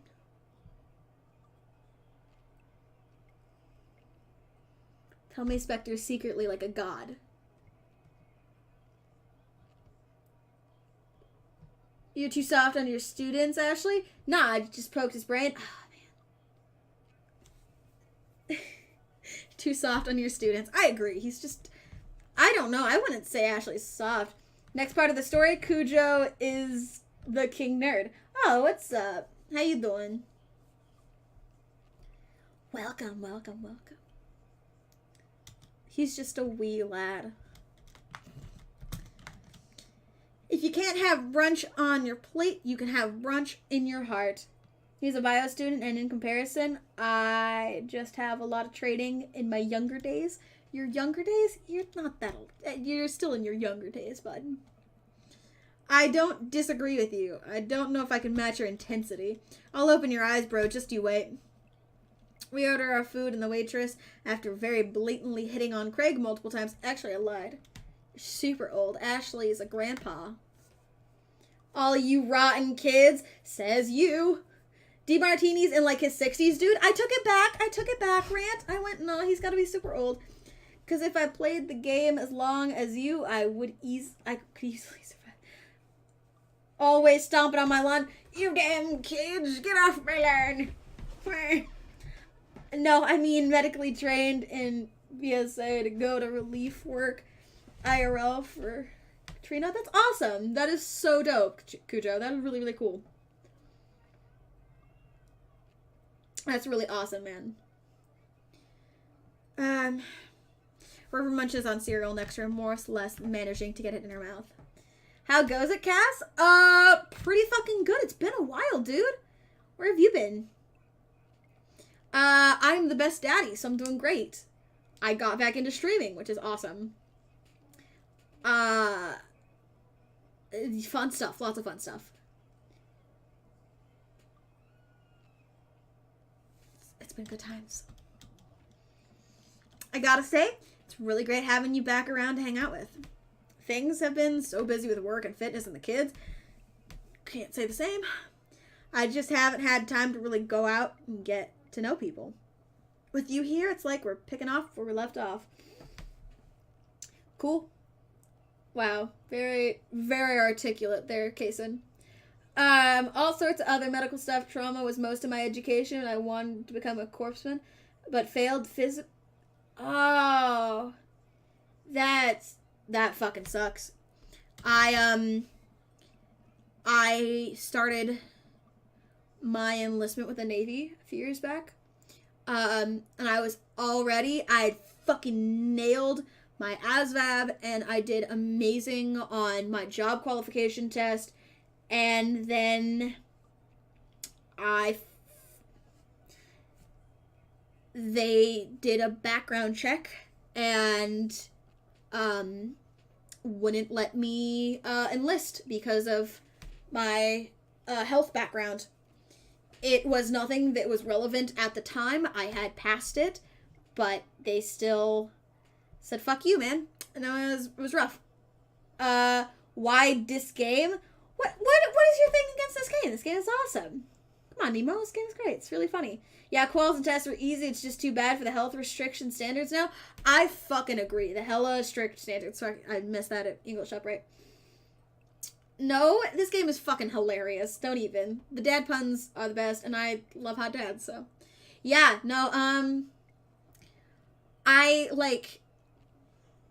want to have that part. Okay, technically, I could make a motion to get it sponged since I was a minor when it happened. And if I could if I could have a therapist test me and say, and say, oh yeah, no, it's no longer a relevant thing, I could enlist. But at this point in my life, it just doesn't matter. I moved on from that dream. I mean, I never moved on, but I moved on from that dream. I now am going to do something different, and it's cool. It's whatever. Yeah, I wanted to do Navy, but they said I was too tall. Too tall? Bruh, I'm too short. Yeah, it's okay. He'll be saying yes to Eddie by the end of the stream. Yeah, never gonna happen? Yeah, fuck you, Rat, okay? Fine, I'll fight you. We'll fight. I know the feeling. Moving to a new place could have been really rough without... I've been playing this game for 4 hours with straight reading. You could be too tall for the Navy by try smacking your head on a... Yeah, you right. I didn't think about that. I didn't think about being in the tight space. No, I don't feel bad. I wouldn't be able to pass a psych eval either. Yeah, yeah, I've got some bad PTSD issues, due to a lot of stuff that happened to me when I was younger. So, it just wasn't meant to be. It's whatever. Yeah, I'm 6'4". Fucking hell. You're more than a foot taller than I am. Oh, I wish I was tall, man. I really want to be tall. Especially with Amanda going off to college, you're making this a lot easier. He smiles at me. Feels really good to have another bro venture with you, dude, just like the good old days. For a while, I forgot about anything that was bothering me in my life, and it was just you and me, and want more coffee? Fuck off, bitch! Fuck off! It's okay, though. I mean, you are in movies. Yeah, I was in Juno and Umbrella Academy, and it's all good. It's great. I was also in, oh, I'm trying to think of the really good one that I saw not too long ago. My biggest fear is being called daddy. Why is that a fear, my guy? I'm not super pro daddy in the bedroom, but why are you against it? Like, why is that a fear? Most people are afraid of spiders. You're afraid of being called daddy? Yeah, LMAO, I get you. I won't let my boyfriend call me that either. LMAO, it's so cringe. It is. Plus, I don't want to perpetuate my daddy issues into my relationships further. But biggest fear, that does seem a little extreme. I agree. Nah, I do not. Do not even start. That is not another joke that needs to happen.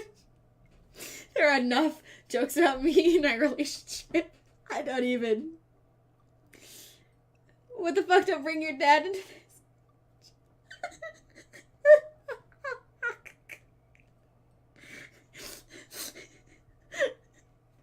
I love spiders, snakes, heights, etc. So do I. I love spiders. I love snakes. I don't like any insects. That's the one fear I have. I have a crippling fear of insects. I was having a really hard time with the butterfly.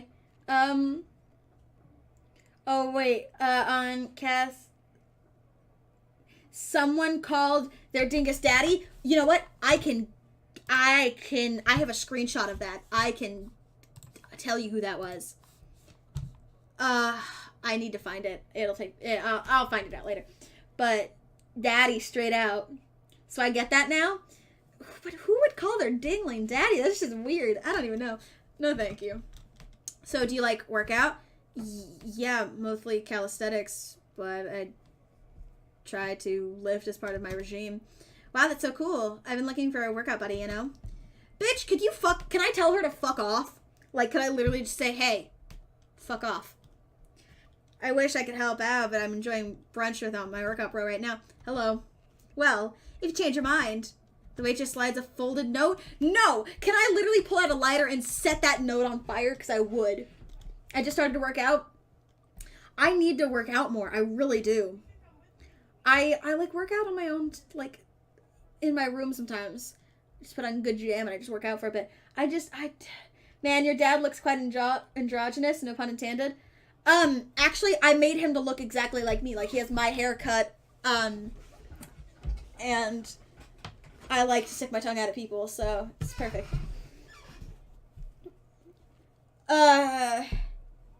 He reluctantly sticks it in his pocket. I don't know. Gotta lose that winter fat. Dude, I've had winter fat for the last 18 years that I need to work off, so yeah. Cass is a dad confirmed. I am. If you guys are in my server, my fucking title is dad. Actually, hold on. Is it dad or daddy? No, it's dad. Yeah. I am dad to like 40 people. It's great.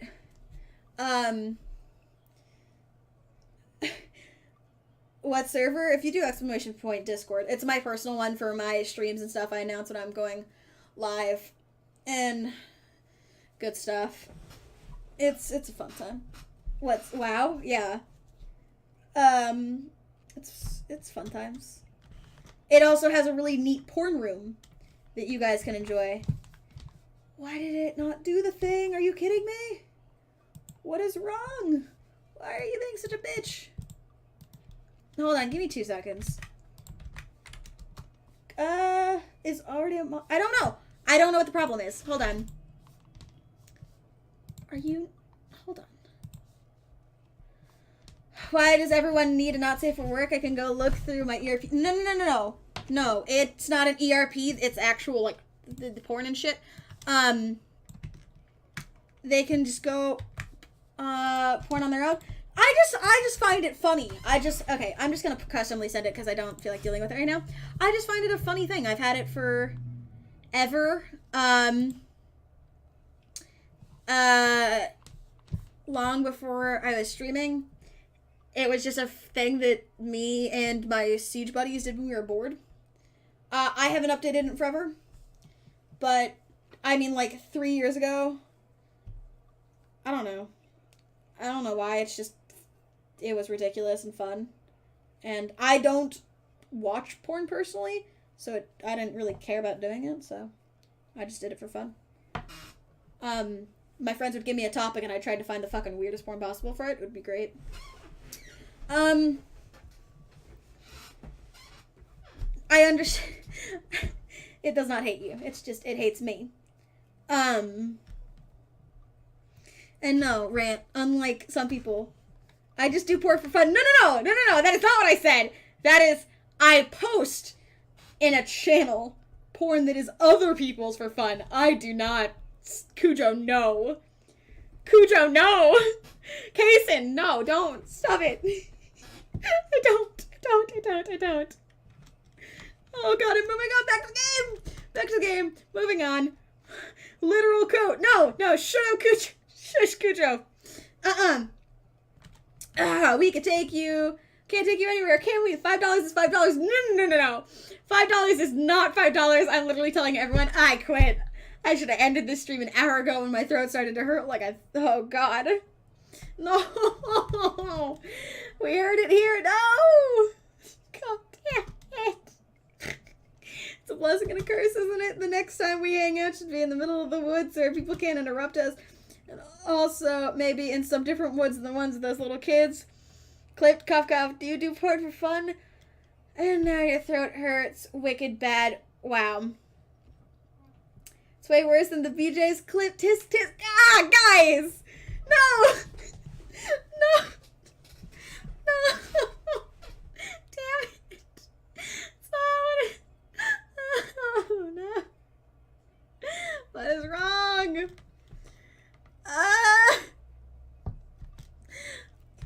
Craig's laughing too. Man, remember all our camping road trips back in the day? She keeps baiting herself. Rant, let's not drag this on too long. Damn it. No! Don't. Fuck! No. Yeah. And no, Rant, unlike some people, I just do. It's okay. The clip is terrible and cuts off at the end. And it just says, unlike some people, I do blank. So heck you, man.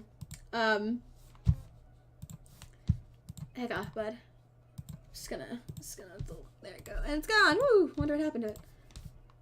Terrible, all of you. You're the worst.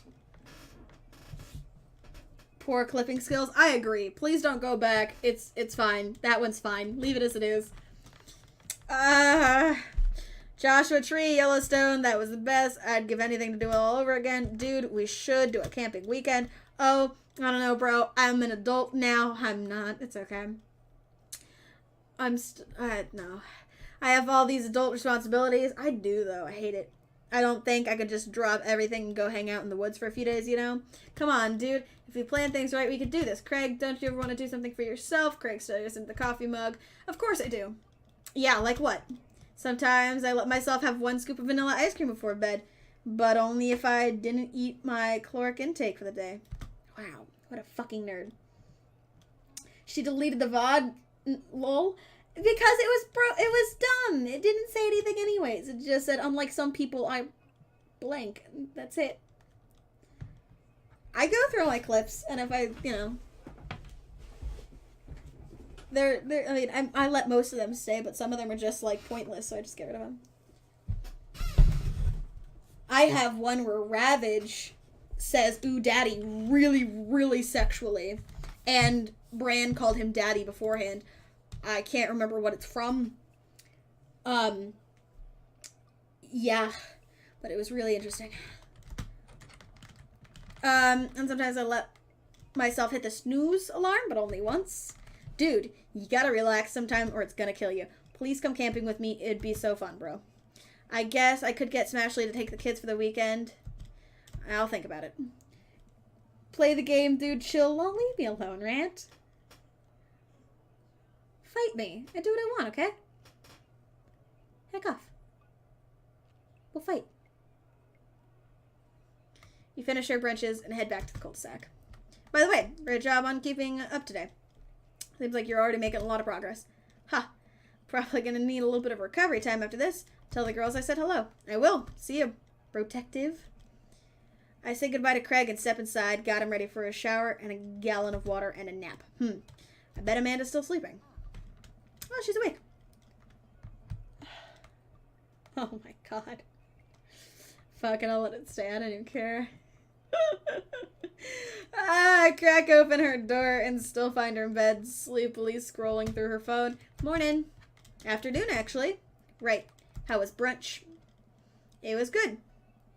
We got sidetracked because we had to travel into the depths of Maple Bay's dark underbelly to find the toy river drop, but you know, I feel pretty my legs give out. I find myself on the floor in the hallway. I'm gonna hang out here for a while and take your time getting up. Date complete! Woo!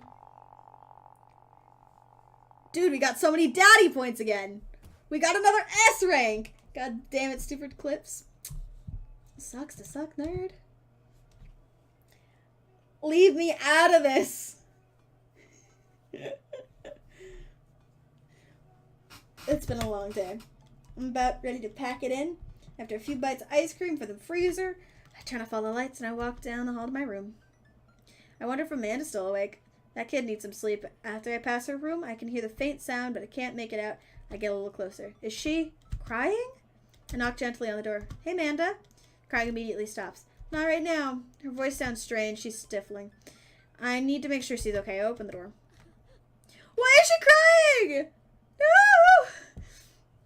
In the dark, I could see Amanda's outline in the middle of her bed, knees hugged against her body. Is everything okay? I don't want to talk about it. Did something happen? No, nothing happened. Go away. Something was... Amanda. Get out! Okay. I quickly leave the room and shut the door behind me. Once the door closes, I hear her crying again. No! You go back in that room right fucking now. You do not let that child cry on her own! Did I do something wrong? Is she mad at me? I guess if she wasn't before, she definitely is now. I can't remember the last time she snapped like that. A hard time falling asleep, but when I finally do, I'm thinking about Amanda. No! You go back in there and you just sit down, like, against the door, and you just wait. And you wait. You maybe hug her, and you wait some more. And you wait for her to be ready. You don't leave her to cry. Oh, God. Terrible, Dad. Terrible. After a long night of very little sleep, I roll out of bed and make myself a pot of coffee. Amanda should be up for school by now. Terrible, Dad. I agree. Terrible, Dad. Maybe she'll be willing to talk about whatever is bothering her. About 10 minutes before she's supposed to leave, Amanda comes out, making a beeline for the freezer. Morning, Amanda. Morning. She drops a frozen waffle into the toaster, slams the freezer door, and looks at me. Yikes. So, anything going on at school? No. Okay. Do you need a ride to school? No. You want some coffee? She pulls up the toaster lever and takes her still freezer burned waffle out before it finished cooking. I have to go. No. And you spank her. I want her to talk to me. Amanda picks up her bag and storms out. I wouldn't let her go. I would say, don't give me that fucking attitude. Sit down and tell me what's wrong. Or I will make you sit there until you do. Fucking kid. Fucking teenagers. No respect.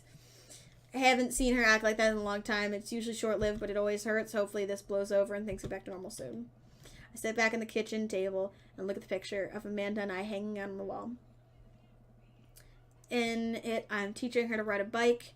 Her face is a mixture of excitement and pure, unadulterated fear. I remember how determined she was. Handcuffs are the answer? Why would you handcuff your child? You just don't let her leave. You are a big dad and she is a small child. She wouldn't be that hard to pick up and put back down. Every time she would fall off and scrape her knee, she would always get up and try again. Finally had to stop her because she was bleeding everywhere and started crying because she didn't think she needed bandages and wanted to keep trying. Oh. So I put the bike away. She stood in the middle of the street and screamed, and I took her for ice cream like nothing ever happened. After giving it a bit of thought, I decided that if I force her to talk about it, I'm going to make things worse, but I have an idea. I started rummaging around with her ingredients. I hear Amanda walk in the door. Instead of heading for the kitchen like she usually does, she makes a beeline to her room. She's clearly trying to avoid me. Hey, Pumpkin. What? Can you come in here for a sec? A moment of silence. Yeah. I wanted to say sorry about last night. Just worried about you, kiddo. I get scared when I know something's wrong, and I get even more scared when I feel like I can't do anything about it. Dad, So just, whatever it is, you don't have to tell me. If you don't want to, whatever it is, know that you have a dad in your corner who would always be happy. Honey, you know I'm bad with words, so I was hoping I could speak a language we both understand. I pull a cake out of the refrigerator, place it on the table. Hopefully the frosting has set by now. Ta-da! Dad.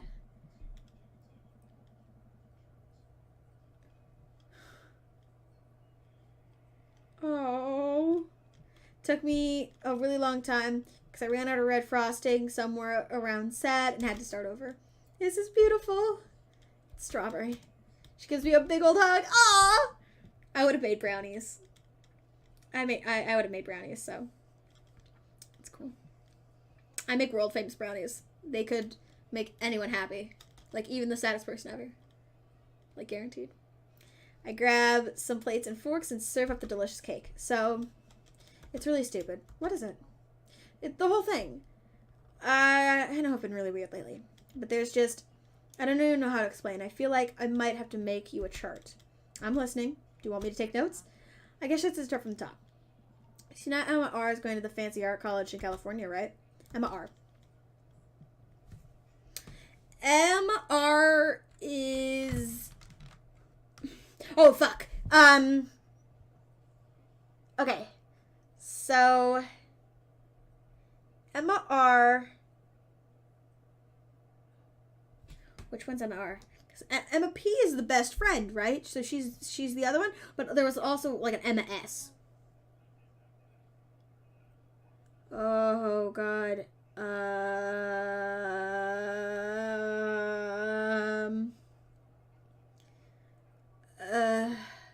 Is she the best friend? I think it's the best friend. It's Emma P. Yeah, fuck it, I'm going with the best friend. You got it! Wow, pretty. Whew! I'm proud of me too, Amanda. I really didn't remember. The best friend? Okay. At least Celtic agrees with me. Okay. Wow, proud of you. Anyways, ever since she got that acceptance letter, I've been feeling like she's drifting away, you know? And she's been spending a lot more time with Grace and Emma P. I just thought it was all in my head for a while, then I found out that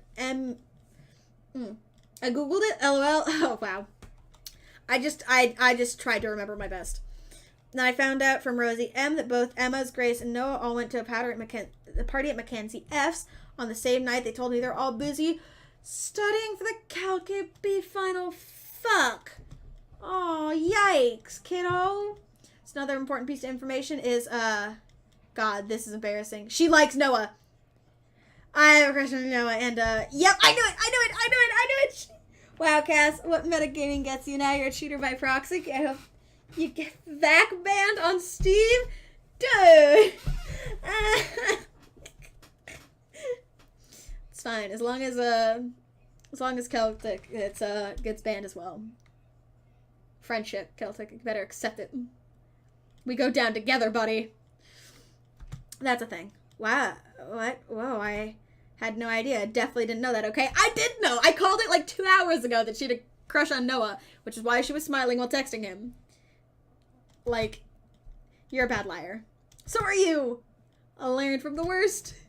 Anyways, so the only person I told about the crush was Emma R. She promised not to tell anybody. I didn't confront them about the party thing because I didn't want to start drama, so I just kept quiet and kept keeping about my business, she sighs. And then one day I invite everybody to get out to get nachos at the mall, and after not texting me back for like 2 hours, even though none of them ever put their phones down for more than 60 seconds, they all say they were busy simultaneously. So I tell them, never mind, I'll eat nachos at home, right? But we were out of chips, and I really, really wanted nachos. Totally understandable. So I go to the mall anyways. I get to the food court, and who do I see there? all the fucking kids hanging out and eating nachos without me. What? It gets better. I'm staying in the escalator watching them, and I realize that Noah has his arm around Emma, which is kind of weird, right? But then they kiss. No. Yes, I know. I storm over there. Like, hey. And Grace drops her nacho on her shirt because of course she does. And Emma R just like glares at me. Grace. Nothing comes up. I don't know who that is. Grace is the gossipy one. I know! Grace is nobody really likes, or I guess that's me now. Anyways, nobody will say anything, and I'm like, you guys suck, which I really is not the most eloquent thing to say, but I was very angry and really embarrassed, and I just wanted to get something out there. So I left without nachos, might I add, which only further contributed to my shitty day, and immediately drafted a super long text to the group chat asking why they've all been so weird. And I wrote another one to Emma R asking how long the Noah thing's been going on. And sorry, I know it's a lot. You still following? What did Emma R say? Oh, okay. Get a load of this. Emma R says, you know what? Let me just read it to you. Pull out our phone and reads word for word this. It's a fucking long string of text messages. Can you believe that? I cannot believe that. I care so much about Amanda's social life and well-being, but man, do I not understand what she's talking about. This is beyond the belief. I understand 100% what's happening. Of course, Celtic's the cheater who boosted you. Well, this went from PG to PG-13 real quick. I know there's kissing. I hate it. I'm gonna vomit. Yikes. They were dating in secret for like months. So I told her that she's been a really terrible friend. And she's like, well, if you think I'm so terrible, then stop being my friend. And I was like, okay. And then she left me on red. And then, wait, left me on red? What's that? Oh, like, she saw my message but didn't reply. And I know it's because there's red receipts. I don't know what red receipts are, but I'm going to nod and pretend like I understand. I know what is happening. It's all about the nachos. Nachos. It is. I have a nacho next to me. I just didn't want to eat it on stream, so it's just going cold next to me. Sad times. Gotcha. So while this is all happening, I'm talking to Emma Pete about how mad I am, and she's being at least kind of reasonable, and I'm venting to her about how pissed I am at everybody and stuff. And then out of nowhere, Noah texts me, how could you say that about me? And I'm like, say what about you? And he texts, oh, and he tells me that Emma P sent screenshots of everything I told her and to the group chat that I got kicked out of. That is so bullshit. That is so fucked up right there. I've had that situation happen to me. And that is fucking rude. I will find this kid and I will kill him for fucking with my daughter like that. That definitely sounds bad. It's so much more, but honestly, it's really stupid teenager stuff. It's not stupid. I understand you. Tell me more, sweet daughter. I will go beat some kid's ass. I'll do it. I'll fucking strangle a kid. I don't even care. I will face prison for that shit. ASMR nachos? Oh no. Bottom line is that everybody dropped me. Half of my grade hates me, and now I have no friends. Amanda, I'm so sorry. I almost expected it from everybody else, but Emma R has been there since Dad died. I can't believe she would just stab me in the back like that. This is why I hate the mentality of teens these days. Teens are cool. No, teens are fucking assholes.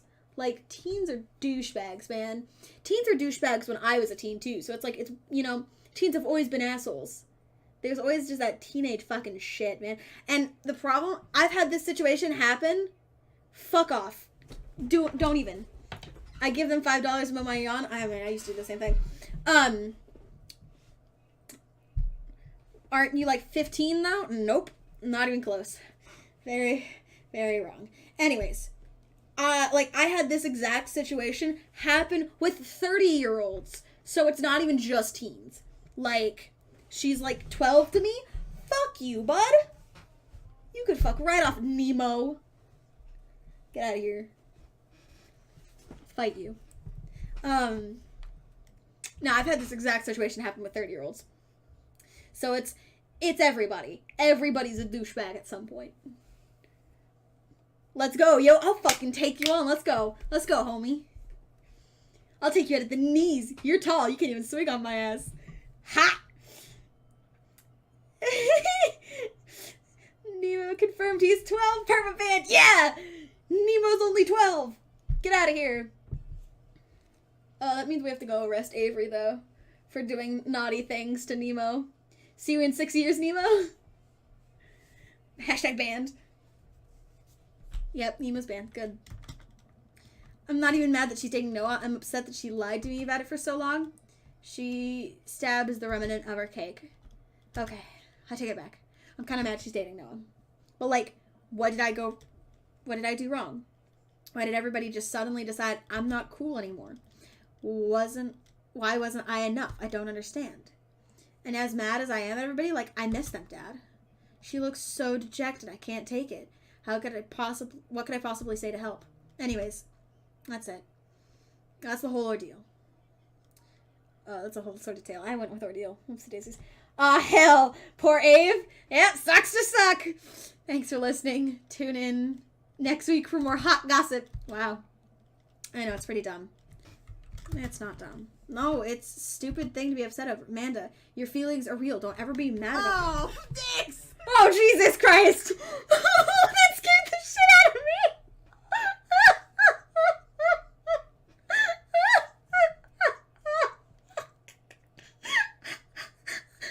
Oh my god, I'm fucking dying. Thank you for the...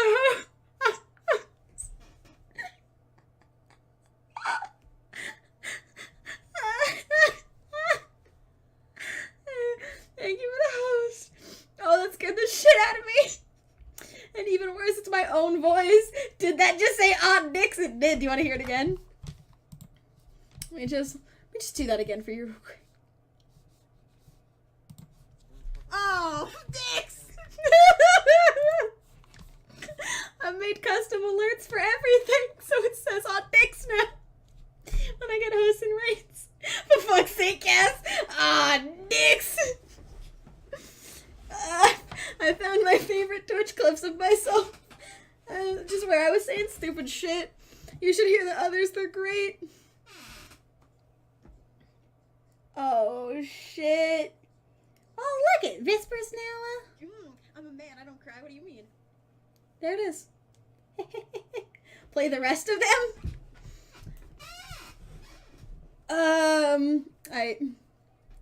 Well, you heard that one. The subscriber and resubscribe sound is, I'm a man, I don't cry, what do you mean? Let me find the others. Bits now has a picture, but it's the same sound. Oh, or not. Maybe the picture's gone. That's interesting. That's fine. It used to be a picture of me flipping off, bad. Let me... Oh, the donation one's different, but I don't have a donation to pull from. Let me find you guys. Give me 2 seconds. Give me 2 seconds and I'll play them all for you. 'Cause I find them hilarious and I love them. Alert box settings. Launch. Give me this.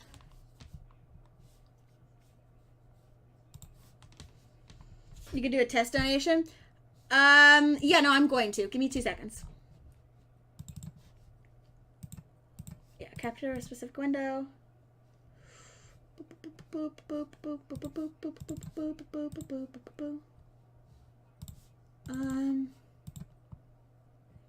Can I not capture that one? Oh, I may not be able to capture that specific window. Huh. Hold on, let me...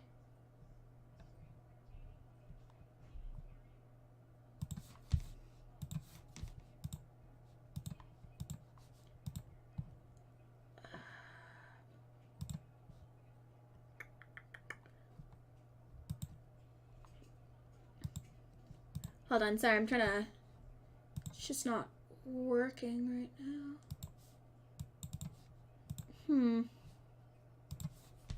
It doesn't like me right now. Give me 2 seconds.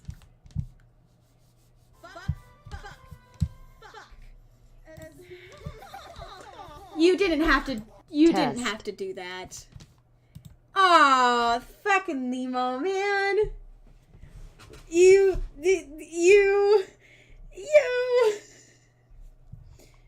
Okay. God damn it. I don't even know, man. Yeah, well, that one's just me saying fuck a million times, so there you go. Fuck, fuck, fuck. Test. That stream was a disaster, but I'm glad I have that. Because everybody just talked about it for the rest of the stream. They were like, are you sure it's just not you saying fuck a million times? Because that... and I'm pretty sure Rant himself said, I don't remember this song having that line of fucks. So, that's great. Yeah,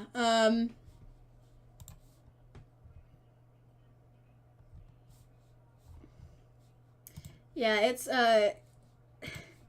Oh, dicks! that's some funny shit. Yeah, so now all my notifications are fucking interesting. It's a good time. And they also have little photos that I have to adjust the size and stuff. Because a lot of them are my favorite screenshots from in-game. Like, ones with, there was one with me with an RPG, and Cooper and Vesper pointing big guns at the camera. The other is me flipping off Vesper, and another one's me flipping off James Bad. Another one's me and Reggie on a truck with big guns, just crouching like weirdos. And it's fun stuff. It's a good time. I love it. I have the weirdest memories. I'm gonna go watch anime. You have fun, Kay. Thanks for stopping in, bud. I appreciate it. You have a good night. I hope you enjoy your anime. What anime is it, by the way? I want to know. I love anime. Some animes, actually. I'll make it some animes. Anime as a whole, I'm not a big fan. Anime? Yeah, some people like anime, Cujo. I know, it's crazy. My Hero Academia? Oh my god, that's the top of my list, man. That is the top of my list. Once I have time to watch, like, a full anime, that's it.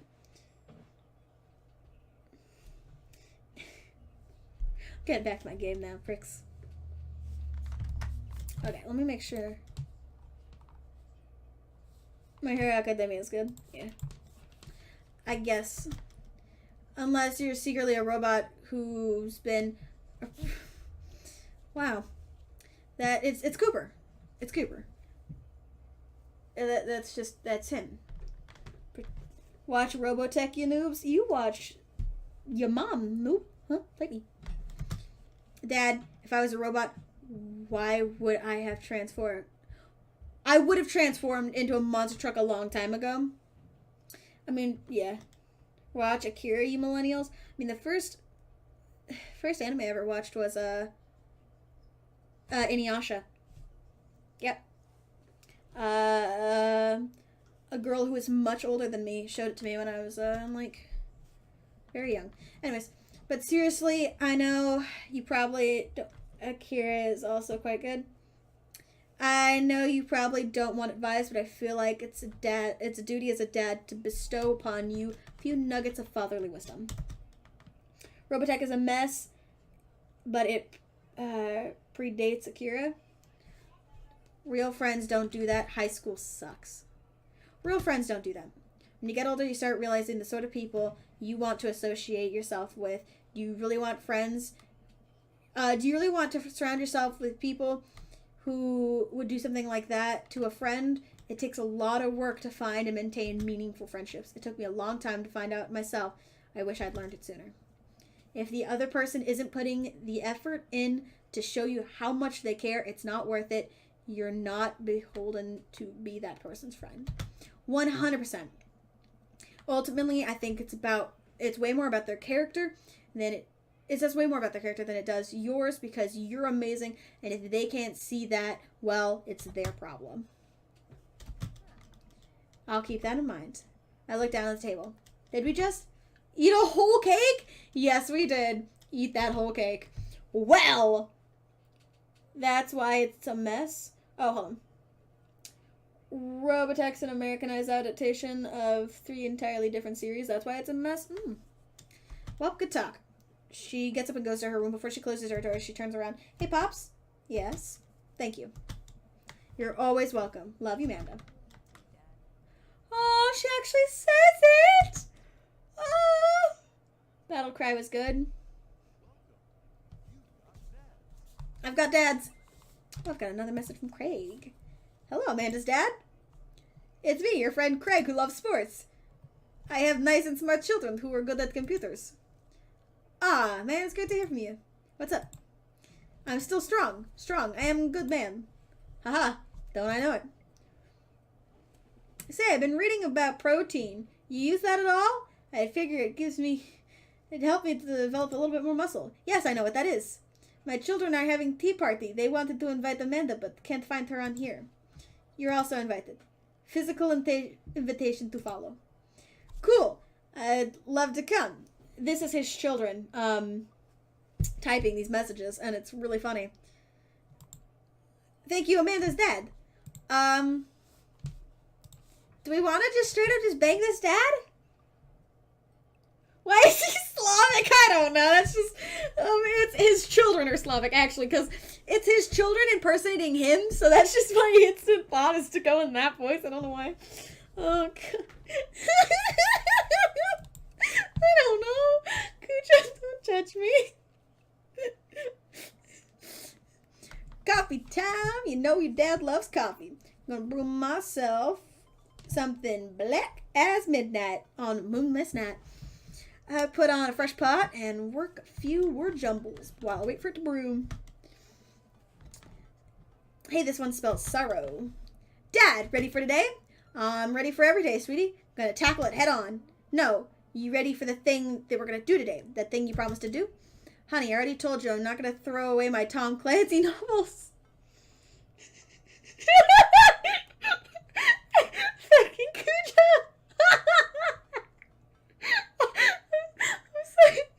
I'm sorry, my need to do useless voices is really strong.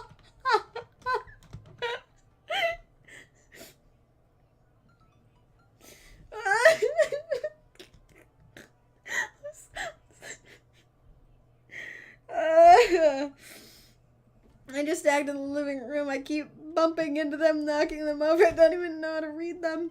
Wait, no. That's not what I'm here about. Tea party, Dad. Nope, I don't remember that. Craig's kids? That hand-drawn invitation? She walks over to the fridge and comes back with a hand-drawn invitation on a sheet of computer paper. Says, Amanda's dad to tea party. It's spelled cordially wrong. Just put on some going outside pants and let's get going. I can get going in sweatpants. Nothing's stopping me. Dad, just... Ugh. See you in a minute. Fuck authority or put on going outside pants. You all have a good night. Good night, Mr. Kaysen. You have a good night, buddy. It's nice seeing you again. Fuck going outside pants or...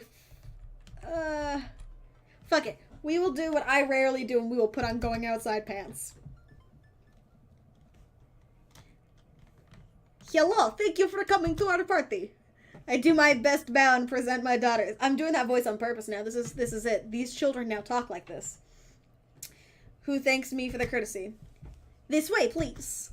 Briar and Hazel lead us to a small table with some chairs. Some are occupied by stuffed animals, and Matt and his daughter come and seat are here too. Matt raises a comically small plastic teacup to me. Hey, dude. Wow. How's the tea? The imaginary tea is absolutely wonderful. I taste a hint of lemongrass. Hello, Carmencita. Hello, Mr. Amanda's dad. Please have a seat. I sit down between them. I don't think I'm gonna be able to get out of this chair. Hi, everyone. Oh, no. Wait. Daisy. Yeah, Daisy's the ginger chick. Okay. I need to make sure I'm doing the right voices. The Slavic children need to stay Slavic. I turn to see Daisy and Brian enter the backyard and take a seat next to us. Sorry we're late. Daisy made me put on going outside pants. See, Amanda? She gives me a knowing look and I return it with a fledgling wink. She rolls her eyes. Is that really something your daughter had to pressure you into, Brian? I give Amanda another more exaggerated wink. She rolls her eyes even harder. Thank you for... Oh, hold on. Thank you for taking time out of your busy schedules for some tea. High tea.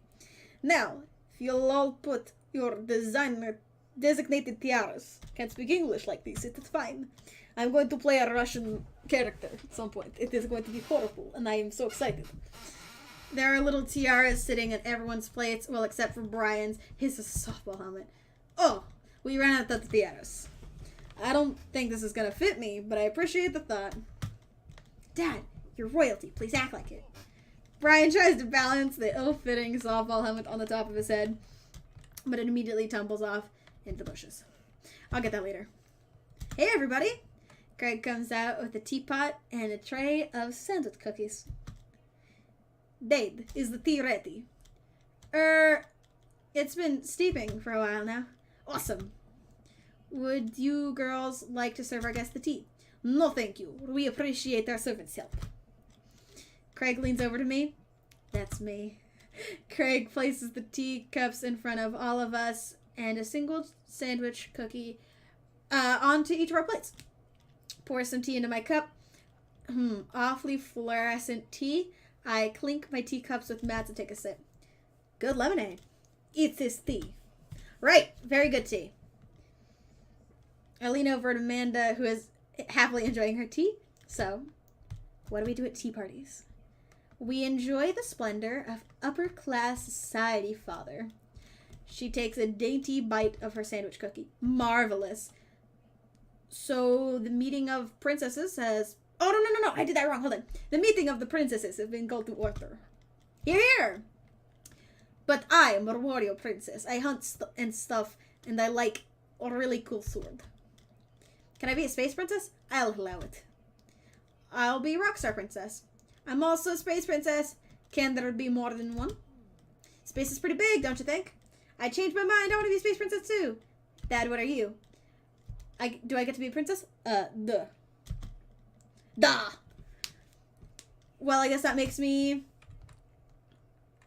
History Channel princess.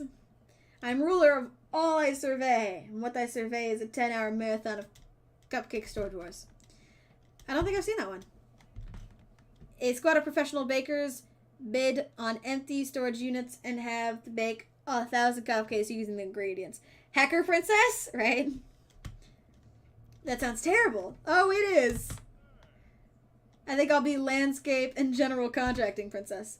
Barista princess reporting for duty. Hey everybody, CrossFit princess. I'd love to see that. Not now, servant. If it weren't for the princess's uprising, it would be you serving me. We sip our teas for a little longer, and the girls run off. LMAO CrossFit princess, right? That was fucking great. I need to Google if anybody's done fan art of CrossFit princess.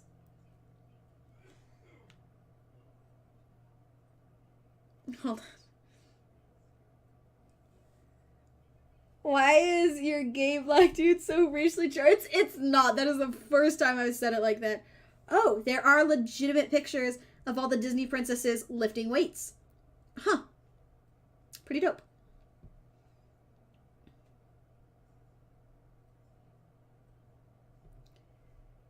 There's a lot of fan art of this game. Oh, there's a lot of sexual fan art, I'm aware. I've seen a lot of weird stuff before actually playing this game. Hence why we're playing it. They grow up fast. It was like yesterday that I was helping Amanda throw her own tea parties. Did she make you a servant too? You betcha. Carmencita made me actually brew tea for hers. Pitfalls of owning a coffee shop. Pitfall? Your custom blends are amazing. The hibiscus one you gave me a while back was choice.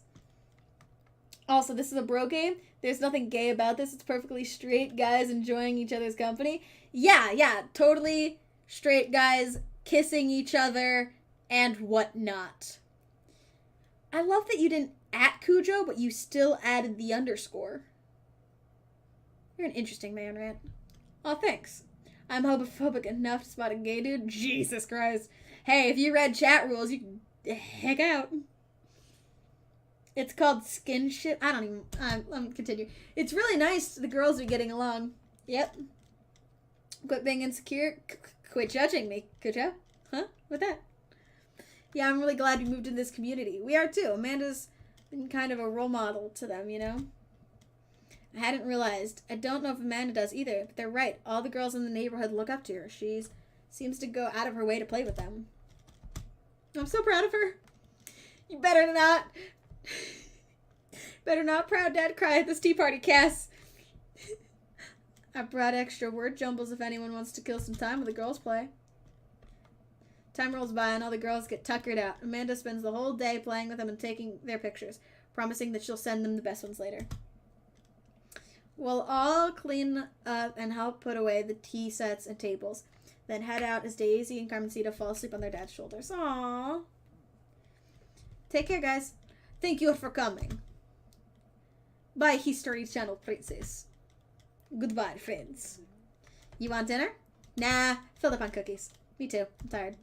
Dude, same. Playing with a bunch of little kids who simultaneously want your attention and approval is surprisingly exhausting. I'm secured about a lot of things, but the notion of blowing a dude for $20 and an eighth of meth when I'm homeless in 5 years isn't one of them. Wow, Rant. Wow. What can I say about that sentence?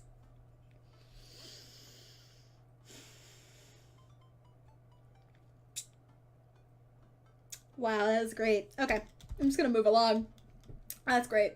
But in a way, it's also in a scary way. How so? Tell us more, child. I feel like I gotta be on my best behavior for them. I don't want to let them down. Is it because you feel bad about dropping an F-bomb in front of your cousin that one time? I corrupted her, Dad. She secondhand smokes now.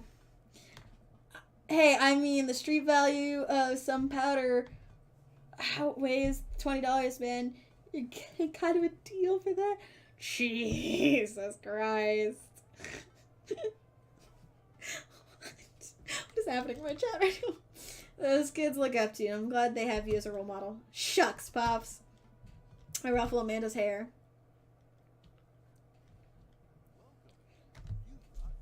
I've got dads! Okay, and that was just a little, like, side date thing we get to do. Ooh, if we get one more date, we get to fuck! Don't underestimate my ability to overestimate my ability to blow a dude. It's $80-$90 for an eighth plus the 20s, so it's not bad. Yeah, that's pretty good. Wow, Cass? Wow, what? I want to fuck Craig! Don't blame me for wanting to bang this fit Asian dad. Look at his groovy sweatpants. Come on.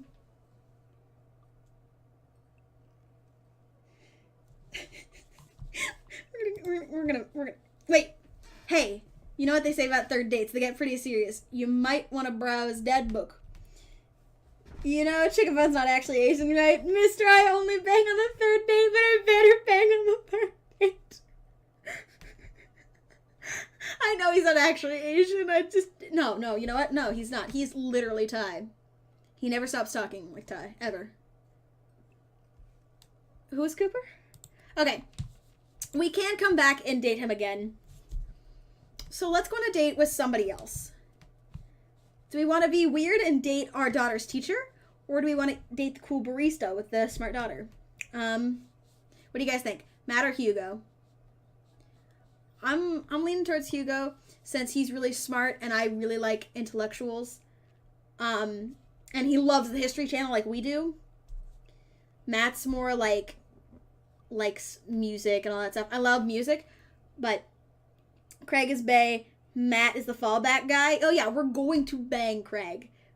You know what? Oh fuck, but I actually want to play this game through. Maybe I'll come back at some point and play the game again and actually bang all the other dads, because right now I want to, save and continue. We're going Damien because you feeling goth. I hate Damien. I dislike him heavily. Him and Joseph and Robert are just guys I just have no interest in. Joseph's super Jesus-y and has a wife. I'm good. Oh, you can also do an old save, an achievement for loading in an old save. Sweet. Robert's a horrible choice and a man because he's a drunk and super mean and just not fun. And Damien's just, you know, yikes. I got nothing against, you can bang Robert on your first date. Yeah, I turned that down hard. Like, real hard. It took some time to get our schedules to line up. But I was finally, we're gonna bang him in the woods? We finally found a weekend where Craig and I could go camping. We're gonna fuck in the woods. Yes! He always, wait, nothing, like, R-rated happens in this game. Like, I don't have to, Robert's the type of dude to choke you in a bad way. Yeah, he is. Like, you get worried once he starts choking that he won't stop. It's Brokeback Mountain time. Oh, yeah! I'm Jake Gyllenhaal. He always stays so busy with work and the kids, and it's good to know that we'll be able to spend time relaxing, and we're gonna fuck in the woods, Cast 2019. Accurate. I'm gonna bang Craig in the woods, and don't even judge. I'm ready. Since our first run, I've managed to go on regular runs with Craig. I mostly do them because it seems like the only time we get to hang out, but they added benefit, and I've seen a lot of improvement in my health. It's always cool to be with someone who helps you be your better you. It's good for him. I was able to sift through the attic and find my old camping gear from college. Craig put me in charge of bringing the sleeping bags and the tent. While he takes care of food, I double-check to make sure everything is ready to go. Craig should be here any minute now. Amanda's going to be spending the weekend on a school trip to our nation's capital. She hasn't been away from home without me for longer than a day since she was 14. I hope she isn't feeling nervous about this. I never went on that trip. I didn't want to. College tent, one person tent. Oh yeah. Oh yeah. Sleeping right on top of each other. Amanda Panda. Amanda's in the middle of sitting on top of her luggage in order to finally zip it. Hey Pops. Ready for your road trip? Oh god. Nut to butt. Accurate. I'm gonna bang Craig in the woods, and don't even judge. I'm ready. So accurate. I'm gonna bang. I'm gonna bang Craig in the woods. It's gonna happen, man. Don't even. It's okay. Once I get this bad boy all zipped up, I'm good to go. How much did you pack? It seems like a lot for 2 days. Oh, it's all my camera equipment, lenses, tripod, flash, and all that. Are you even gonna have time to take pictures? I'll find a way.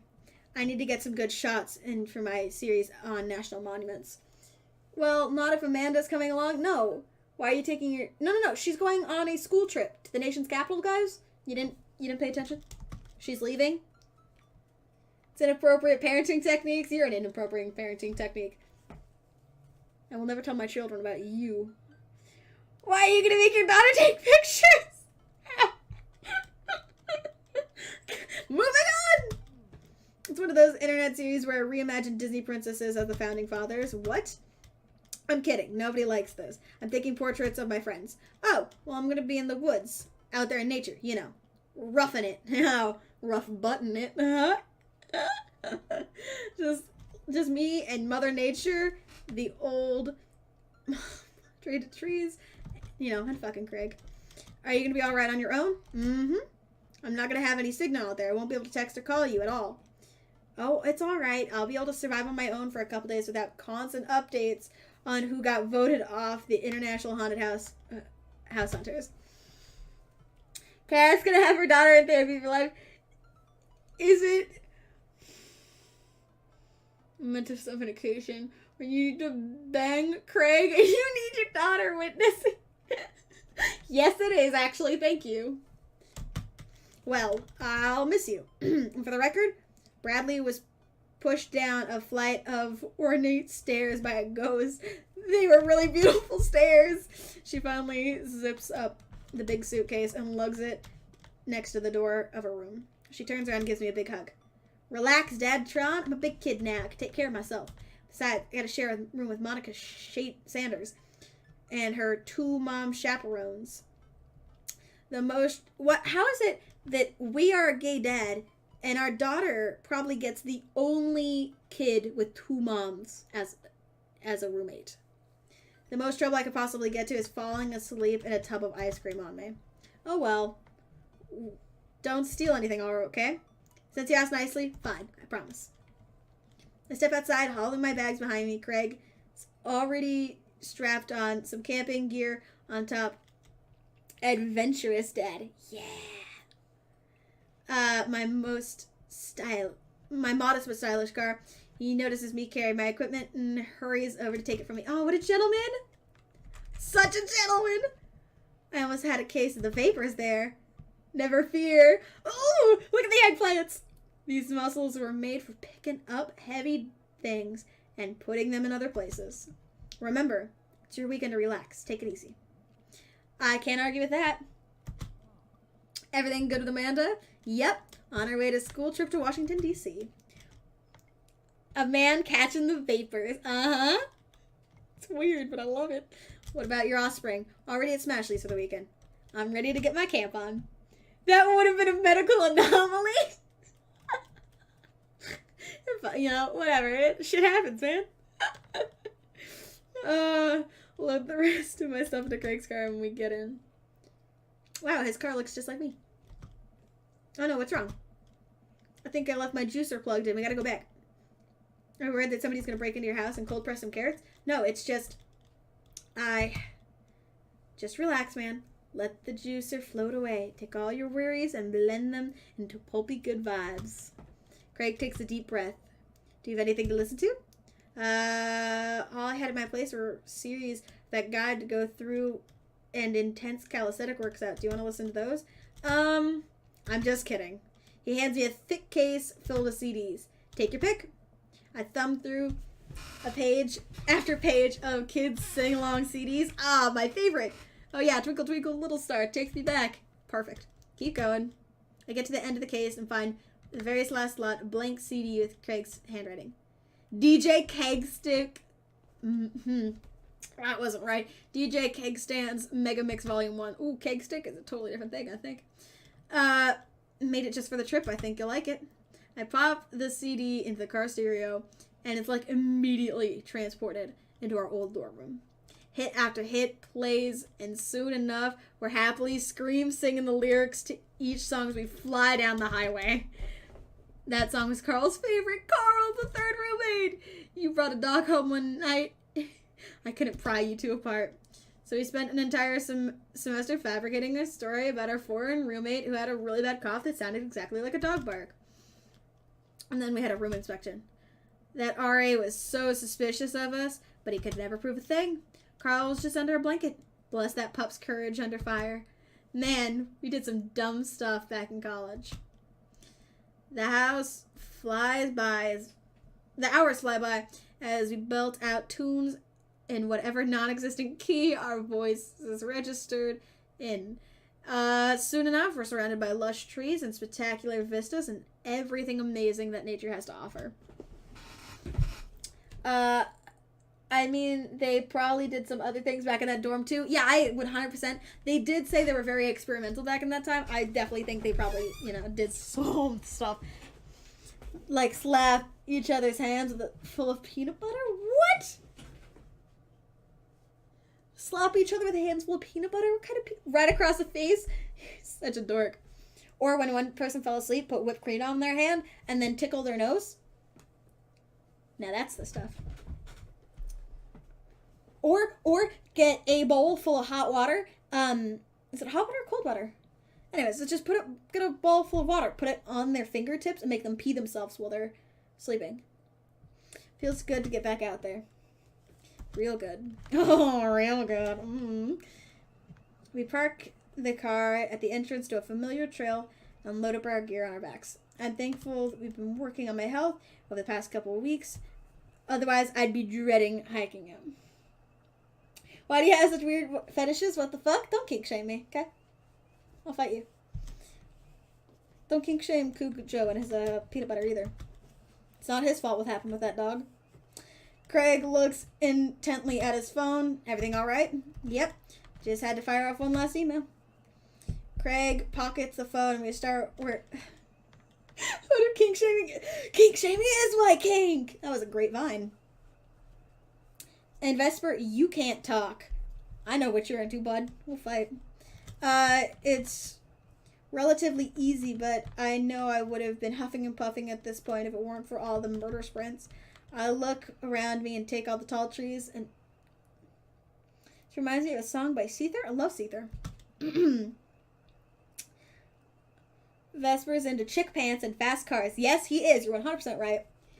He's into talking about chick pants with Maria. He likes how tight they are. And also not knowing how to drive fast cars. So, everything is okay back there? There's no reception out there. Oh, yeah. Being out in the middle of nowhere will do that. I recognize a look of anxiety on his face. What if there's a problem? You've trained for this. Look, Craig, for all we know, we all know that if you really wanted, you could flex your calf muscle, fly out to a rocket shape all the way back to Maple Bay. You're going to be fine. We're going to be fine. This is our weekend. We keep marching down the trail. Seems like Craig is still worried. After a bit, he stops in his tracks. Maybe we should get back. We should find another campground and get good reception. Craig, seriously, what's wrong? I mean, I'm just really nervous. My dad instinct is kicking in, and my mind keeps conjuring all sorts of worst-case scenarios. And what if something happens to my girls? I don't have signal. I would have no way of knowing. Let me tell you, that feeling never goes away, no matter how old your kids get. Gotta remind yourself that they're in good hands.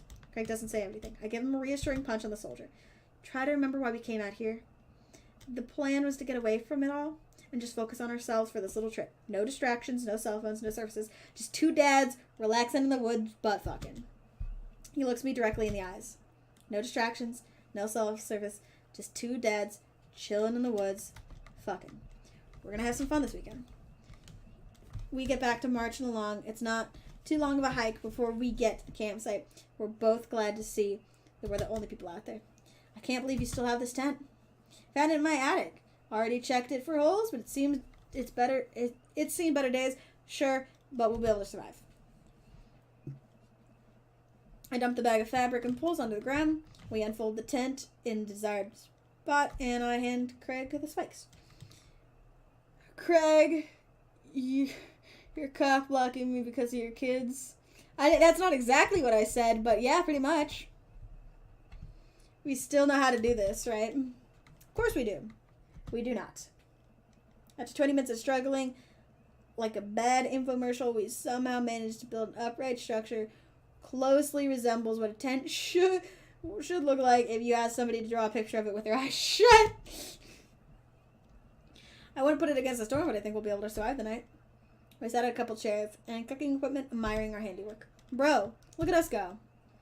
Look upon the kingdom we have built, upon the rocket ships. I said rocket ship again. God damn it. Upon this rock we shall build our grill. We shall grill our... I can't English. Hold on. I need to take a drink. My throat's so bad.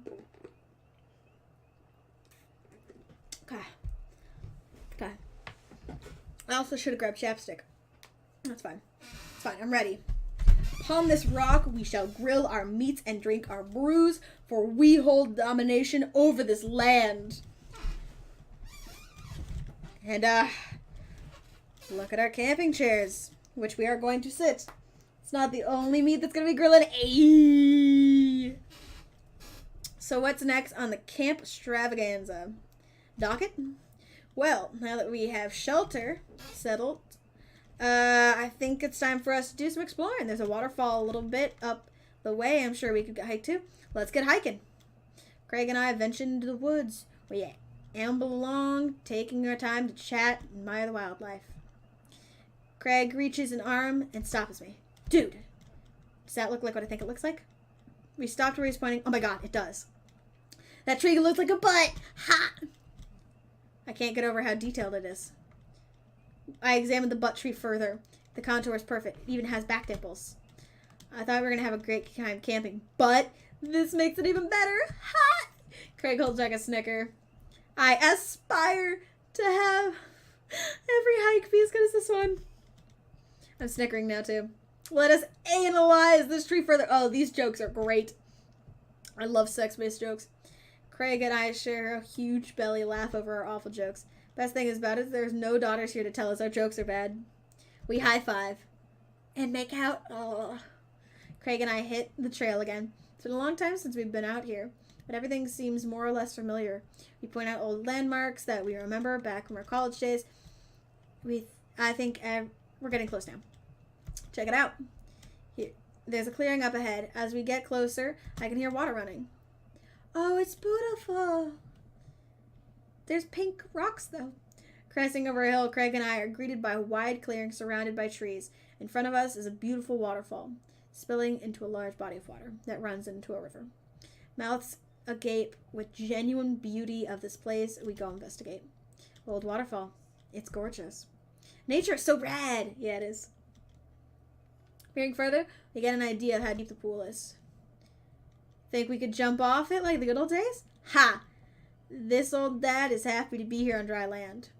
Looks like you could climb right up over there. We didn't even bring swim trunks. Get naked! What are you talking about? He immediately begins taking off his clothes. Yes! Oh! Oh! Huh? Look at Craig's butt. I can't help but sneak a peek. That is a good ass. That ass! Turns around suddenly and catches me looking. I do a lot of glute workouts. Immediately turn away blushing. You coming or what? Get naked. Strip. Strip. Strip. He's already making his way over to the water tower by the time I finish my sentence, and I realize I'm not right behind him. He turns around. When he realizes I'm not right behind him, he turns around and rolls his eyes. We lived together for years. I have seen your ass more times than I can count. It's no big deal. Oh my god! Huh? Let's put on a show? Yeah. If clothes are coming off, then it's someone's birthday. He gives me a wolf whistle. I give my booty a good spank. That one's for you, big boy. Oh my god! I take my shirt off and drop him at the pile of his clothes. I put the rest of my clothes on the ground, feeling exposed. Craig and I climb up the top of the waterfall, making sure not to slip. On wet rocks, he reaches the peak before I do and offers me a hand getting up. At the top, we look over the cliff into the tiny lake. See much higher up from this perspective. Craig's always been a daredevil. He pulled some stunts in college. I'm honestly still shocked he survived. I was always the one standing on the sidelines, watching and hoping I wouldn't be bringing him home in a gurney. Man, this could be dangerous. He looks me in the eyes. Don't think, just jump. He cannonballs off the waterfall and into the lake, creating a huge splash. I'm worried for a moment before he finally resurfaces from underwater. Whoa! He treads water and looks up at me. You coming or what? Don't think, just jump. How are you supposed to not think? I'm pretty sure it's not physically possible. My toes grip the edge of the rock. The water looks so far away. Don't think, just... I run off the edge trying to do my best cannonball. It's somewhere in the middle, but it turns into a really graceful belly flop. I hit the water with a loud slap. I resurface to find Craig giggling. I rate that belly flop a solid 8 out of 10. Your form was lacking, but your heart was in the right place. I splashed water at Craig. Are you sure about that? I splash him again. You've given me no choice. Craig splashes me in the face with a huge wave of water. You've awakened the beast! He launches another wave of water at me. Don't you put me in a corner here. Don't put a wild animal in a corner. Dunk him. I lunge trick like and manage to get an arm lock. Time for the finishing move! I summon all my dad's strength to lift Craig out of the water. Hey! I drop him down for a splash. He bounces back out of the water. My turn. Oh no, it seems like Craig was simply allowing me to pick him up and dunk him. He grapples me with his clearly superior dad arms and quite literally tosses me in the air. I emerge from the water devastated. You think I did all those push-ups so I could look good without my shirt off? Nah, bro, these arms are for... Our cannons are for dad launchers. He does a playful flex for me. Oh, baby. Damn. Craig, truce, please. He thinks about it. Yeah, sure. Seal it with a kiss. We shake hands. There's peace. Man, that jump was an adrenaline rush. Not scary now, huh? I'll receive the top. We run all the way up the slick rocks and cannonball off. Again, what a rush. Good form on that one. Want to go again? You know it. With the same energy we had in our youth, we climb back up the top. I'm brave enough to finally try a flip, which I'm sure looks incredibly graceful as I flop into the water. Whew. Man, this is fun. Got one more in you? I live for danger. Takes us one more time. We get to the water. Both best running jumps in the water below. All right. I think that's my limit. We should get back before it gets dark. I don't You're ruining your chance to fuck him? Am I? Are you sure about that? He's loving it. I don't know. He's so happy. We're kids again.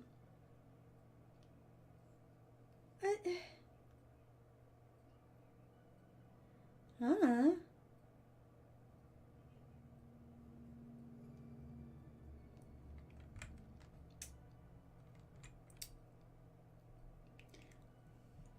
I actually don't know. Bang those daddies. I'm trying. Trying to bang the dads. I'm a man. I don't cry. What do you mean? Bang those daddies.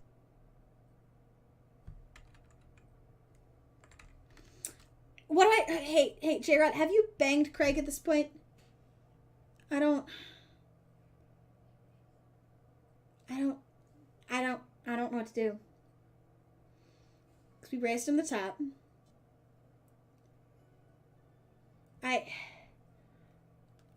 We're at the end of this. I assume I'm tired. We're cued to head back to camp to fuck.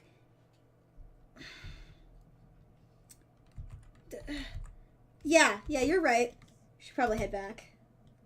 Put back our clothes and notice they're soaking wet. Maybe the splash fight wasn't the best idea. It's okay. We'll get a fire going in no time. We could drive off and get some dinner going. We need to bang. I want to bang. Sopping wet, we hike back to camp and unpack everything we need for dinner. Craig pulls out a couple of steaks and some chopped potatoes and tinfoil. Ready for a feast? Hey, man, take a seat. The Craig train is pulling into Relaxation Station, and I'm your conductor. Let me cook for you. Absolutely not. Cooking is the thing that relaxes me most. I'll take it from here. Craig crooks now? I remember him his entire senior year. Diet consisting microwaved mac and cheese. But not microwaved and have trouble believing the thing he said existed. At least let me start the fire. Sure. Let me grab my matches. Reaches in his backpack. He rummages around his backpack, pulling out and checking every pocket. Uh-oh. I know I packed it. Checks another bag, still can't find it. My stomach crumbles. I'm more acutely aware of how cold I am. We need to get a fire started. Shit. It's not the end of the world. Gosh, I'm so stupid. I could have sworn I packed it in here somewhere. Don't be. We can figure this out. We can start a fire. We're smart, guys. I mean, how hard could it be? I've watched plenty of survival programs on TV. If naked reality TV star can do it, so can we. I mean, we're pretty much naked. I didn't do anything with him. I went for the youth pastor. You went for the really creepy youth pastor? You can't even get a sexy ending with him. I'll need some wood. Just to the trees. There's no shortage of that. And some tinder. I can make that work. And some ancient aliens and supposed to come by and give us advanced technology or renovate the house. Depends on the show. We gather a variety of wood, bark, and moss until we have all those materials that could, conceptually, make a passable looking fire. Just add fire, right? That's the fun part. The sun is now setting and a cool breeze rustles in from the leaves. We have to work quick. I've done this in the past. I can figure it out. Just give me a second. Any way I can help? Give some moral support. Lift my spirits. Oh. Ooh. I wanted to ruin him and piss off his slutty wife. 100% good Christian ending. Good ma'am. Go overboard with the compliments. Let's do this. You've really given that fire the business. You're an amazing, hardworking father who has a steady work ethic, and everybody loves you. Your daughters think you're a superhero, and the neighbors' dads respect you immensely. I only bathed the easy dude at the bar, though. Oh, God, I would never. I hate him. Also, your butt looks great. Bro, stop. You're gonna make me cry. Oh, I'm still doing it right.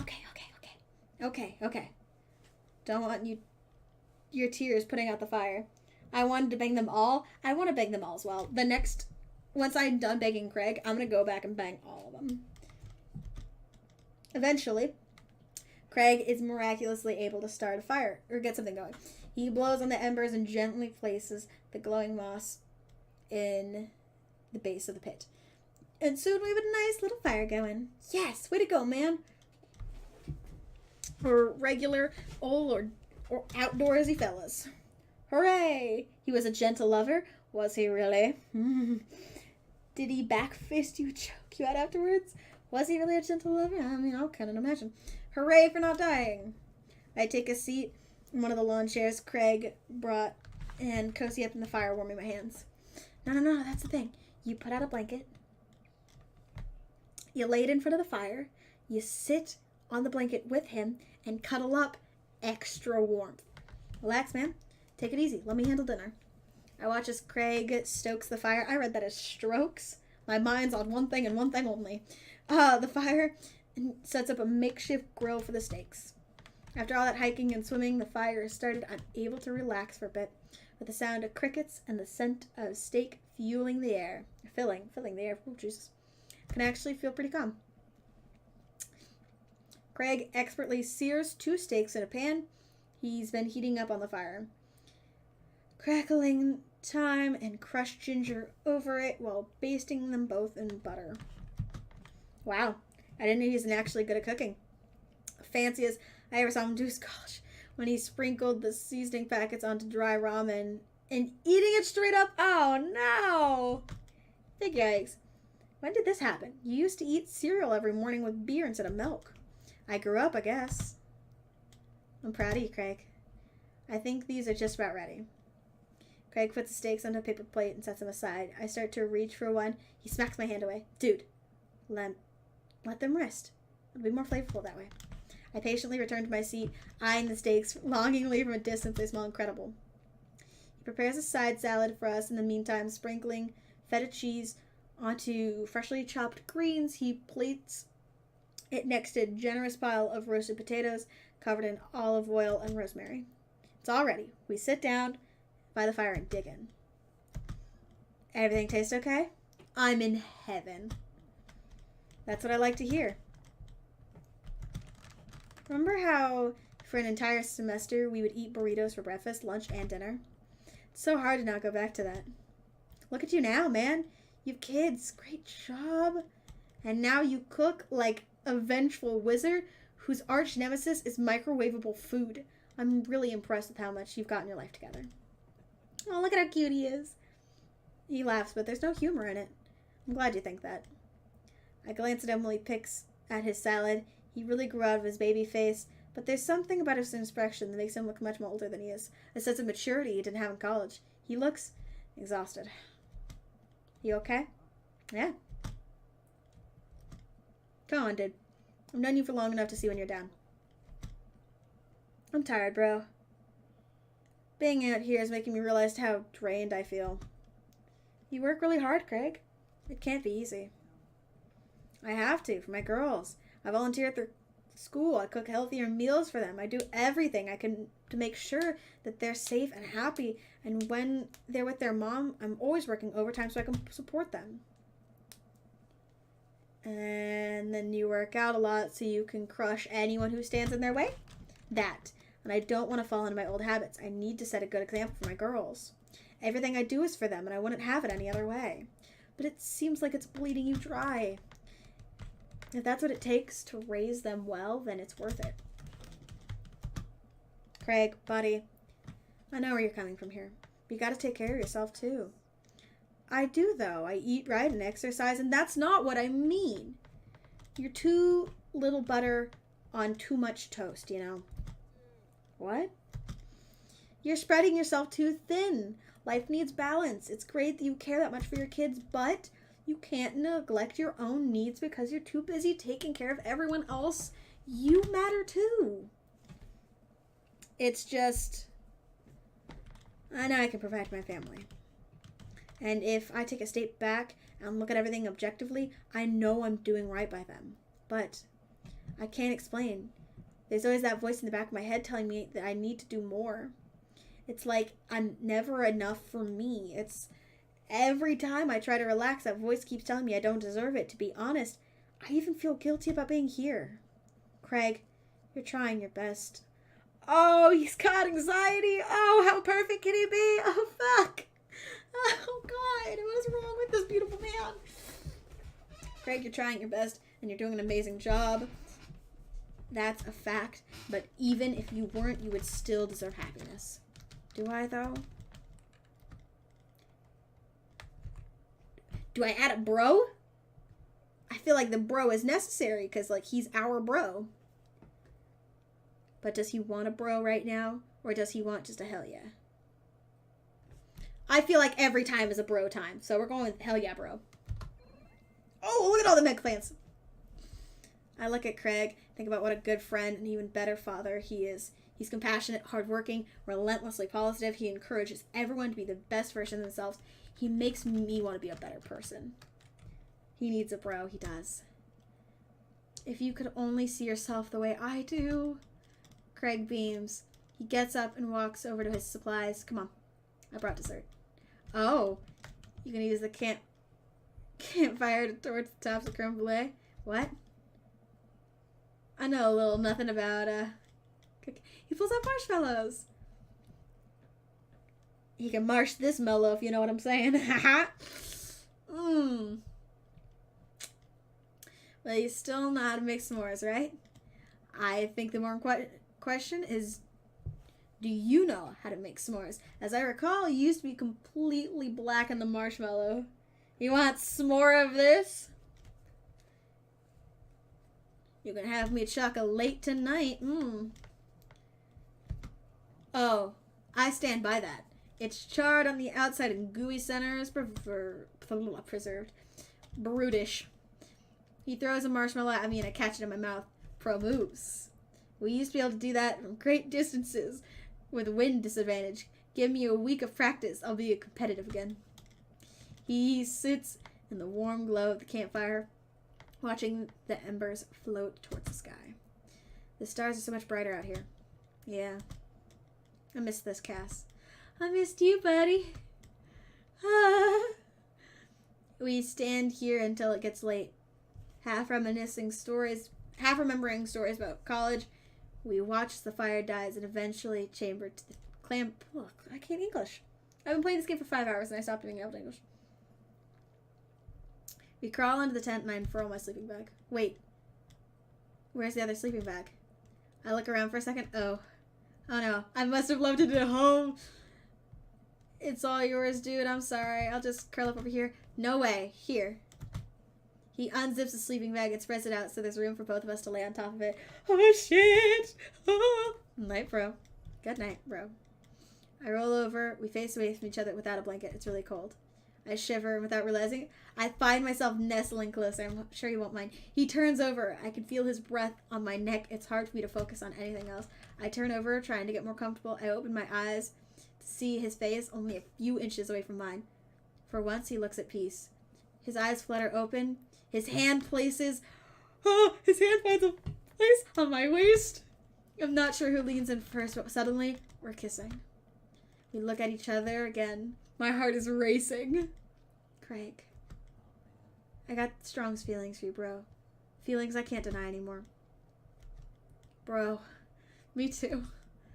I run my hands through his hair, then down his chest. He brings me closer, wrapping his arms around me. I feel so secure and turned on.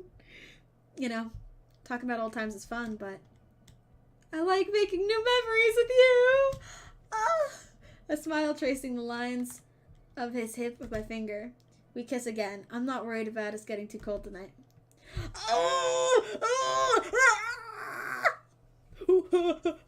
We got that dick. Baby. Oh, baby. Oh, baby. Oh, baby. We making memories tonight. Keg Stand Champion is the achievement we just got for banging Craig. Yes! Whew. I think I have everything finally set up. Amanda should be here any minute now. I think that's her car in the driveway. Okay, gotta act natural. Be cool, Cass. Be cool. How do we tell our daughter about the fact that we're banging Craig? She walks through the door with a suspicious look on her face. Hey, Dad. Off to a good start. Something fishy? Rats. You asked too many questions. Sorry, sweetie, it's the feds. That life of crime is finally catching up to you. I tried to send them off in a different direction, but even I'm no match for the power and funding of the U.S. government. If they think they're going to take me alive, they got enough of me coming. I'm kidding. You're right. I have a little surprise for you. Yeah, I can tell. You're very bad at lying. Amanda, dear, You can't join me in the kitchen. Father, it would fill my heart with glee. Please tell me it's Craig. I lead Amanda over. Please tell me it's a cake that says I'm begging Craig. I lead Amanda over to the kitchen, to the table where a present lies under the tablecloth. It's nothing special. I just wanted you to have a little something. You graduated high school last week, and and I know you told me not to make a big deal about it, but aw, Dad, I dramatically whip the tablecloth off Amanda's drops. No way! I figure you probably won't be able to get cable in the dorm, so I thought it'd be nice to take a little piece of home with you.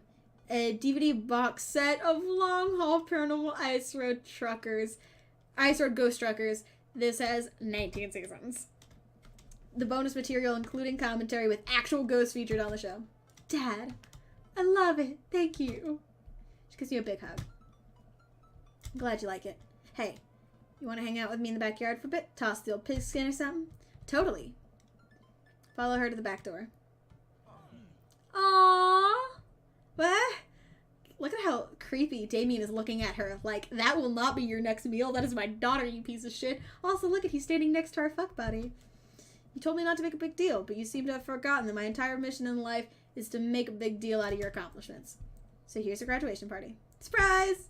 Dad, everyone's here. Well, yeah. Everyone wanted to come and support you. Is that mac and cheese bar? Sure, it's fully customizable down the type of mac.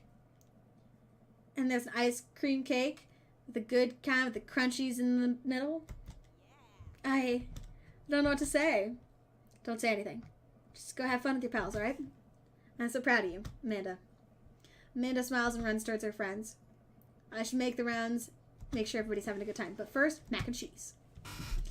No. We need to go talk to Craig and make sure that he's happy. Jesus Christ, why does the mall goth look like he's a bad Alucard cosplay? Because that's pretty much what he is. I'm pretty sure the reason he was in the mall was to go to Hot Topic. Hey, Cass, Brian, you made it. Ha! I don't pass up on good mac. What do you think of the party? It's not bad. Just not bad? Yeah, it's not bad. Don't let him bait you. Don't let him bait you. Thank you for the lovely compliment. Daisy trots up. Hi, Amanda's dad. How does nobody know our name? We're just Amanda's dad. Look at that large dad. Look at that hot dad bod, man. It's Brian, the ginger. I don't like gingers, so I have no interest in Brian. But he's really competitive, and I hate it. I'm pretty sure we do a trivia night with him, and I want to kill him. Or is that the really smart dad? I think that's the smart dad. Hold on. See how that feels? This is a really great party. Thank you so much for inviting us. See, she knows how to pay a compliment. You're very welcome, tiny child, who knows how to pay a compliment. See? Look at it! Ryan and I lock eyes. This isn't over. Looks like you settled in the neighborhood. Oh, creepy Jesus, Dad. What's up, bud? Yep. Couldn't ask for a better cul-de-sac. Well, I'm glad. Hopefully, I'll see more church events. We got a big schedule. No, you will not. No thing, Joseph. Can't help you, bud. Maybe if you aren't doing anything, later we could hang out sometimes. Nope, not gonna happen. Thank you for the invite, though. Well, see you later. Everybody watched me played it. Wanted me to go for Brian. You should play it again and go for Brian. Hugo comes up next to me with a plate of mac and cheese. The perfect cheddar to mac ratio. Beautiful work, Cass. Thanks, Hugo. You know, I'm really pleased to see Amanda going to her dream school. I'm really glad she turned it around for finals. Me too. That scholarship money will really help. Amanda walks by and pretends not to see Hugo. Amanda, come say hi to your old teacher. Hey. Congratulations on graduating. I know you're going to do great things at our school. Hey, yeah, thanks. She starts to back away. Wait. I just realized you're not my teacher anymore, so I don't have to be afraid of talking to you. You no longer hold power over me. You're right. Go forth, adult. I can no longer give you detention. Yeah! I'm gonna break anything I want and there's nothing you can do about it. Are you still mad about the time I gave you detention for breaking my globe? Nope. And I'll have you know that globe didn't even fit through a basketball hoop in the first place, so she'll fit into college just fine. I have quite a few gay dudes into big guys that watch me, though not awkward at all. Hey, just talk about all that donation money for getting to hit on you. Hey. He gestures vaguely to the snack table. Good stuff. Yep. See you later. Hey, man. Hey, Matt. Oh, let me know when Amanda leaves for college. I'll have a fresh batch of banana bread Kennedys waiting for her. Thank you. I know she'll love that. What a... Oh, Lucian is his kid? Oh, God. You need... yeah, I need to explain it. You do. I'm telling you. What a splendid garden party. My deepest thanks for the invitation for my son and I. The icebox cakes is delicious. Yeah, thanks, dude. Thanks for coming by. I didn't know Lucian was his kid. Oh, okay.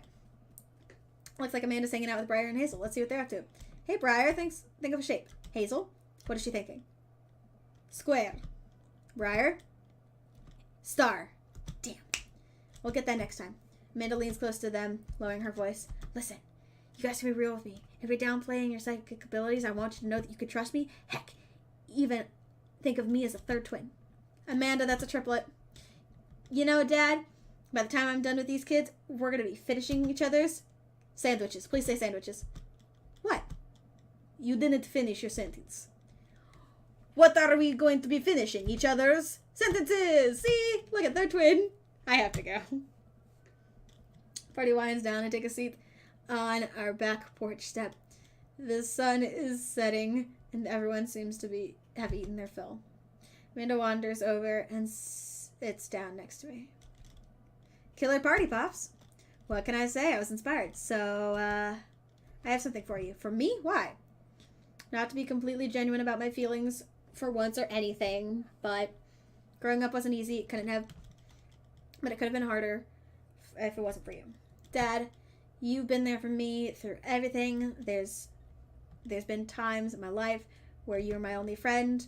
I was really scared of going to college and being so far away from you, but I realized that everything you've done has prepared me for this day. I'm ready.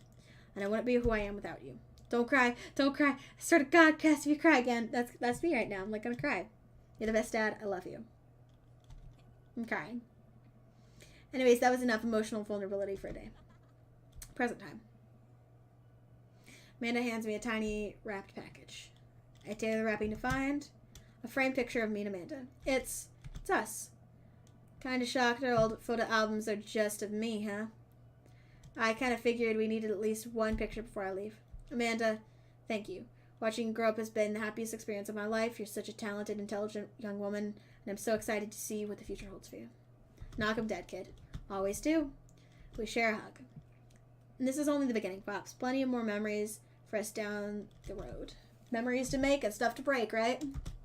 Oh, I got another achievement! World's Best Dad!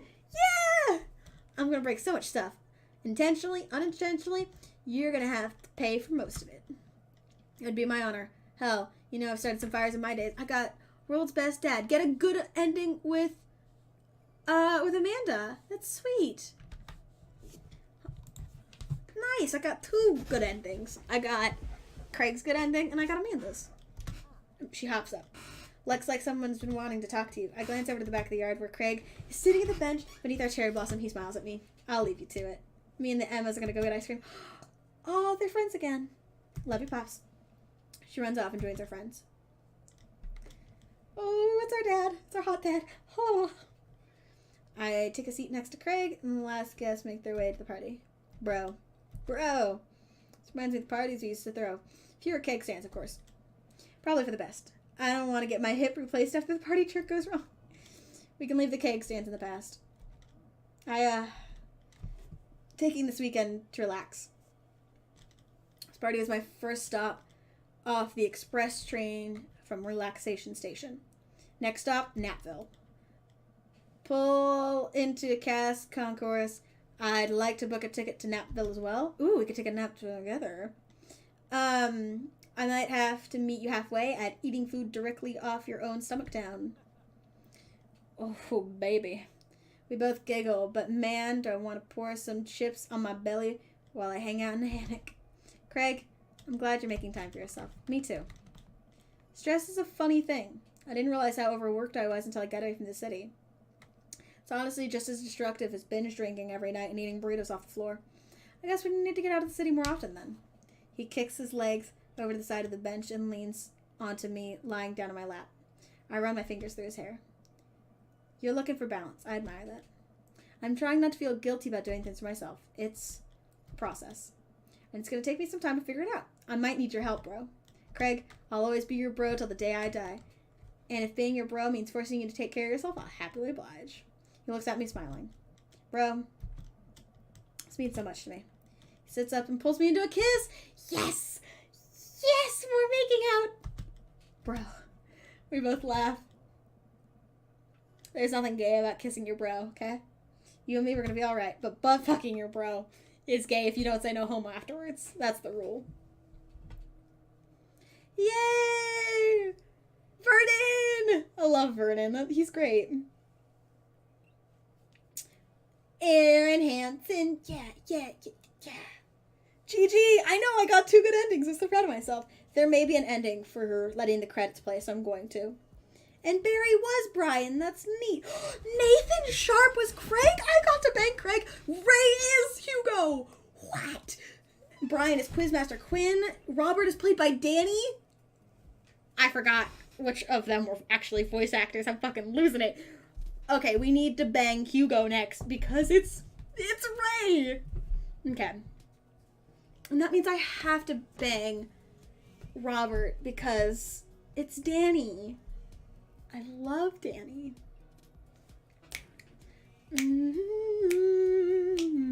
Daddy.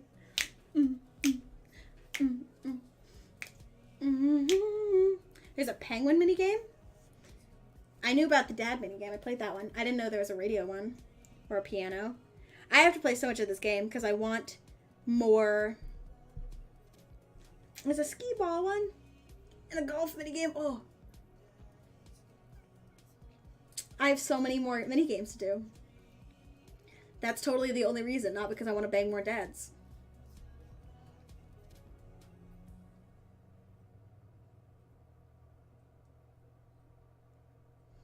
Nice.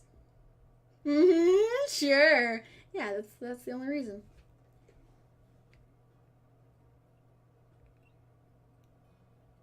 Battling for a fodder dad.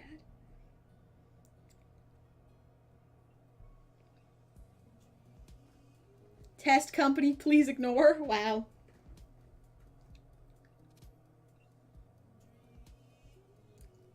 Playtesters.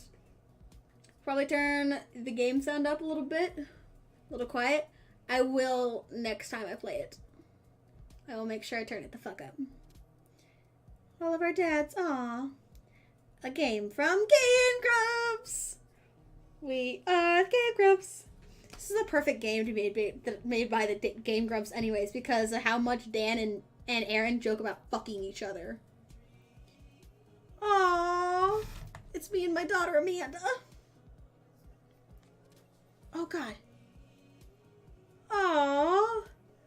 That's a really cute little end graph. I love it.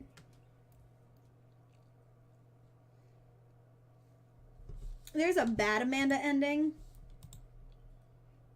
Dad Rector's Cut. Okay. Yeah, I only technically got 1 minigame. So, let's go find somebody to host, shall we? I will continue Dream Daddy tomorrow. I promise. But for right now, that is enough fucking of the daddies. For this gal. So we're gonna go ahead and